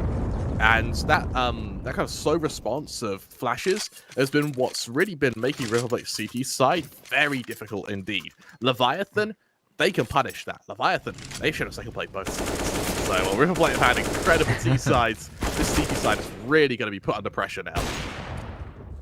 Already they've outperformed their previous CT side on Inferno though, so silver linings, Kremmer. Yeah, it's a step in the right direction, eh? Got themselves a garage buy right here, a couple of M4A1Ss, and of course, that saved AWP.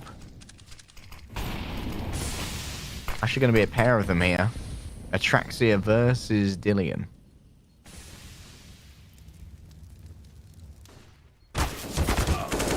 Oh my goodness, they had no idea Reversive was in Boiler. Excellent game sense there from the Leviathan team.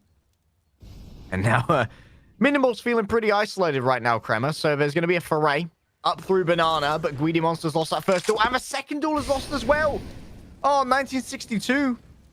They've opened it entirely. Minimal might have to do this one alone. So far from any kind. Trigger discipline. Minimal. Oh, they're going to lose that duel anyway. Even with the patience. MRN has arrived with 150. Can they justify going for this fight? And will it be the third save in a row? That was a big collapse from River Plate there. And I mean, Leviathan, clean round from 1962. We didn't see any of the kills, but two players pushed him bottom of mid. He just kills them both. And I think it may have been a bit too effective. It stagnated the whole of Leviathan because they're like, oh, we've just cleared the B defense. Do we keep going? What do we do? Yeah, luckily we've got both sides. Yeah, rotating there may have actually really harmed them. Bit of a fumble on the flash there, but Yoko's able to trade. Two players for preventing the save when you've already got money in the bank. Worth it any day of the week for Leviathan. For River Plate, this has been a bit of a shaky round so far, and half of it's in danger of kind of spiraling out of control. The saved weapons didn't really do much. MRN, sure, he gets 2 kills, but the effectiveness of MRN was in taking that rifle into the next round, where you would be on a full eco. Instead, that falling leaves him on Deagles, and while we have seen some great Deagle plays from both sides throughout this tournament today, I don't know if it'll be enough to beat the full buy of Leviathan. Copium here, Kramer, but that was an uncharacteristically messy round from both of these teams. Very few headshot kills, with the exception of one outside of Banana. Yeah. So there's a world where a good couple of 1-digs here could end up winning out these rounds, and it maintains that messiness when it comes to the rifle gunplay. Yeah, you're absolutely right. Minimal, low HP. However, it doesn't matter if you're a one-shot, because you do the one-shot with that Deagle. So what can the USP achieve? Aerial DD. Not quite so much one-shot potential here to work with. We'll reposition over behind coffins. In comes Molotovs, and oh, hello. A little bit of damage done, but numbers ain't having that for long. That's one into the head. A little bit of the precision that we've been looking for. But Yoko falling over here, deep in T territory. That's a lootable weapon right there. Minimal, just a mere 14 HP to his name. Going for a few exits here would be ideal, but peeking for the exits doesn't sound too favourable, as he'll be in a bit of a crossfire, loose crossfire with Ataraxia. What's that matters, though, because they seem to be wanting to take a fight. I want to try and grab, I believe, whatever weapon was dropped there.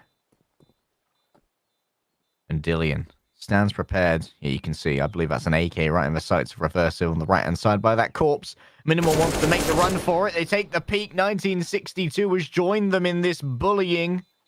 Ah, come forth. We are waiting for you, Atraxia. We want to see who will hit the shot. People might be a little bit... I was going to say they were going to be softened up. But as ever, Dillian's on hard mode. That he is. And I quite like the save actually called by MRN, because what it means is that he's able to upgrade his armor for just 350 there. The ad body armor wasn't touched, so it was a nice bit of communication there to go for that. Now we look at the full buy of River Plates. It's not too bad a buy, all things considered. Armor on every member. The utility is pretty strong by Ataraxia, but he's been able to invest in AWP, hence the lack of utility for him. With a 3-man commitment to B, though, River Plate are looking to duel for this control here. Ariel DD just able to avoid the Molotov to start. Willing to put his life on the line to make this work. Are they going to chase up through Banana, though? Plenty of HEs given over. And that's done damage to Reversive. But Yoko, check second mid. Moving down towards Boiler. We have seen some easy kills here before onto people like Ataraxia, but Guido Monster's a bit of a different beast.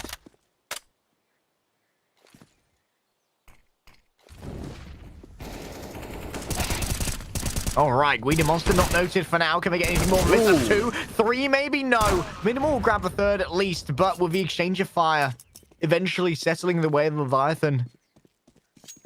That's going to be the bomb running its way over to A. And Aerial DD noisy on their own approach as well. They're likely going to be regarded here. Dillian tries to figure out the pathing. Going to be through apartments, of course. Yeah, that's the element of surprise going through apartments here. He could very well catch out Dillian, considering his low HP. It all comes down to the element of surprise, Harry. That's one. Given over. Dillian, still low. Oh, that's a beautiful jumping shot there from Aerial DD. Thanks for the AWP, mate. We'll call this 1-1 and done.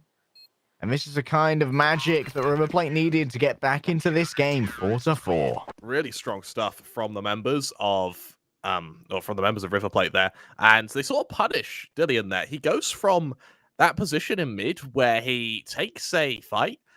He misses the AWP shot on the trade, which means that his teammates die, but he's able to hit the hero play on the remaining 2 members, giving them the man advantage. So he fumbles the ball a bit, but recovers it, and then fumbles again by missing the apps player. So inconsistency from Dillian. Luckily, with money, means he can have another crack at that AWP, as he'll try to iron out some of those kinks moving in to round 9. It's been a much better Mirage day for Dillian than it has been an Inferno day. Speaking of Inferno, some Molotovs hit the floor. And now numbers. Oh my goodness, the amount of damage here to the T side from all of this utility is absolutely huge. Numbers just running on forward right here, trying to claim as much space as possible. They're going directly in towards the CT link. This is such a good angle from him. They're coming around the back of Ruins now. Aerial DD has no idea. 1962. What can they do from here? I believe there's a sheer friendly smoke that's going to cut them off for now. MRN is looking this way. 1962 knows they've got a disadvantage of smoke. Begins to uncover. That's an easy kill for now, but they didn't expect that aerial DD would still be alive. No one else did either. That's 2. However, the bomb plant should be good. Maybe a long angle here from the side of Atraxia with this AWP. It would be difficult to peek out. Okay, suddenly a 2 versus 1. This is doable, Kremer. Very doable. Dillian remains with an AWP in hand. Might want to swap that out for an AK potentially, but they're looking towards where they know the other AWP is coming from.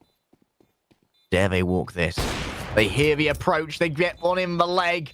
Now it's down to Minimal to make it work, but I'm not sure if they have the time, Kremer. The bomb's already ticked a couple too far gone. A tap upon it, Dillian adjusts their aim, misses their shot, and while they will be able to recover this AWP, it is going to be the round given over to Leviatan. I want to see a timeout. I really want to see a timeout from River Plate, purely because they shouldn't be allowing a player to not only get behind them, and you shouldn't just be dying. Nothing kills you there. You died yourself to walk into a molly like that. And sure, you know, Minimal and Ataraxia, they've been some great kills, sure, but you still don't take the rounds. There you go. There's that timeout. I'm glad that Leviathan is sort of working with it purely because they now have an AWP to use. Ataraxia, if he buys armor, I think could drop a FAMAS. MRN can go MP9, Minimal potentially body armor and a FAMAS as well. There's the option for a force around the AWP here, and considering how close these last couple of rounds have been, it wouldn't surprise me if we see that. But for Leviathan, they're pretty good economically. Yoko's struggling a bit, so is Tom, but Stillian can drop, as can Reversive, should it come to that, should they end up losing to these pistols here. Ataraxia is going to be joined by ecoing members here, as River Plate choose to go for a shaky buy around these around these saved AWPs. See what Ataraxia can do. Boost it up to start. This is an unconditioned approach here. Ataraxia has mostly been playing off of A, but finally the beast of B will strike. And it's going to be Tom who feels the long and vengeful claws of that beast. Reversive now leading the charge. Out goes the molly from Minimal. Deagle in hand. Plenty of damage to be done. Yoko, singed feet. And a set smoke here will cut off long. Protect for Percy mission. Monster and Minimal, the greatest security detail known to man. Given on over. There's going to be MRN here, who might be able to peek out of Speedway. It's going to be checked by Reversive. Smoked afterwards. Disciplined and fastidious here. Is Reversive going to walk this? They see the smoke, they see the flash come out, so they might feel emboldened to try it and move on through. Getting awfully close here to the lurking members in the pit, and Yoko and 1962 have found the Misa. What is this? Greedy monster! Oh, one dig after one dig, baby. Thanks to the AK. That's real nice of you. And Atraxia keeps that AWP. That double Didn't expect a second. So effective. Yeah, it's so effective. You have the bait and switch there, and, well, Numbers just jumps onto Greedy Monster there. He got hands in that Can I join in? Yeah, you guys having fun down there? Mum said it's my turn on the Xbox. It's my turn with the 50 cal. And unfortunately, Harry, 50 BMG ain't friendly at point blank.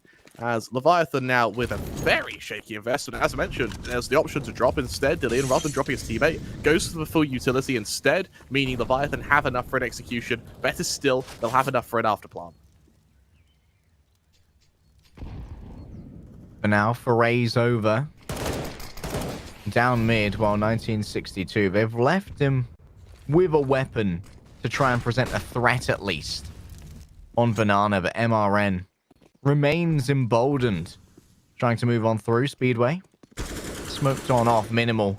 Up top there, instantly executed by Dillian. That's an opening, but what can Ataraxia do? That's a miss on the first. Can they get anything more than this? Actually just going to be run down here by the Tech 9. The Tech 9's getting plenty. Tom's a bit of a Tech 9 specialist right now, but they've been given over the AWP. And 1962 had no idea what was happening. MRN came down from the rafters. I'm Batman. And you're dead. Batman doesn't kill, remember. He maims. That's true. This is something that... All right. strictly speaking, Cosplay Batman.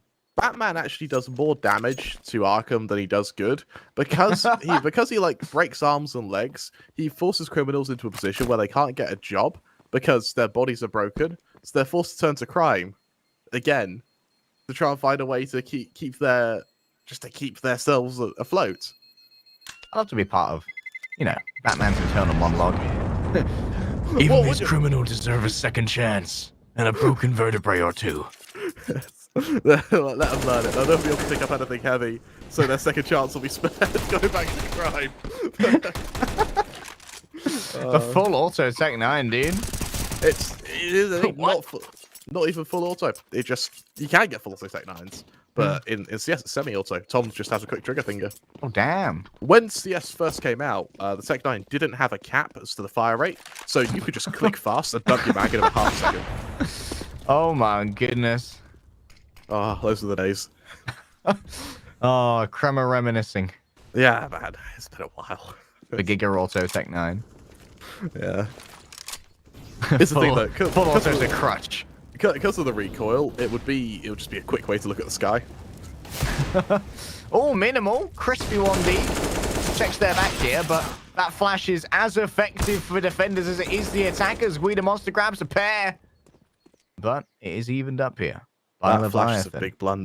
big blunder there, and Oh, that's left Leviathan a man down against the shoddy buy of River Plate here.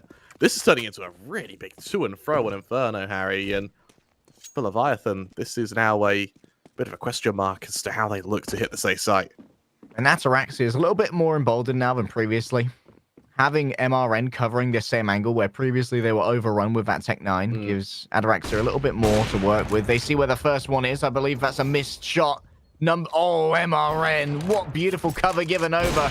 But now it's AWP versus AWP, baby. And Ataraxia is happy to take that one. Oh, pass. South Americans love their football. I said I was looking forward to seeing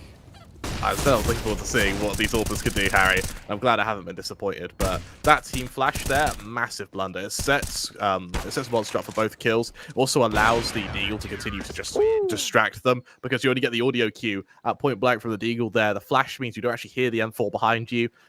Big problem there. And for Leviathan, I like the fact they're calling a timeout because you need to find a way to win this half and convert it just to give yourselves a better chance on your favored CT side. Now, we look at win rates for Leviathan.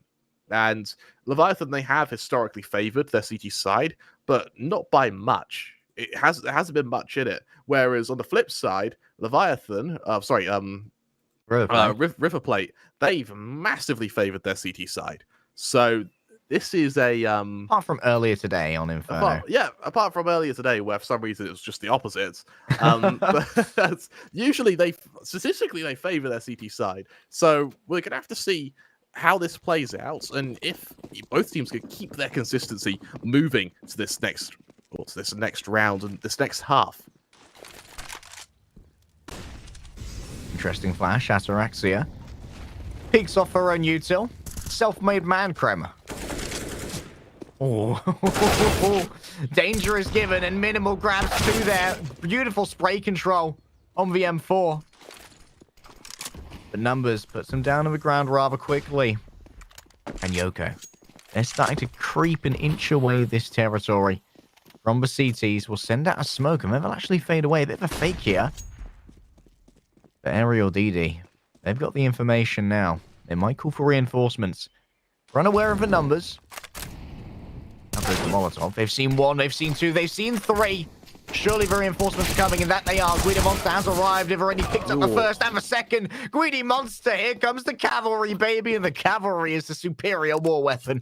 It was also accompanied by Aerial dropping some great utility before they ended up dying there. The cavalry charge is even better with airstrikes. Yeah, exactly. Hey, the cavalry charge is better when their legs are down from the kneecap. Like, it's a solid performance there. And for Leviathan, they now have to face a really shattered economy because they weren't able to get a bomb plant that round either. So for River Plate, this could be their chance to really pull ahead.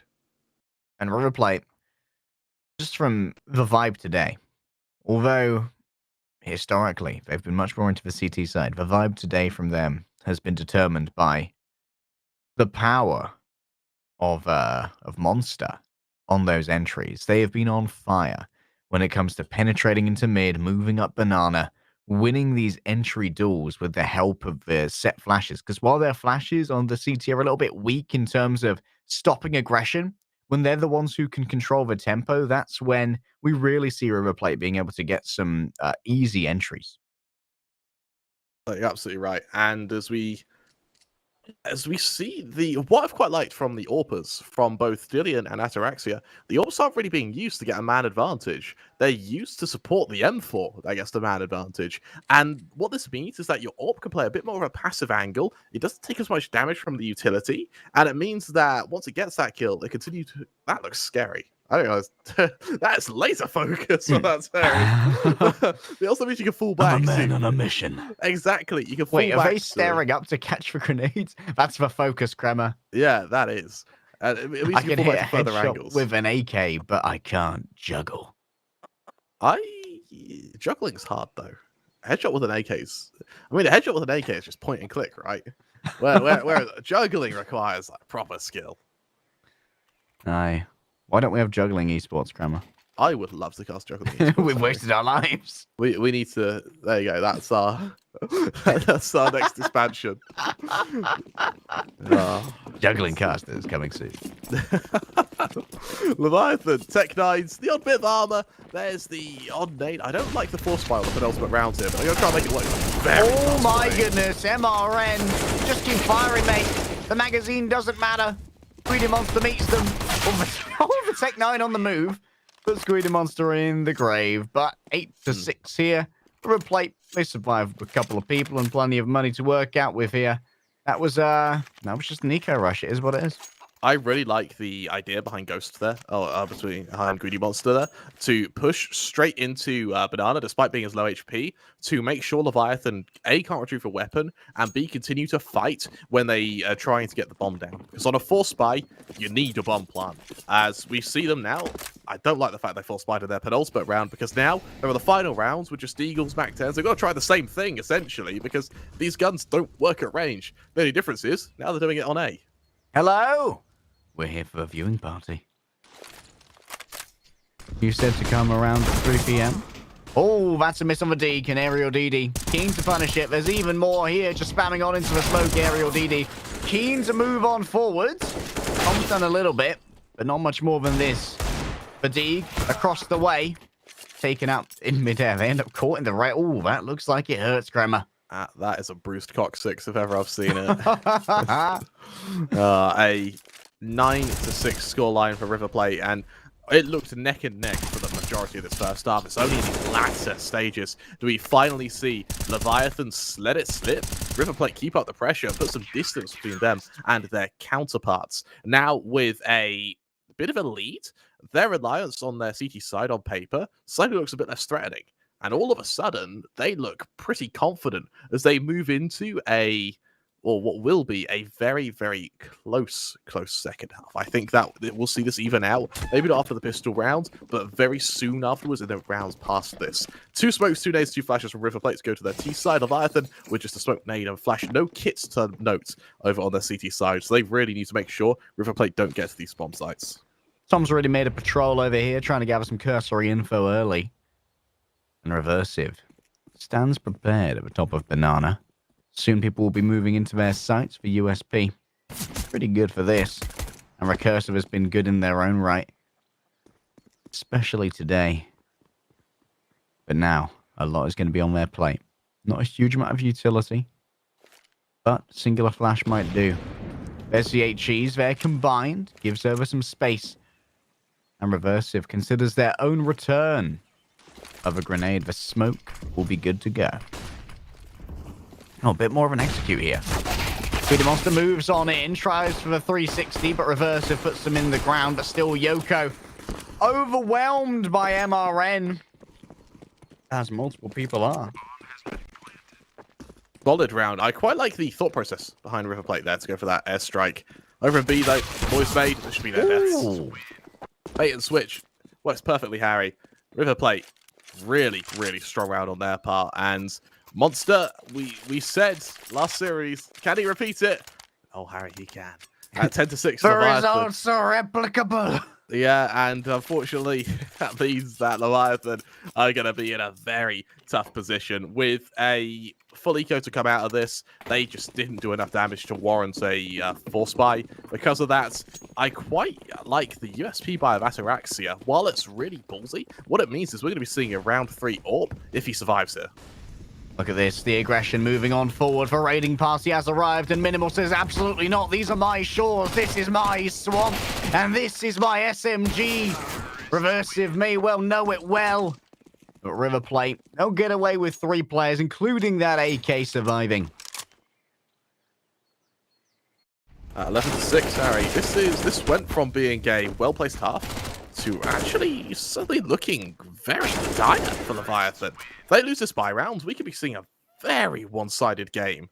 Considering this is Leviathan's map pick, this is really frightening, actually. Leviathan. We had huge expectations of them. But maybe the weariness is beginning to show. They've already had to beat, what was it, Imperial just now? Yeah. That was not an easy Mirage. 16-9, I believe it was. You're right. It wasn't. And for reversive aggression in Banana, but Ataraxia, I think he's already suspected this. All right, who wins the SMG fight? Reversive sees a shoulder, and that makes it easy. Now Greedy Monster.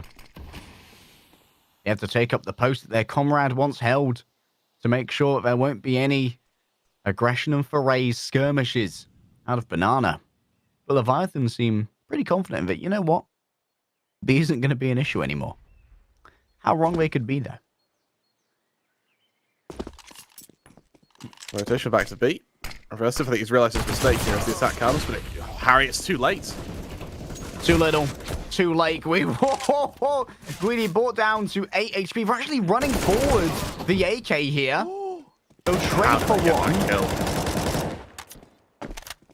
Yoko with the classic M4 here. Playing around the edge of ruins. Moving up onto coffins. There is a lootable AK here as delivered by Greedy. He just got blasted out of the air. Oh, looked like it was out of a fighting game. MRN. They are once again back on their same mojo. Yeah, big blunder from Leviathan, actually. For Reversive particularly, to leave B. Execution comes back, they realise their mistake, they try and hightail it out of there. Then for Greedy Monster, the fact he's able to push through that smoke on 20 HP, then have his location known by Leviathan, then still get a kill, is really shaky for Leviathan. A couple of pistols to try and soften the blow of this round, but even then, Ataraxia, he's got the Smack 10 that he hasn't dropped since the 3rd round of the tough. Yell in Mac 10. Dillian takes a little bit of damage here. Quad cleared. Tom maintains the angle, maintains the peep. An aerial DD. They might want to make sure that apartments are clear, but they'll leave that to someone who doesn't hold the bomb. Yeah, through the smoke, hasn't quite killed anyone yet. Looking to just hunt someone for now. Best way to unnerve your opponents here, Kramer. They see you peeping. They know they have better weapons. If you want to alpha them, you got to maintain the peep. MRN's so close right here, they might not suspect a swing. Yoko's found themselves a timing. That's a fumble. Ooh. But they recover. And they might be able to recover an AK as well. Everyone else is left over to B. The run and gun from Ataraxia with the heirloom SMG. Greedy Monster clears all the angles. B-side's got loads of hiding cubbies to try and take advantage of. They don't know where the fire is coming from. Yoko was in the smoke the entire time. The call was coming from within the building. And the numbers is all that remain. That's one. And one is all it will be. I mean, Leviathan, 2 kills with your full eco, it's not bad. But still, Yoko, big whiff in mid there. And the fact that Minimal was given the chance to turn around is really, yeah, it sets a scary precedent for the rest of this side. And 30-6, remember, these teams were neck and neck, Harry. They were neck and neck. River Plate equalised at 6-6, and they've just taken to the skies since then. 7 rounds on the bounce against the full life Leviathan now. If they can convert this could be the end of the game. Reversive at least opens it up well. A double AWP setup here. Leviathan, they want to put their foot down. And getting their man advantage is a great way to do that so far. Taking out the enemy AWPer. Ataraxia no longer has that option. And Tom figures out where they could go. Does Dillian take the blind shot here? Is the question. You can tell what Tom's territory is on this defense.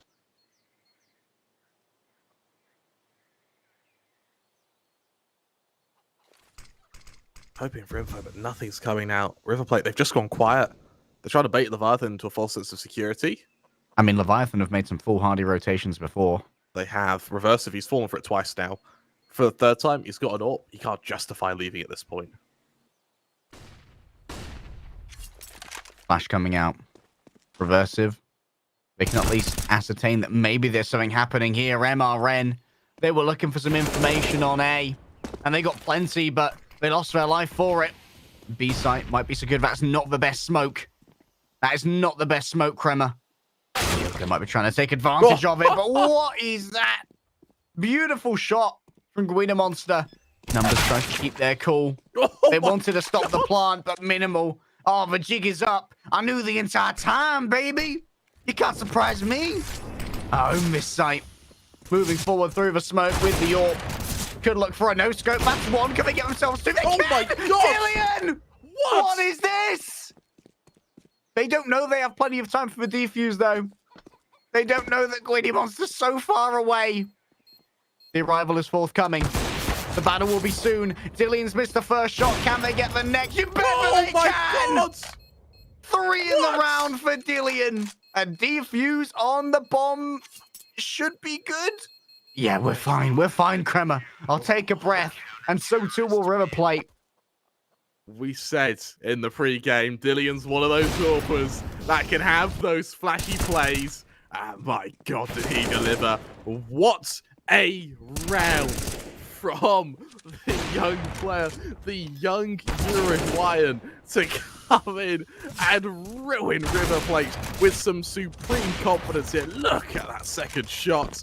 And even if he just stuck it out a little bit around, but no, he wants to kill them all, Harry. I'll take them all down. There'll be no stopping me. Dillian, what a performance. And that's the kind of performance that you can get on the back of, Kremer, as a team. The kind of performance that hypes you guys up when, honestly, you were staring down a barrel, and that barrel looked loaded with a pretty high caliber of weapon. River Plate. They've lost the momentum. Do they call a pause here? I believe there was a tactical pause there from Leviathan just to see how they can capitalize on this. That's the first round they've won in 8. Damn. That's how much they've been struggling here. And, well, they're not running around like, I guess in this Percy's case, not a high IQ chicken. Yeah, running around like a headed chicken in this case. But Leviathan have to be very careful now. They can't forego this round. Look how low their money is. Numbers stands waiting on the balcony. Going to be Greedy Monster who comes forth. Who will be able to see that shoulder soon. They might have got a peek of the belt. Numbers knows. Numbers takes the swing. They won't get the second, though. Minimal puts them in the grave. There are so many unchecked angles. They've caught sight of one towards the end here. Thomas moved up with that Famis in hand. The spray is labored, but it gets its mark eventually. And that bomb now on the hay bale. MRN and Ataraxia. At the same time, they combine. And Dillian has returned to the scene. And when Dillian returns to the scene of the crime, that chicken still hasn't moved. He's go, really, chicken, go. If he keeps moving into it, eventually, so much yummy millet seed here. He's living his best life. He is, man. He'll get into that one day. River Plate, this could be where they stagnate. Honestly, Dillian's looking good. Yoko's able to join the fray. And now with only 5 rounds separating the two of these teams, River Plate don't have money. Tech9s have to come out. There's a collection, a myriad of utilities to help them. But it's only really enough for control to apps, then an execution, or control to banana, then execution. It's not enough to completely take and hold a site and run a default. Speed, power, and ferocity. Potentially demanded a Leviathan here. And Reversive is keen to announce their presence on Banana. Goes down. That's a bit of tickle damage. Ooh, bloody wow. hell. That is a bit more than tickle damage. All right, thanks for the M4, mate. Don't mind if I did. And Greedy Monster, he is just different, isn't he? 26 and 15 at the moment. Even with Leviathan being able to recapture some of this magic, Greedy Monster is unperturbed and still on his same shenanigans. Has actually handed off the M4, given the low amount of health that they have. That's gone over to MRN. Can't think of a better choice to have gone for your second rifle. Yoko, unable to deliver a killing blow here. And now they can be overwhelmed down Speedway. Or will they? All three fall to Yoko, and that's a hand delivery of the bomb as well, deep into CT territory. Come on, guys. Let's grab some tinder. Build a campfire. It's Kumbaya, my lord, up in here. At this range, a Tech 9, maybe not the ideal weapon for the job, but a looted SMG might be a touch better. Still, Yoko puts it in the grave, and Dillian finally adds the cherry on top as Percy is still trying. Percy's a big fan of that. He'll make it one day. I think he can. I believe. I believe. What I would like to see is a River Plate pause. They've used 2 of their tactical timeouts this game. I believe you have 4. So I would like to see one now, just so they can try and stop the momentum of Leviathan. I don't believe they have called one. They go straight into this with AKs around the board. No AWP on Ataraxia to try and duel that of Dillian. He's going to leave some questions, but for now, it's going to be a defensive B with an opening from Greedy Monster. Just like Dillian inspired Leviathan back into this series. It might be down to Greedy Monster to make that work again. Tom went up so high, they passed each other in the smoke. Ataraxia is doing a touch of barrel stuffing, but hey, if it works, it works. Caught in the cubby. And there's no readily available Molotov that can flush him out of this. So Yoko has to ponder their options as they back off to B.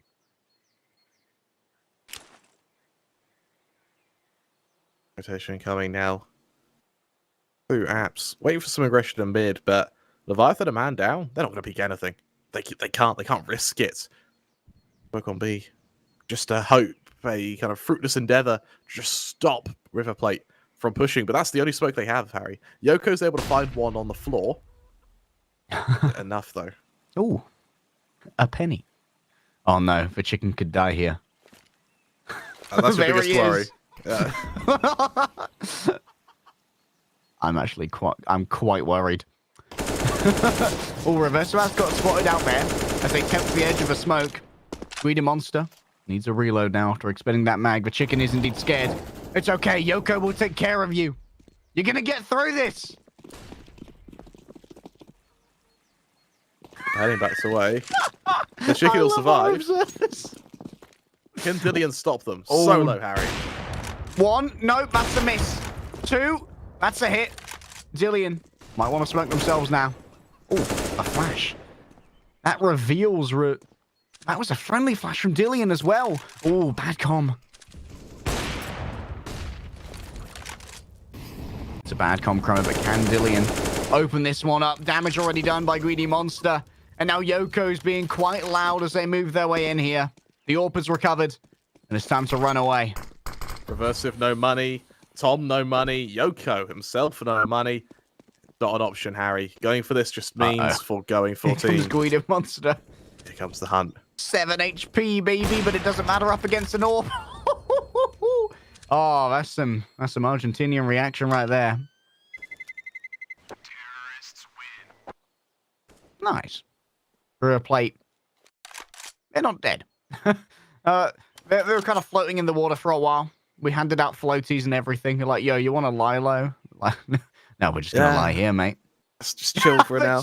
Oh, In the our TV. observers are just heroes, man. They actually are. Look at that. He's the MVP, isn't he? I'm so worried about when a B execute happens. I mean, they're going to molly first oranges. He's going to get cooked alive. Well, up until now, he has lived a good life. Free range. That's what from Tom. Haven't seen anyone yet, though. The main worry for Leviathan, can they get this banana control unscathed? Harry, they can't. However, Yoko, with a return frag, equal numbers here. and more Molotovs sent out. That's going to clear out the cubby, but no one's there because instead they're slowly encroaching into Dillian territory. Needs to be worried about both Boiler and this mid control. And it's actually going to cede away this space because they can't afford to get flanked out here. And the molly that has been set multiple times continues to do so. Flashes teammate into apps here. Timing, though, just isn't there. Dillian's under so much pressure. Oh, Greedy Monster. Alive and kicking. They've hit their 30 bomb now. And Yoko around the back. Oh, they're feeling sad. They're feeling lonely. Oh, Harry. 300, and they're going to have to give her a match point here to River Plate. River Plate, this is the best case scenario. You've reset your opponents while simultaneously hitting your match points. This is a perfect position to be in. On top of the fact it's your opponent's map pick, you have Overpass to look forward to next, and all it takes next round is a clean performance. You need to remember that we've got Greedy Monster who's playing out of his mind at the moment, and he's doing it solo. Like, his teammates, 18, 16, 15 kills. Usually when we see River Plate do this well, it's with a 2-man hit squad. They don't even need the second man now. It's all Yoko. solo. Yoko got one exit frag there. On the hunt. I mean, it helps, but there's money to drop on River Plate. And they probably will drop because they heavily need to invest to just close it out, kill Leviathan before they can get their economy established again. This could be it, Kremer. One round for River Plate to get a little bit of an upset on this map pick. As Leviathan demanded, they said we will go to Inferno. And we will once again have our victory.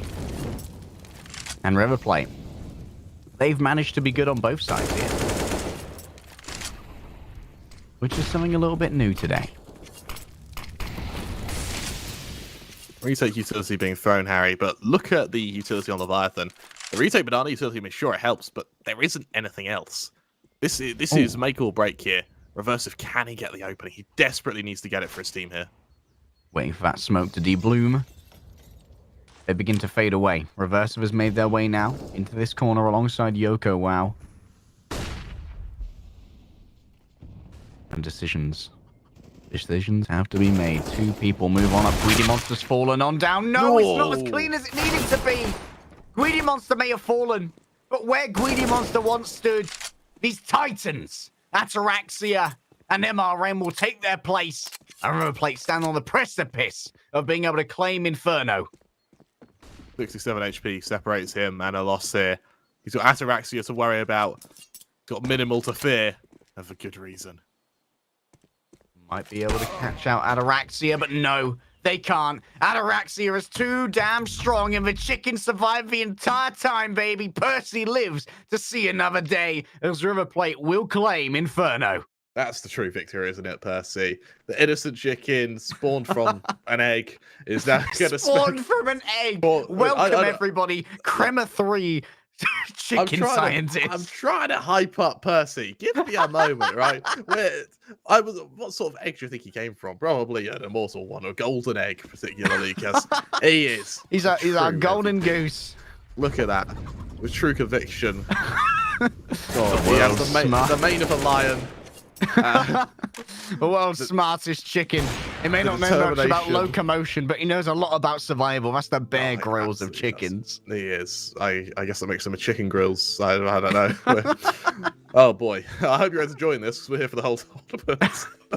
Yeah, you got a week or so of this. Is it a week? 2 weeks? Yeah, it's about a week and a half. They just tell me to come to work, and I come to work. Yeah, so we just showed up. Well, they actually didn't want us there, so we just showed up. Like, we imposed. Hijacked. Yeah, exactly. But that is an incredible map, and credit where credit's due to River Plate for being able to shut down Leviathan there, because that was a very scary Leviathan there, one that has been giving a lot of solid performances recently, on top of the fact that Leviathan, this is one of their highest win rate maps with a good 90% win rate. We're now moving to Overpass, the map of River Plate, who have been playing out their mind on it. While Leviathan still perform on Overpass, if it's anything like Inferno, then they really need to change, find a way to rest, recuperate, and relax during this break. When you go to a quick little 10-minute break, when we return, we'll be seeing if this is going to end in 2 or 3 bites.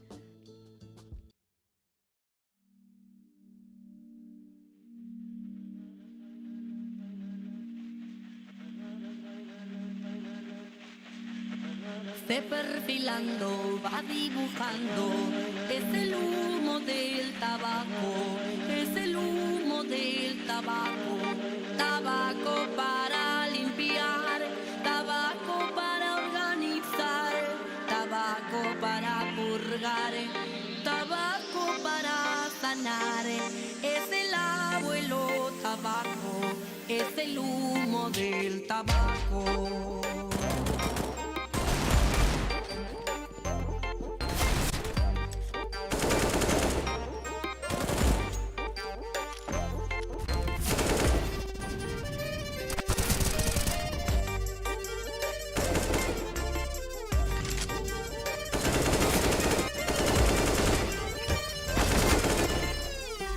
Se perfilando, va dibujando, es el humo del tabaco.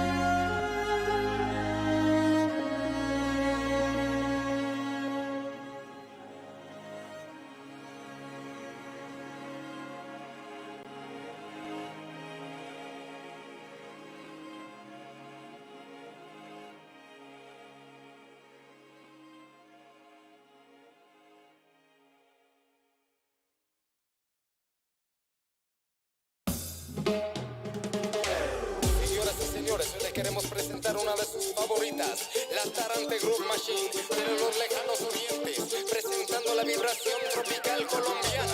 Hoy le queremos dar para el perro, para la perra, para el abuelo, para la abuela, para toda la gente que quiere bailar.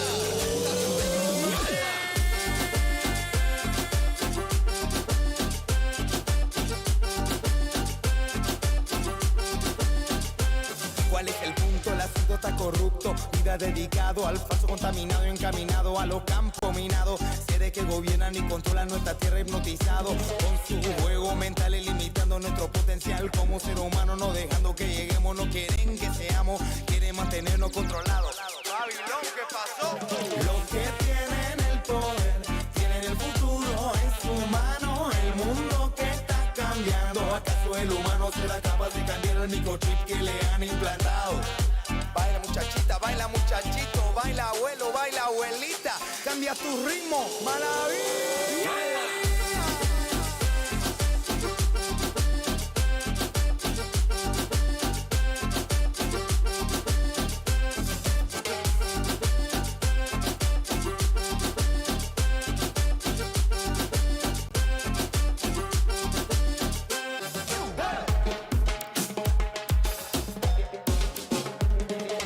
Los que tienen el poder tienen el futuro en su mano. El mundo que está cambiando, ¿acaso el humano será que? Los que tienen el poder tienen el futuro en su mano. El mundo que está cambiando, ¿acaso el humano será que? Así, azúcar.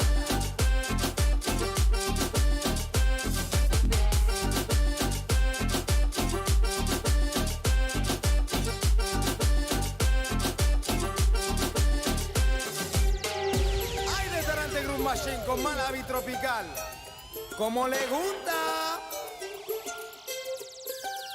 Ahí va.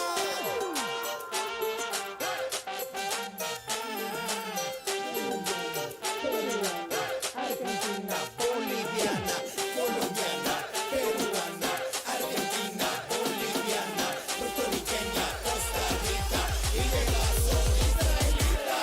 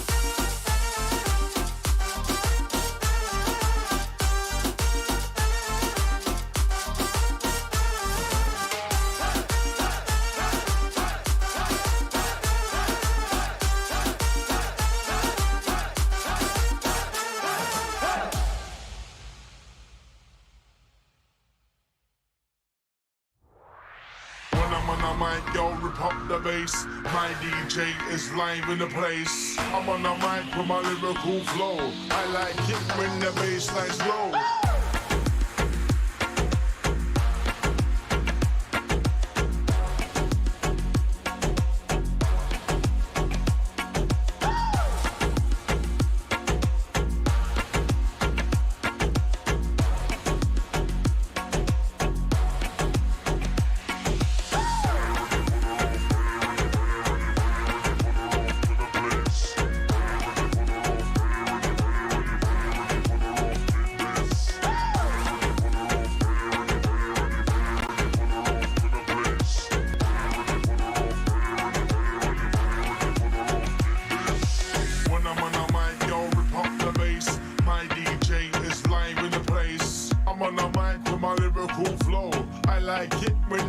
Bassline's low.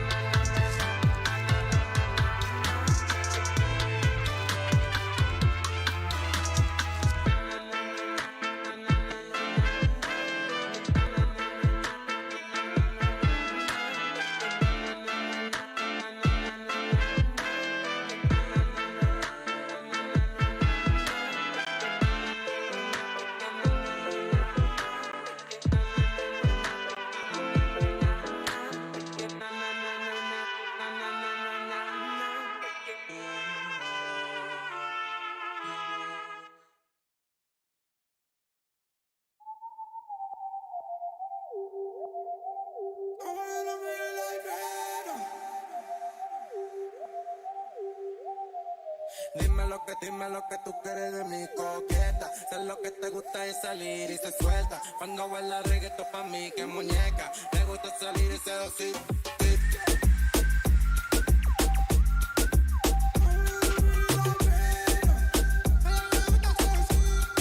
Me gusta seducir.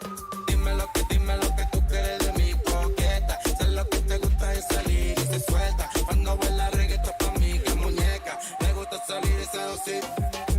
Dale chiquitita, dame más. Qué bonita que te quiere controlar. Ella dice que me quiere controlar.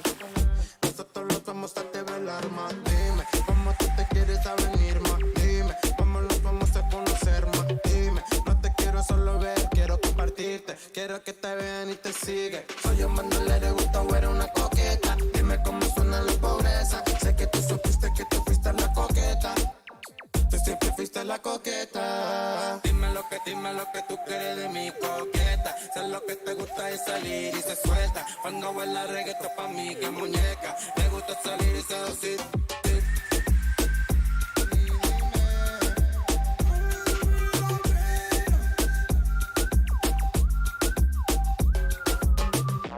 Dime,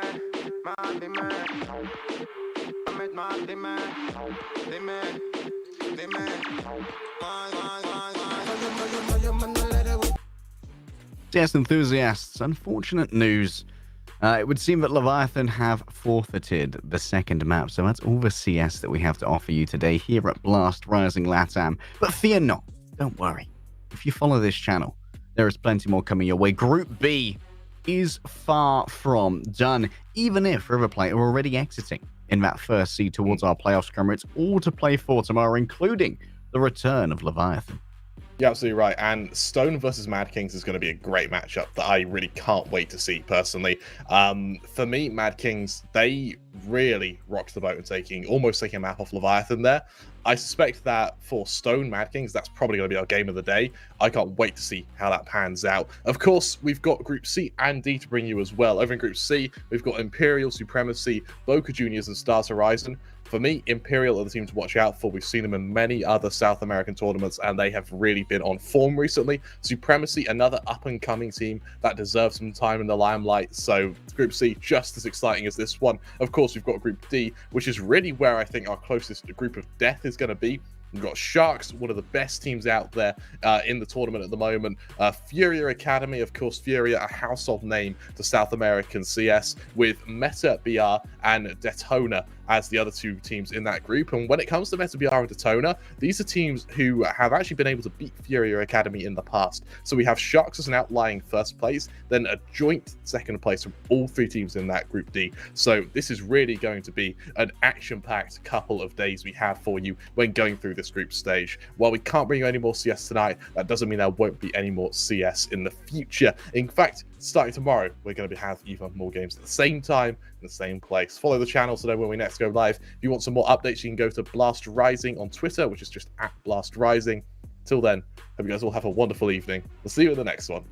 Bye-bye.